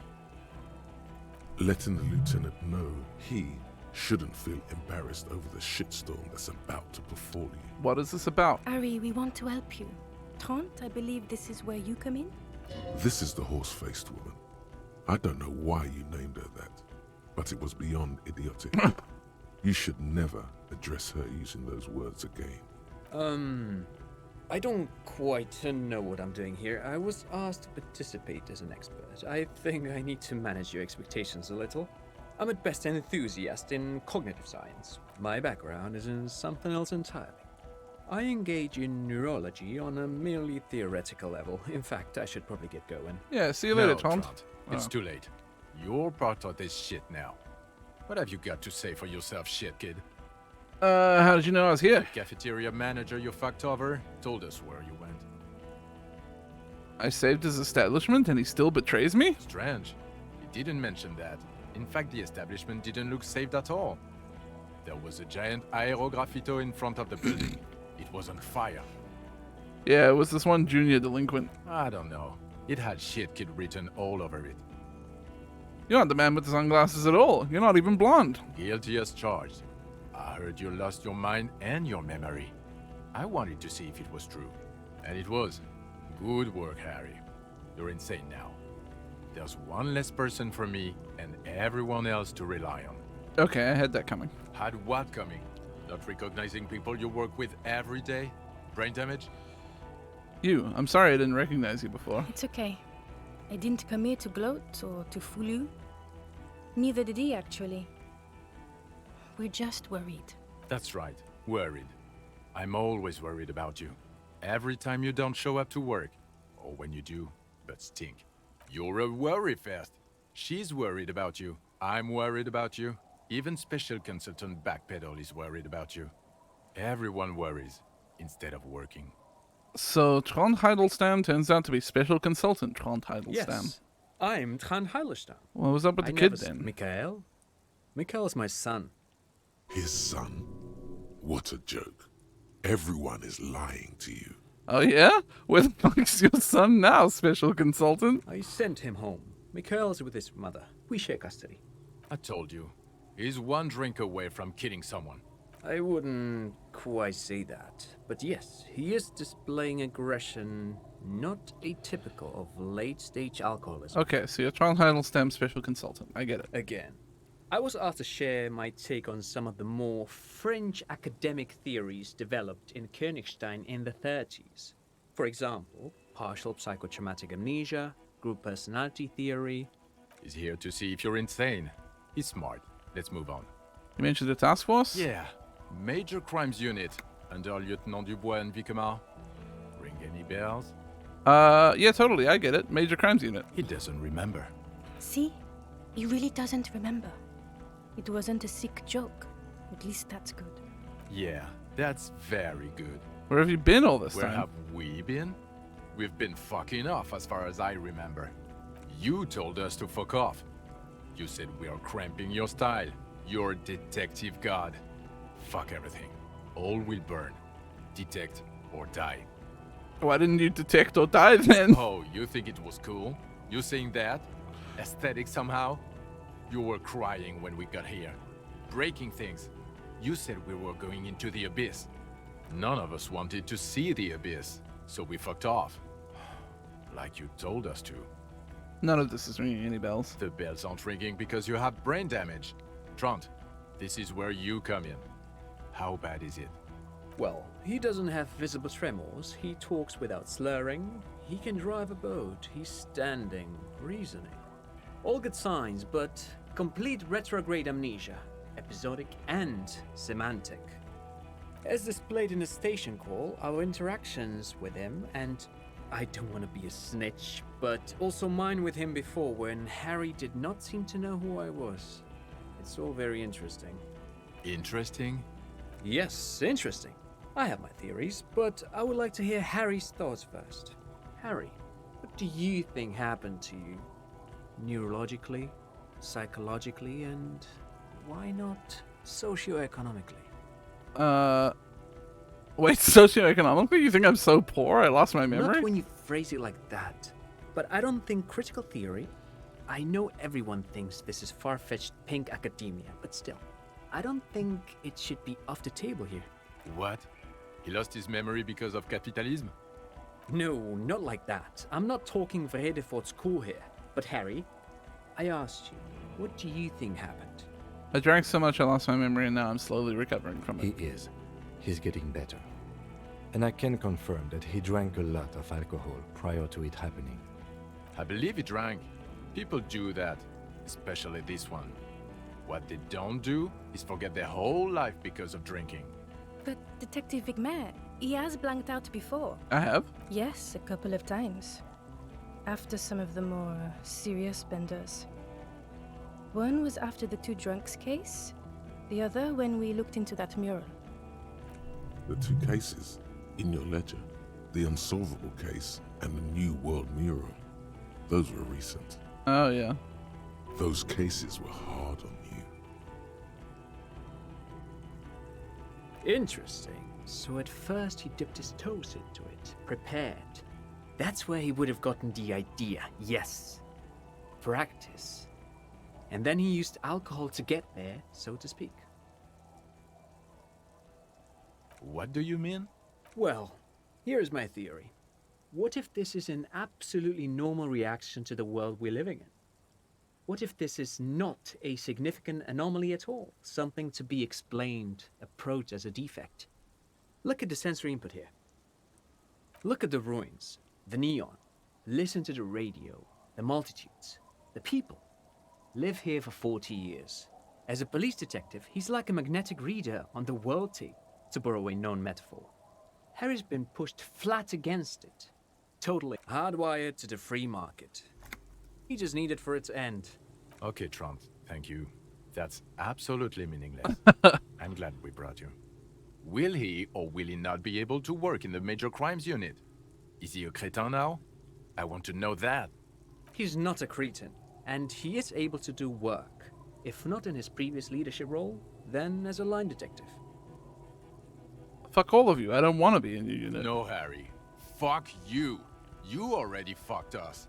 I've already explained this shit to Price twice, to Berdiayeva 4 times. I'm your partner. I answer for you when you're not there. They can keep that pension. You're rock solid. You can put your clothes on hard. What now? Now, nothing.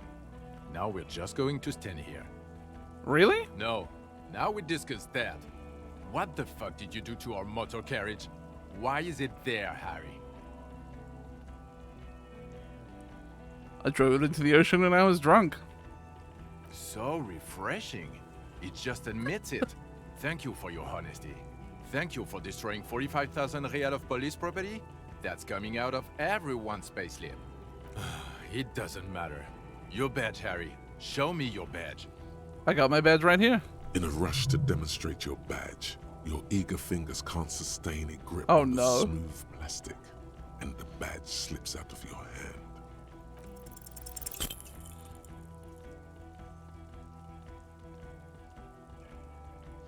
You juggle the badge for a second, unsuccessfully, and it lands on the ground. some 2 meters away. He found it. He found it, Jean. It's his badge.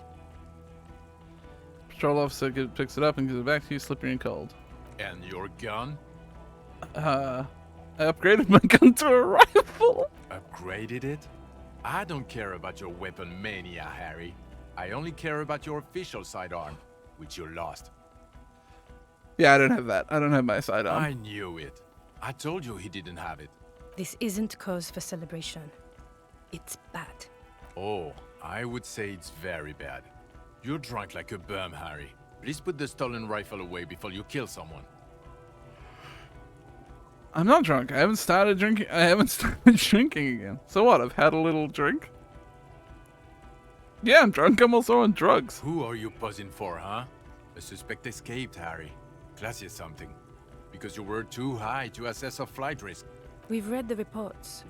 Lieutenant Kitsuhagi's. We know. Yes, I let her go as an act of mercy. Ah, well. If you let her go, I'm not even gonna get into the other suspect, who shot herself in the head. Or the fact that you're Everard Claire's little peony now, doing I don't know what for him. I didn't do That's anything small for stuff. him. That's nothing.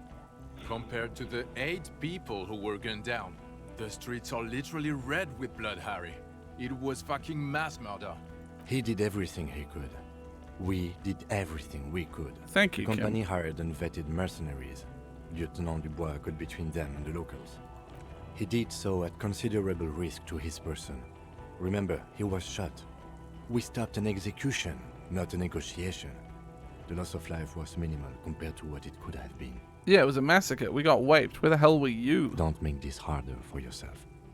Thank you for the input, Lieutenant Kitsuragi. I didn't mean to suggest you didn't handle the situation. You spent the week with him on this case. What is your take? On the case? On Lieutenant Geoffrey Dubois. Well, the drinking, the lost gun, also losing his badge, that's all true. And he's been drinking on the job. Then there's the superstar. Oh God, no. He likes to, from time to time, allude to being a superstar law official. At first I thought it was a joke, but now I'm not so sure. He says disco about 20 times a day. Yeah. It's worrying, especially considering his political views. Uh-huh. Detective Dubois is, as you may know, a Mazovian socio-economist. He wants to liquidate the ruling class, which, again, for a police officer, is a little odd. Odder still, he is also an ultra-liberal hustler who is always on the grind. How he reconciles these 2 points of view, I do not know. But he is vocal about both of them. And then there's the motor carriage in the sea, and the drugs, of course. Amphetamine, mostly. But despite all this, I he did is do a lot great of detective. speed, it's true. One of the best I have seen, in fact. He can talk human beings into telling him everything. And he doesn't stop. In all the time I've spent with him, he has not once stopped pursuing leads, however far-fetched and tangential. He is tireless, madly driven. Well, except that one time when he stopped to sing karaoke, which by the way was a valiant effort. He really sang his heart out. Yeah, it was what it was. Other than that one time, he has tirelessly worked on the case, and he solved it. We have a confession, a murder weapon, and the perpetrator, locked on the island right now, awaiting transportation. He apprehended a straggler who stayed hidden for 50 years, ever since the revolution, who's probably committed other murders over those years. Oh, and he also discovered a new species. A new species? A colossal stick insect, 3 meters tall. It's on the island, camouflage as the reed. It unfolded from them. I did not, unfortunately, get a photo, but I believe it may have been the Insulindian phasmid. I know this sounds fantastic, but I'm a 4 times decorated lieutenant of the RCM. I do not make up encounters with cryptids to spice up my day. I am very, very sane. I don't doubt you, Lieutenant. If you say it was the Insulindian phasmid, then it was the Insulindian phasmid. So as you can see, I'm a pretty okay detective, an absolutely giant communist. Lieutenant, is it somehow connected to the case? Detective? Yes. I believe the pheromone it emits may be responsible for the killer's mental degradation. The old man was not aware of the phasmid's presence. Exhibiting a strange, atypical dementia, he fell into a stupor after its appearance. He became near catatonic. So it is connected. We could order a search. I could get people from EPIS on the island, entomologists, doctors. There must be signs of it in the reeds. If we found the Insulindian phasmid, well, that would be absolutely exceptional. The PR value alone. Let's maybe not mention the nightclub at the church. The phasmid was female, the reeds are its nest. Female? What makes you think so? You had to see it.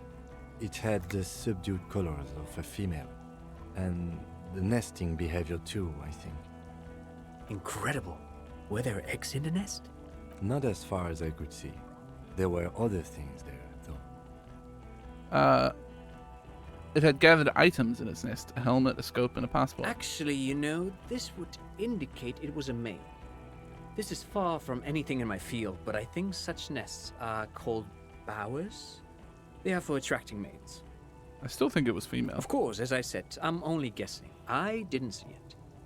It must be robust if it can move a whole helmet with its limbs. It had mandibles that looked like hair and was completely white on the inside. But also reed-colored, beige and brown, a little green on the outside. After unfolding from a single stalk, it still retained parts that looked like reed tufts on its limbs. Incredible. It's a toughie that you don't have a photo. This would look very, very flashy in the papers. None of it says vigilante murderers to me at all. Great PR. I tried to, but I only got a blur. We can still work. Cop discovers new species in there. I know a good guy in La Majeste, but only after the École Supérieure people find it. This cannot be done by French people. It needs to be white coats and glassware for this fly. We need professionals.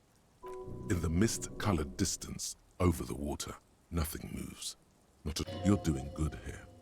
Perhaps only for a moment, but still. The killer, Lilianovich Dross, we have a strong motive for him. Lilianovich. A revolutionary matronym. A revolutionary matronym? The custom started in Grad, where they have patronyms. Krasovich, Lasovich, etc.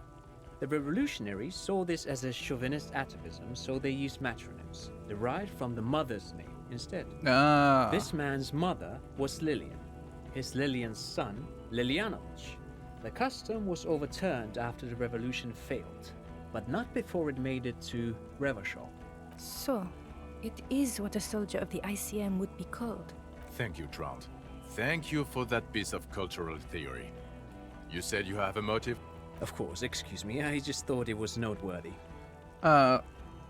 He killed the mercenary in an act of jealousy. Jealousy? I thought this Lilianovich was an old man. To have been hiding for 50 years, 70-something? A strange psychosexual fixation, aggravated possibly by proximity to the phasmid and its chemicals. He himself gave a political reason, said he had killed an enemy combatant. Also, we have a sniper's nest with full view of the room in which the mercenary died, right on the island, and 2 officers on the scene that Mr. Dross confessed to. It's a clean win. It's way more than that. It's more than that. A perfect folding mechanism like the phasmid. Perfect folding mechanism. Get over yourself, Harry. I can still smell the booze on the wind. God damn it. It is bad. Shut Even up, you can Perception. There was also a dead man on the boardwalk, a missing person I found. Yes. Fallen through a gap in the boardwalk. How did you know I found him? The body was transported to Precinct 41, our morgue. I had Tilbrook and Mullins take care of funeral arrangements and family stuff. You're not the only cop in the world, Harry. This all comes back to us. Still, good work with the missing person, Detective. I confiscated drugs from Kuno's dad. Who's Kuno? You don't want to know. You're right, Lieutenant. I don't. You snorted the drugs. I know you did. It's all right. I mean, at this point, anything is but the drink. I looked into the mystery of the doomed commercial area. I don't know what a doomed commercial area is. Rue de Saint-Gislain, a commercial building where all businesses go bankrupt. I looked into it. Why? That's not what you were supposed to do here. There was a possible witness in there, and it was close to the crime scene. He was just chasing a lead and ended up advising a local shopkeeper. It was okay. Of course. Call it community outreach, right? I also started a nightclub in the church. What was that? It sounded like you set up a nightclub in the church. Yeah, and I discovered a hitherto unexplored intraplanetal phenomenon in there too, a 2mm hole in the world. That's great. Entrepreneurship is a great new career for you. After police officer. I don't care. Go live in the Pale. 4 kids were living in a tent on the ice. They were going to drown when it melted. It's not optimal, but the building was abandoned, so he put them in there. It's okay. It's not that okay. Get off this subject now. So what do you say? Want to take this hot shit back? I don't want to, but you discovered a new species and solved the murder. So I have to. Jude? Honestly, anything that ends this trial is okay with me. Agreed. The public relations potential of this is too valuable to let go. Okay. We have vehicles in the square, and the perpetrator needs to be taken into custody. Let's go. Now you will finally get to know who Wait, I you have are. a few questions before we go about who I am. The man looks westward, impatiently, jingling his car keys in his pocket. Who am I? Who are you? You're a gym teacher, Harry. What? Well, obviously you're not a gym teacher anymore, But before? Before you were a cop, you were a gym teacher in Coron. It's getting really cold outside. Should we maybe... No way, I was a rock and roll singer. You haven't told us about that. You just told us about being a gym teacher. That does explain a lot. Harry, it explains everything. The running around, the jumping, the shot put, your inexplicable facial hair. The collection of found sportswear I've Your amassed. love of retro-style dance music. How you're able to perform a 360-degree spin kick. The raw, robust stamina output. Also, this guy. Just everything about this guy. When was this? When was I a gym teacher? In your 20s or late 20s. You've really let Shut yourself up. go since then. Still in Coron? I was a gym teacher there? Yes, you taught gym in Coron. I believe that's the term. Taught gym at a high school. You were a high school gym teacher. The smell of sweat and glue. The worn floorboards. Coron is just east of Jamrod. It was a short walk every morning to the baseball field or the sports building. High school. Harry, your goings-on with Kuno, Andre, Acel, the whole thing on the ice. That's why you are so juvie. So why did I join the RCM The then? regular. You found some chick. She inspired you to fight the big fight. Be more than you are. All that. You, every morning, walking from Voyager Road to teach gym. She, leaving for the academy with her spring coat on. The air filled with the smell of smoke and raspberries and incredible hope. An ocean full of hope. I knew it. I knew no normal human being can run like that. He's an honest-to-God gym teacher. Why am I like this? It's not a mystery. Some chick fucked you over. Also, you were drunk. You really went with it too. Really maximized the damage. Some chick? Who? Dora something. Dora Ingerlund? Yeah, you mentioned her name. Not Dora Dubois. Wait, Dora England? Something like that. Half Vasan. Vasa is where beautifully and impossibly blonde people come from. So we weren't even married. No one is married anymore. This is Revachol. When was this? God, I don't know. 6 years ago? 6 years? Way before my time. No, it was 6. Like ancient. It's an old man thing. 2 old years equals 1 normal year. That and Dora Ingerlund really tore you a new one. A big one. Who was she? Incredibly bangable. Huh? She was extremely fuckable, Harry. Gorgeous. A gorgeous bourgeois woman. Wayfish.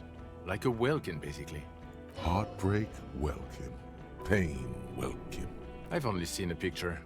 But it's obvious you formed a real spiritual connection with how pretty she was. One you never recuperated from. Look, the sun is about to go down. It's time to go. I think she taught in the Académie des Arts, east of the river. Way east. Hard to say which came first. The middle-class chick or the drink. Egg and the chicken kind of thing. My point is, you need to see a psychiatrist about this shit. not a psychologist. Several degrees harder. Is there something harder than a psychiatrist? A forensic psychiatrist? Good talk to that.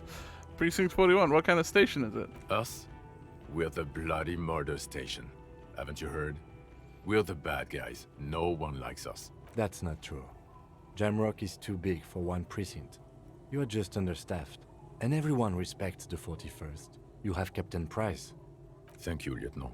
You're being kind. It is an understaffed station, and the district is too big, which is why we need to... Get back to it. We left Torson and McLean to run the Sea Wing. It's not good. Torson and McLean? Mac the Torso Torson and Chester McLean. They're not fit to run a wing. Believe me. Things are shaky as it is. And the Sea Wing is... God. There are 4 wings, Harry. A, B, C, and D. We're in C. It's made of losers and clock punchers. You and I reconceptualized it as a task force. It was a mistake. There's also a lot of outside help involved, not only me. Other losers too. He's anything but a loser. Although he would like to be seen as one. It's cooler that way. And Prices? Ptolemy Price? He's the son of the old Price, one of the founders of the RCM. He's one of the most highly regarded men in the force. You're lucky.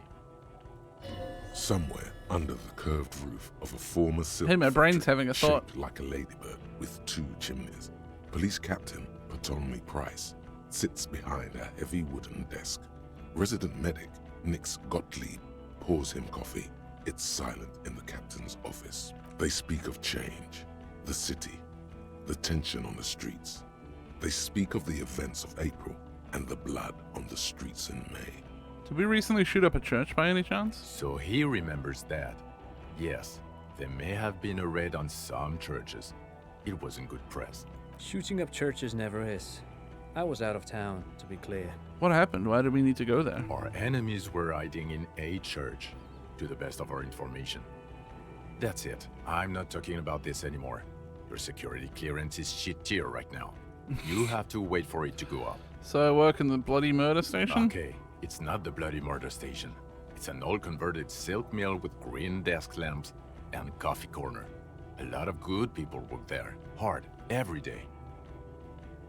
Jamrock is the largest ghetto in Rivershoal. Faubourg, technically, but it's divided into 11 districts. Jamrock only has us. The press will blow over. Jamrock is lucky to have you, and it's often considered to be the greatest of the districts. You're lucky to have it. Thank you again, Lieutenant. Lieutenant Kitsuragi, what will you do now? Well, first I will go back to my station and write the most detailed report anyone has ever seen. It will have to be good to cover all these. Then I will have a serious talk with my captain. About what? Detective, we just stopped a small-scale war. Something is happening to Revachol. I don't know what yet, but it's going to be a hard spring for the RCM. We need to get ready, infiltrate, investigate. Distant traffic. A scrap of newspaper drifts by, carried by the wind. Want to do that at Station 41? Talk to Captain Price? I'd rather not ruffle the feathers of 2 captains with my doom-mongering. No, I mean investigate. Come work in Precinct 41. Work with Price? I'm flattered, but I don't know if I... Would fit him. And crazy enough. Can take the stress. He doesn't know how to finish the sentence. Flattered? You're Lieutenant Kitsuragi. We would be flattered if you even considered. I would have to tie things up in GRIH first. But, I mean, whatever is coming, Jamrock will be more central to it than the harbor. And we also have a huge caseload, Lieutenant. Piles that we need to get back to. Mountains, even. I do like the sound of that. Achievement unlocked. Recruit Kim Kitsuragi. I'm ready. Good. Fuck it. Let's go. Tron brought his motor carriage. It's a 20-minute drive to Jamrock. The great district hums in the slowly falling snow. A chessboard of wooden houses, 80,000 living souls, and chimney stacks. Fire traps as far as the eye can see. From Main Street to Precinct 41, to Boogie Street, forking into the white horizon. You close your eyes and hear the dog Dogs bark. A lone woman sits by a factory window, dreaming of meteorite strikes. On Rue de Saint-Jérôme, a square bullet slides into a square-shaped chamber. In Old South, a man without eyelids smiles.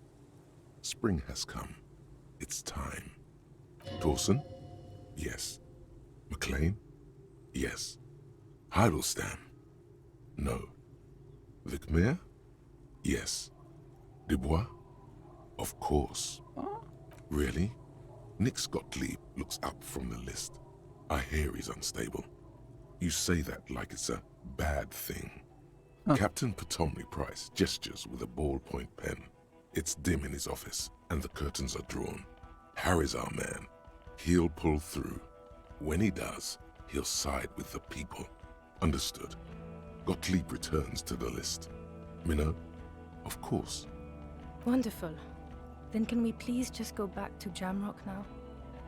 This feels like a very final end. Oh well, we'll never know about that thought.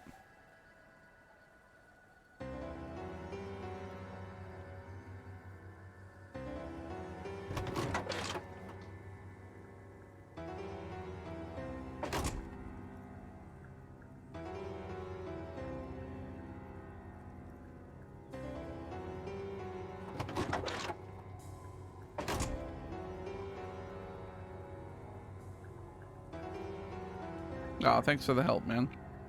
I did get shot in the leg the other day. It kind of sucks.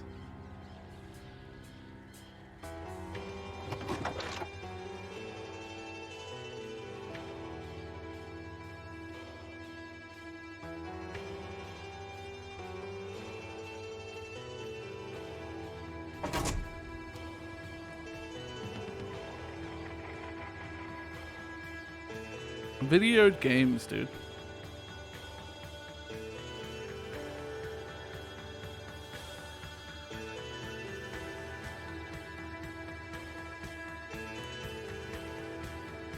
Well, with how the end scene goes, it makes me more and more happy with how the showdown went.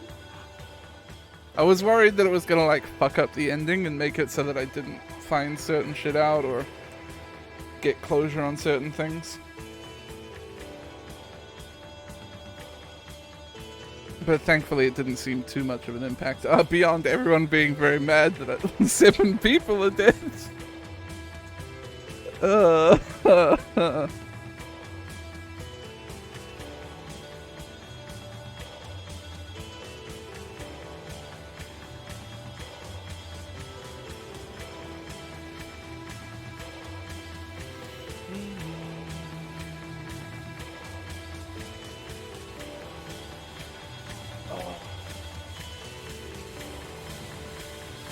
I really enjoyed that playthrough too, yeah. It was a good mix of dumb shit, stupid checks passed, good checks failed. It was good. Video games are good. I'm sorry, Disco Elysium, I don't want to watch the rest of your credits, but I apparently can't skip them. So I'll let it ride.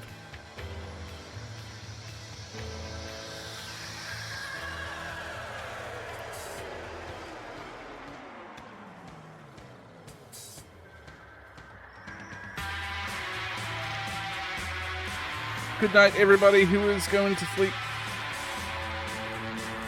Thank you for staying up with me.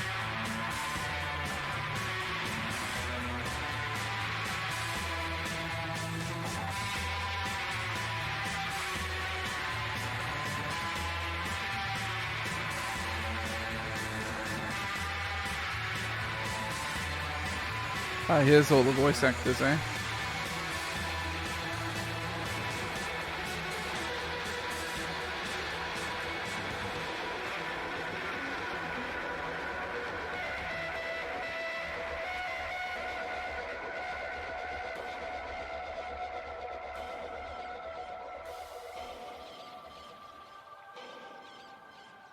The credit of Piss Flaubert.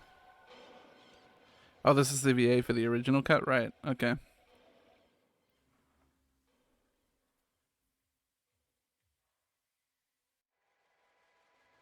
Oh yeah, I see Felix and Virgil.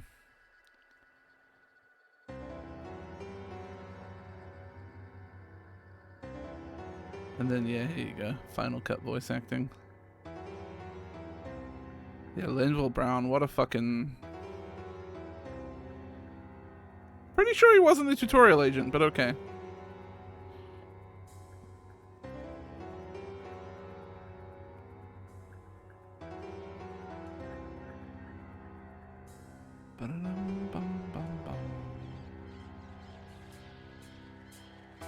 Oh, the same person who did Kuno S also did Dolores Day.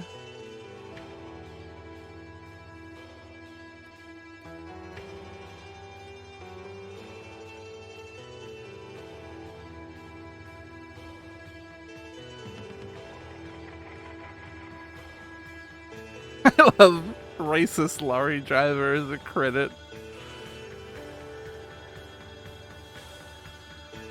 Video Revishal 24 hour. Yeah, there's a bunch of shit I didn't see, I guess, huh?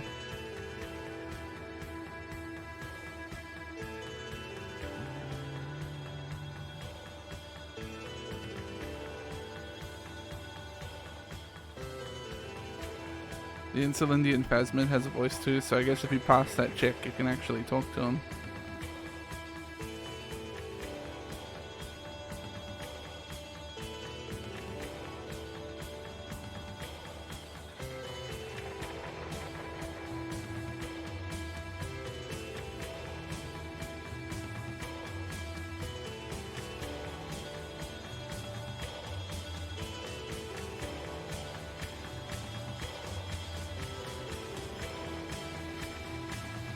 Are they going to credit every single translation they do? I don't want to sit through credits for every single translation.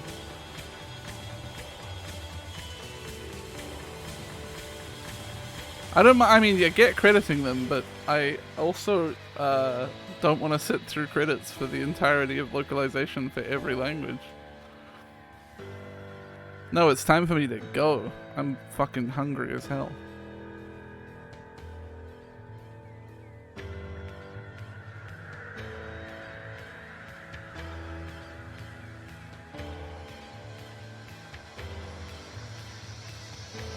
But I also have no way of skipping the credits without Alt F4ing, I guess.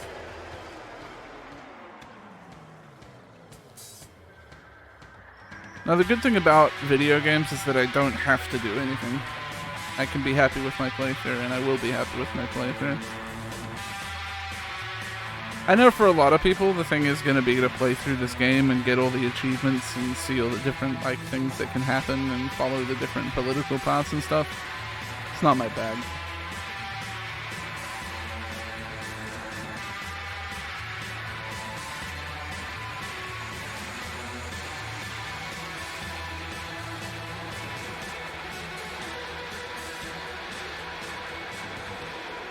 I could see myself watching other playthroughs, but I don't think I'd ever play through it myself.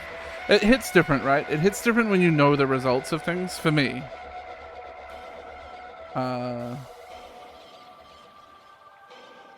Like, I don't think I could go back and do some of those checks.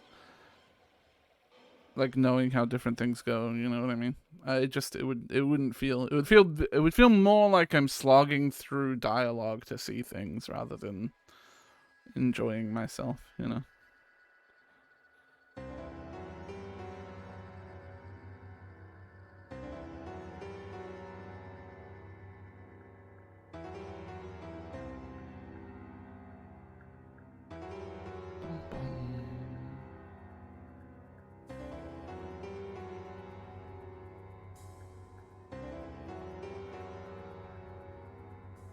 Good night, Rose.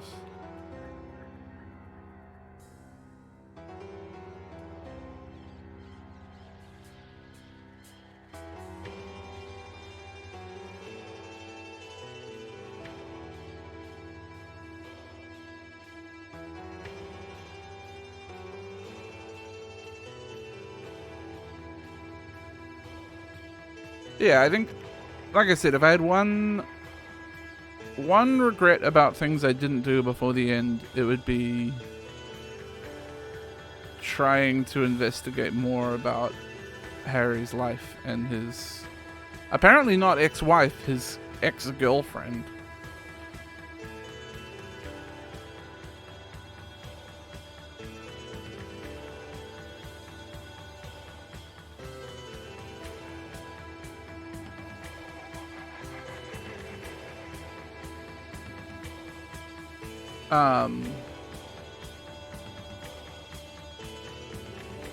But who knows how much more of that is in there beyond what I already got.